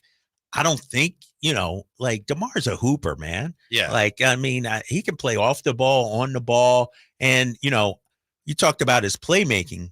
In my mind, when I hear that, I hear DeMar operating middle of the court, elbow. They run in a double or something, and he's firing it over to Keegan or whoever it may be for an open look. And so that's the playmaking I'm looking for DeMar. I think I've made this point before, but to me, a lot of outsiders have looked at this and said, it doesn't fit because DeMar DeRozan doesn't space the floor. But I think he does from the inside out because if DeMar DeRozan is going to draw defensive attention, right? Which opens up space on the perimeter. As long as you're making threes, the defense can't guard everything at once. Right. So maybe he's not spreading the floor, but he's drawing defenders, which creates space on the perimeter for your shooters. And as well as I do, DeMar, there's not many people who can guard him one-on-one. Like most nights, he's going to have an advantage offensively because he's a bona fide scorer, like one of the most elite scorers in league history, if you will. And so you got to pick your poison. You want DeMar to go off at 35 or 40? And if you help, we got the shooters and the playmakers around him. Like, that's why we expect Keegan to have a much more efficient gear. He's going to have some great looks, I think, this season. And we talked about it game after game last year. The other teams, when they're preparing for the Kings, on the whiteboard, first things, Fox and Sabonis. Yeah. When now it's like, well, wait, we got to put something else up there too. Right. And I think if, not everyone's going to get the same number of shots. I think if Domas doesn't get the same number of shots, and he'll probably end up about the same, but I don't think he's going to care. Yeah. No, Domas is, and I mean, as long as it's working, he's not going to care. Right. Domas is, could not care less about shot attempts. I mean, how many years have we been begging him, shoot more? He's going to do what he does, and I would imagine too, man, having DeMar makes his life a little bit easier too. I would imagine, I'd love to see some 2-man game with DeMar and Sabonis. We talked about the dribble handoffs, how about some, Domas setting the screen at the elbow and roll into the basket. You got to pick your poison there too. How about defensively? I know right after this trade, we had Jerry Reynolds on, and I asked Jerry, are they gaining an offense but give them something up on defense? And he said, I don't think they are. What? Yeah, I don't think so. I think in today's NBA, especially, when you look at DeMar, he's not a turnstile defensively or anything like that. He's played at the highest level. He's guarded some of the best guys in the game. It's not like he's Luka or somebody like that. I mean, who only plays on one end. He's long enough. He's big enough. And, I think, Keegan will probably take that primary wing guy defensively, whether it's LeBron or whoever it may be, Tatum or whatever. And DeMar will probably be on the secondary guy. And so I don't think it'll be much of an issue. If you're playing a team with a couple bigs, I mean, then you got some issues potentially, right? Matching up with them. Yeah. And that's something, but there aren't a lot of those. Minnesota, we'll see opening night. That's the one I'm interested in. We'll see if OKC. Yeah, if you move Chet to the 4. Memphis has that capability. Memphis, if Zach Edey is starting alongside Jaren Jackson, will you get killed on the glass too? That's something. I mean, and if you change, let's say you're Mike Brown. Let's say you do slide DeMar to the 2, Whitey. You got Fox at the 1, Keegan at the 3 or 4. Who's that other guy you insert? Is it Trey Lyles to sort of, combat that? I don't know. That's where Jalen McDaniels comes in, right? Yeah. Like, do you have something there? I don't know. We don't know. If you do, that would come in handy in the situation you're talking about. Great. And I wonder, too, how much of what the Kings are looking to accomplish this season and do is, you know what? You're going to have to guard us, too, on the other end. Sure. You know what I mean? Yes, One of those bigs are going to have to chase Keegan around screens or chase DeMar, however the matchup is. And so I wonder how much of it is, you know what? Sure, we may give up this on this end, but we're going to get it back on the other end. They just got to make more shots. Yes. That's the thing. If you're a little smaller, right? But you're making threes, you wreak havoc. You force other bigs off the floor, other teams bigs off the floor. Yes, exactly. You force the Rudy Goberts of the world off the floor. I agree with that. Yeah. This fall, Fright Fest is back because when the sun goes down, the scare factor turns up. Unleash your screams with Fright Fest only at Six Flags Discovery Kingdom in Vallejo, where I'm from. Oh, okay. Vallejo was scary even before, they built this place. But look, we're looking for lucky caller number what? Let's go with number 6. Number 6 to score our pair of passes to check out Fright Fest at Discovery Kingdom. Now open through November 3rd. For more information, visit sacktownsports.com. Speaking of Vallejo's nice, saying hi to Sean Rogers, King's Director of Security. Vallejo, man. Well, yeah, man. Yeah. You guys are y'all the most famous people from Vallejo? He may be. Yeah. When we come back, it's the return of Whitey's Wayback Machine Quiz. Yeah, I'm ready. Yeah. Last time we played, it was a tie, so you retained your title. Yes. See if you can win today's match. So Whitey's Wayback Machine Quiz for October 1st is next with the Drive Guys as we wrap things up on Sacktown Sports. When you switch and save with Progressive, you could use that money towards going to see your favorite team in the playoffs. Progressive cannot guarantee that you can go see your favorite team in the playoffs. Drivers who switch and save with Progressive could save hundreds on average, but we cannot guarantee that your favorite team will make the playoffs or even finish with a winning record. They could easily lose more than half their games and finish in the cellar because they stink badly and haven't made the playoffs in years. Savings? Very possible. Playoffs? Highly doubtful. Switch and see if you could save at Progressive.com. Progressive Casualty Insurance and Affiliates. Not available in all states. We cannot be held liable for your favorite team's terrible and frankly embarrassing performances now or ever. Everywhere you look, things are getting more expensive. So at Consumer Cellular, we're lowering the price for those 50 and up. Now you can get unlimited talk, text, and data for $30 a line when you buy 2. That's just $60 a month for 2 unlimited lines. So if you're 50 and up, make the switch and save. Come on, you've earned this. Call 1-888-FREEDOM or visit consumercellular.com today. Requires 2 lines of service, age validation, and credit approval, subject to system and area limits, taxes, and other fees apply. Good morning, Doctor. Doctor? Hi, Doctor. Doctor? Dr. Jackson's practice is growing. What do you mean we're still short-staffed? He needs a good patient doctor. How do we not have enough doctors to doctor all these patients? And he doesn't have the patience to sift through hundreds of resumes. I need Indeed. Indeed you do. When you sponsor a job on Indeed, it's easier for talented candidates to find it, which makes it easier for you to hire them. Visit Indeed.com/credit and get $75 towards your first sponsored job. Terms and conditions apply. Get in zone, AutoZone. Welcome to AutoZone. What are you working on today? I think my battery's dead. With free battery testing and charging, we can help you get back on the road. Get in zone, AutoZone. So what if I need a new one? We have the right Duralast battery for you, only at AutoZone. Get in zone, AutoZone. And what about my old battery? We can recycle it right here at America's #1 battery destination. Get in zone, AutoZone. Restrictions apply.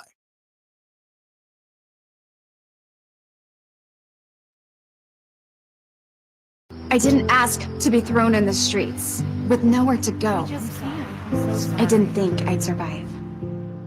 But I did ask for help, and Covenant House was there for me. 1 in 10 young adults will experience a form of homelessness this year. For these kids who didn't ask to be put in this unthinkable situation, Covenant House is there. Covenant House helped me break the cycle of homelessness in my family. They gave me the love that I needed. Over 2,000 young people will sleep safely in a Covenant House bed tonight. When youth who are experiencing homelessness have a hot meal, a safe place to sleep, medical care, and love, they can overcome heartbreaking challenges and have a brighter future. They just really genuinely just wanted to help me succeed, and I'm succeeding. I'm a speaker, I'm an author. Covenant House really helped me and really helped mold me into the woman I am today. If you or someone you love is asking for help, go to safeplacetosleep.org today.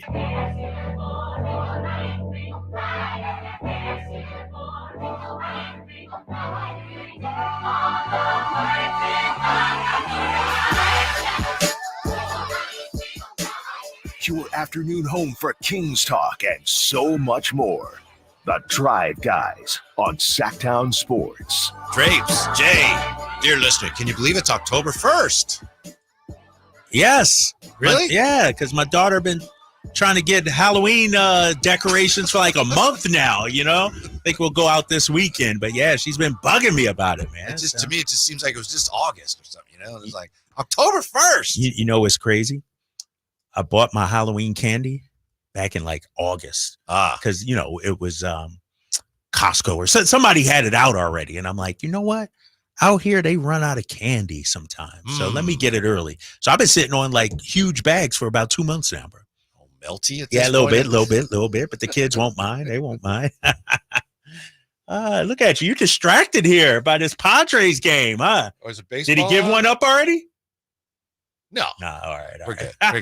It's time for Whitey's Wayback Machine quiz for October the 1st. It's Jay against Kyle Draper. Kyle Draper won the most recent time we had a result. That is, he won, and then we had a tie on Friday. So you get to go first again, Drapes. You retain the belt. All right. And we have everything in the quiz based on things that happened on this date or things related to things that happened on this date in these years. 1919, name the year 1975. Okay, we have 1988, 1995, and 2023. 1919, name the year 1975, 1988, 1995, and 2023. Where would you like to begin? 88. 1988.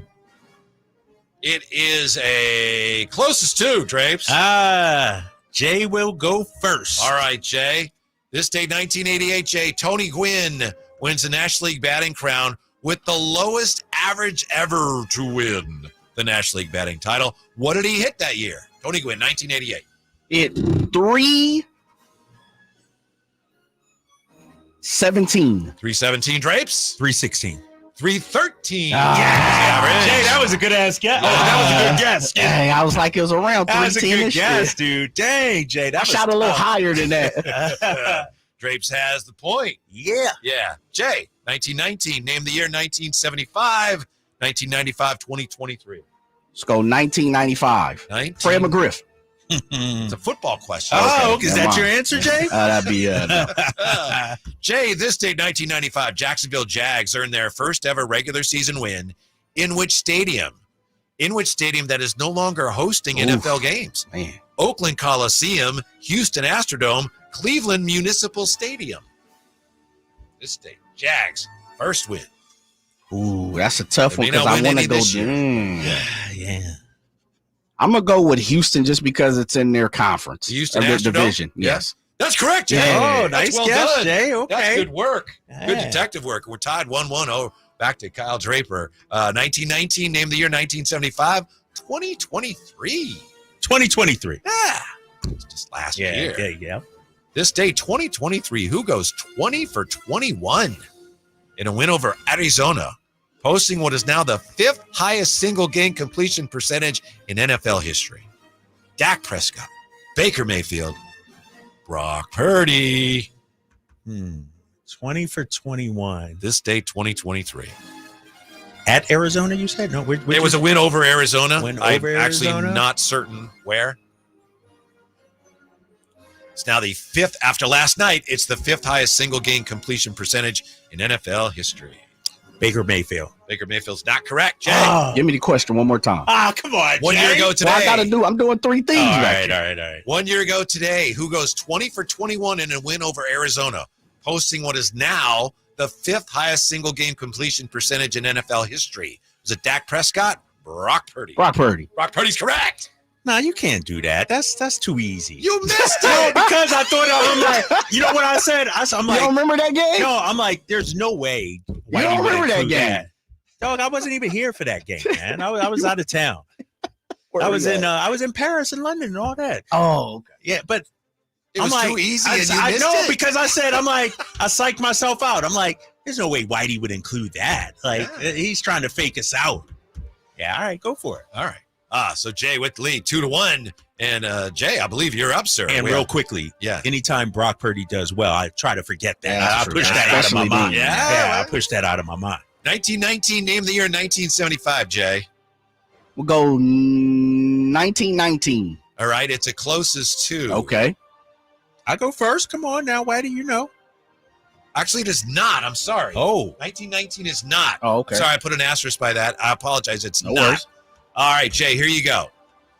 Let me make sure I have this right. What will become known as the Black Sox scandal, pardon me. Mm-hmm. World Series begins, 1919. Becomes the Black Sox scandal. With what team beating the White Sox 9-1 on their way to a stunning upset? So the Black Sox scandal World Series starts with the White Sox, of course, because they were throwing the series. They lose 9-1 on their way to being upset by what team? Brooklyn, Cincinnati, Pittsburgh. Pittsburgh's not correct. Oh. Drapes to tie up the game. What team, this date, 1919, opened the Black Sox World Series by beating the White Sox? Was it Brooklyn or Cincinnati? Brooklyn. Not correct. It was Cincinnati. Cincinnati. Dang. You guys haven't seen 8 Men Out, have you? No. That's a really good baseball. No, I have not. No harm, no foul. Jay still with the lead, 2-1. Drapes. Name the 75. year. 1975. This is the closest too. Jay first. Jay. This date, 1975.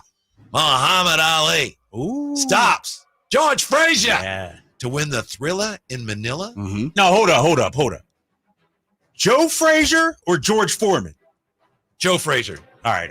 Sorry. Thank you. All right. Joe Frazier to win the Thriller in Manila with Frazier's corner conceding. Yeah. After how many rounds? Oh, dang. I was hoping you was going to ask another question. Let's go, Jay. Joe Frazier. You know, the and sweet George science, Foreman. baby. The sweet science. Oh, Whitey. Home run Padres. Is that Tatis? Yeah. El Niño. Yeah, Fernando. Yep. Viva los Padres y El Okay. Niño. I was, well, I'll tell you guys off here about the Padres. All right. Give me a question one more time. I apologize. This date, I got all the time in the world. Yeah. I got all the time in the world today. Muhammad Ali stops Joe Frazier. Yes. Thank you, Drapes. My apologies. To Okay, win the Joe. Thriller in Manila. Yes. With Frazier's corner conceding. Yes. After how many rounds? Oh, man. I want to say one. I'm going to say Jay has a lead 2-1. the 9th round. 9th round. Drapes. Oh, I thought I had 10th. It was the 11th. 14th. Yeah, I knew it was 14th. I knew it was deep, bro. Yeah, I thought it was. I was gonna say 11th, but I had to give myself a little room. Why don't I remember that round? Yeah. I don't know, but I was afraid with being Yeah. boxing, you were going to nail it, and then Drapes Yeah. going to say, "That's Yeah. not fair." No, that's You my didn't say era that. of boxing. Yeah. No, Yeah. old heavyweights. That's my era, right? All right, yeah, that was when that'd be on. What was it, closed circuit or Yeah, something? closed circuit. Yeah. All right, it's 2-2, and let's see, Drapes, you're up here. You No, can- that's me. Jay's up. Okay, He I'm won sorry. 1975. Yeah. Pardon me. Name Name the I do year. a lot of Name things the year too. right here. Yeah, Name the year. let's go. Name the year. Yeah. So I read it, and then you Yes. get to decide after you hear it if Correct. you want to go first or let him go first. This date, what year? The first World Series game is played with Pittsburgh beating Boston 7-3. This date, what year? Jay has the option to name the year. Going first or letting Pittsburgh beat who? Pittsburgh beat Boston. Yeah. Could I get what version of Boston? Come on. I'm gonna say 1896. 1896. All right. What's the question again, please? Drapes, this date, what year? The first World Series game is played. Pittsburgh beating Boston 7-3. This date, what year? Jay says 1896. Damn, Jay, that's a good guess. And are we? Never mind. I'll ask the question after. Okay. Nah, come on now. No. You Because trying to- I get my Little gamesmanship here. You don't want to give nothing away. Yeah. It's tied, so whoever gets this will win the And match. Jay said 1896. Mhm. First World Series. That's a really good guess, Jay. For the win. 1895. 1903. It's a little later. Damn, that's what I- 1903. Yeah. Damn, Jay, you got that one. That's what Yeah. I was like, damn, maybe Jay's on to something, but What a match. Jay with the win, 3-2. What were you going to ask? I was gonna ask, is it when they called it the World Series versus I baseball see. championship? Or, Yeah, that yeah. type of thing. I believe it was. I believe they Yeah. did call it the World Series. By the way, I think it was the next year. Here's a good trivia Yeah. question. 1904, there was no World Series because the National League said, we're not going to play them. you. The American League is a white elephant The American League champions that year were the A's, which is why to this day the A's mascot is an elephant. An elephant. I didn't know that. Okay. Yeah. Learn something new every day. All right. Yeah, All right. we got the A's coming to town. We might as well bone up a little bit. Congratulations, Jay. What's the last one? No, that was it, right? That was it. Oh, I yeah, thought we 'cause had had okay. one was a push. Oh, that's right. Yeah, That's right. yeah. I do have a. You want to bonus? Do a tiebreaker? The tiebreaker. Sure. What you got? All right.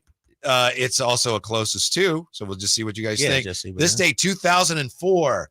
Ichiro sets a new single season record for hits in a season with how many? Yeah. The great Damn, Suzuki. Ichiro. Ooh, that's tough. I'm gonna say, it was the old record was a guy named George Sisler in 1922 or something like that. Yeah, I'm gonna say about 327. 327. Ooh, that's a lot of hits. He played 162 hits per game. I'm gonna go over 328. Yeah, it was a 258. Oh wow, that's it. 250. That's a lot. I mean, that's a lot, but compared to what we Ichiro, I'm thinking Ichiro was hit like 3 something. You know, like damn. Don't tell Ichiro 258. Is that all? I thought he played all the games. Yeah, I was gonna say 280 something at first, but I'm like, you always got to give yourself a little room. Okay. There you go. You know what it is? It's hard to remember so many numbers. Sure.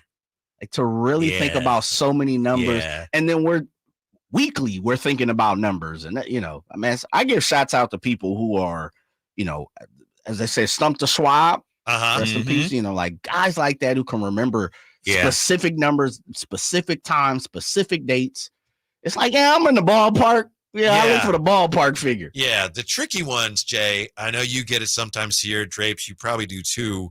And I get it sometimes playing like Immaculate Grid is when you're not sure and you have the right answer flash through your head and you don't trust it. Yes. Right. Like, Second guess yourself. You go another way and then you're like, oh no. Yeah, that happens here all the time. Yeah. Like I guess Brock Purdy. That right. Brock right? Purdy. I'm like, nah, that Whitey wouldn't include that one. And I psyched myself out, working against myself out here. All right.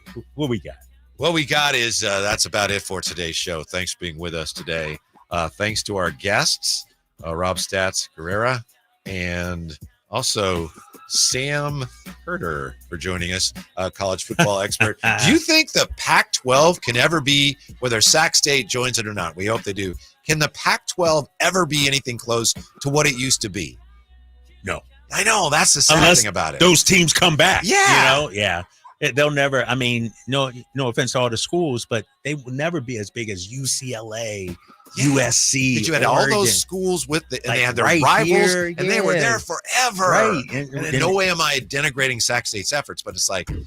You had the state schools versus the, like 2 in Oregon, 2 in Washington. Like, it won't be the same. Mm-hmm. Well, all the best to Sac State. These are exciting times to be a Sacramento sports fan.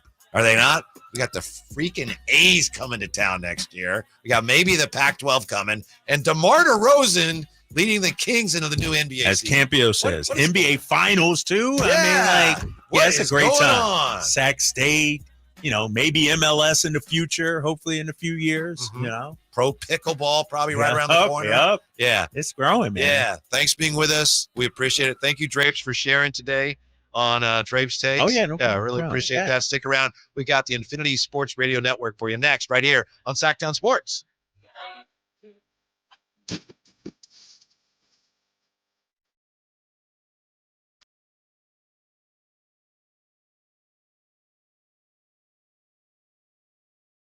Tired of ads interrupting your favorite news podcasts? Good news! Ad-free listening on Amazon Music is included with your Prime membership. Stay up to date on everything newsworthy with podcasts like The Daily, Up First, and 5 Things Uninterrupted at Amazon.com/ad-free. Just head to Amazon.com/ad-free to catch up on the latest episodes without the ads. Buying a home is one of the biggest financial decisions you'll ever make. Before you tour a home, the real estate professional you're working with may ask you to sign a buyer's agreement, which describes the services you'll receive, each party's role and responsibilities, and how your agent will be compensated, all of which you'll want to discuss with them up front. So work with an agent who's a Realtor. Realtors are members of the National Association of Realtors with a duty to honestly represent you and put your interests above their own, because that's who we are. When an overwhelmed injury victim calls Ashton and Price, we immediately remove their legal burden and introduce them to the very best medical care in the region. They focus on their health and we handle all the rest. When they reach the end of their medical journey and are reunited with happiness and hope, we unleash our decades of legal experience to obtain maximum compensation. We are real, local, experienced litigators and snappy dressers too. Consultation's free and there's never a fee until we win. Remember, for the best advice, don't think twice. Call Ashton and Price. KHD-KHD1 Sacramento, KYMX-HD3 Sacramento. From the Power Business Technology Toshiba Studios. This is Sacktown Sports 1140. You're listening to the JR Sport Brief. It is the JR Sport Brief Show here with you coast to coast on the Infinity Sports Network. I'm coming to you live from Atlanta, Georgia. I'm in Atlanta. Thank you so much to super producer and host Ryan Hickey. Thank you to Connor as well for helping out. And thank you for listening, because if you're not listening, there is no show. I don't care if you're in Hawaii or California or Vancouver or Toronto or I don't know. You could be in Edmonton. You could be in Saskatchewan. You could be down in Florida. You could be in North Carolina. What's up to my folks? And much love to my people in North Carolina. You could be in Texas, Idaho, anywhere. Thank you for being here. You can always listen on the free Odyssey app. You got a phone? Put the app on your phone, okay? Listen to the JR Sport Brief Show anytime. You can hit rewind on the free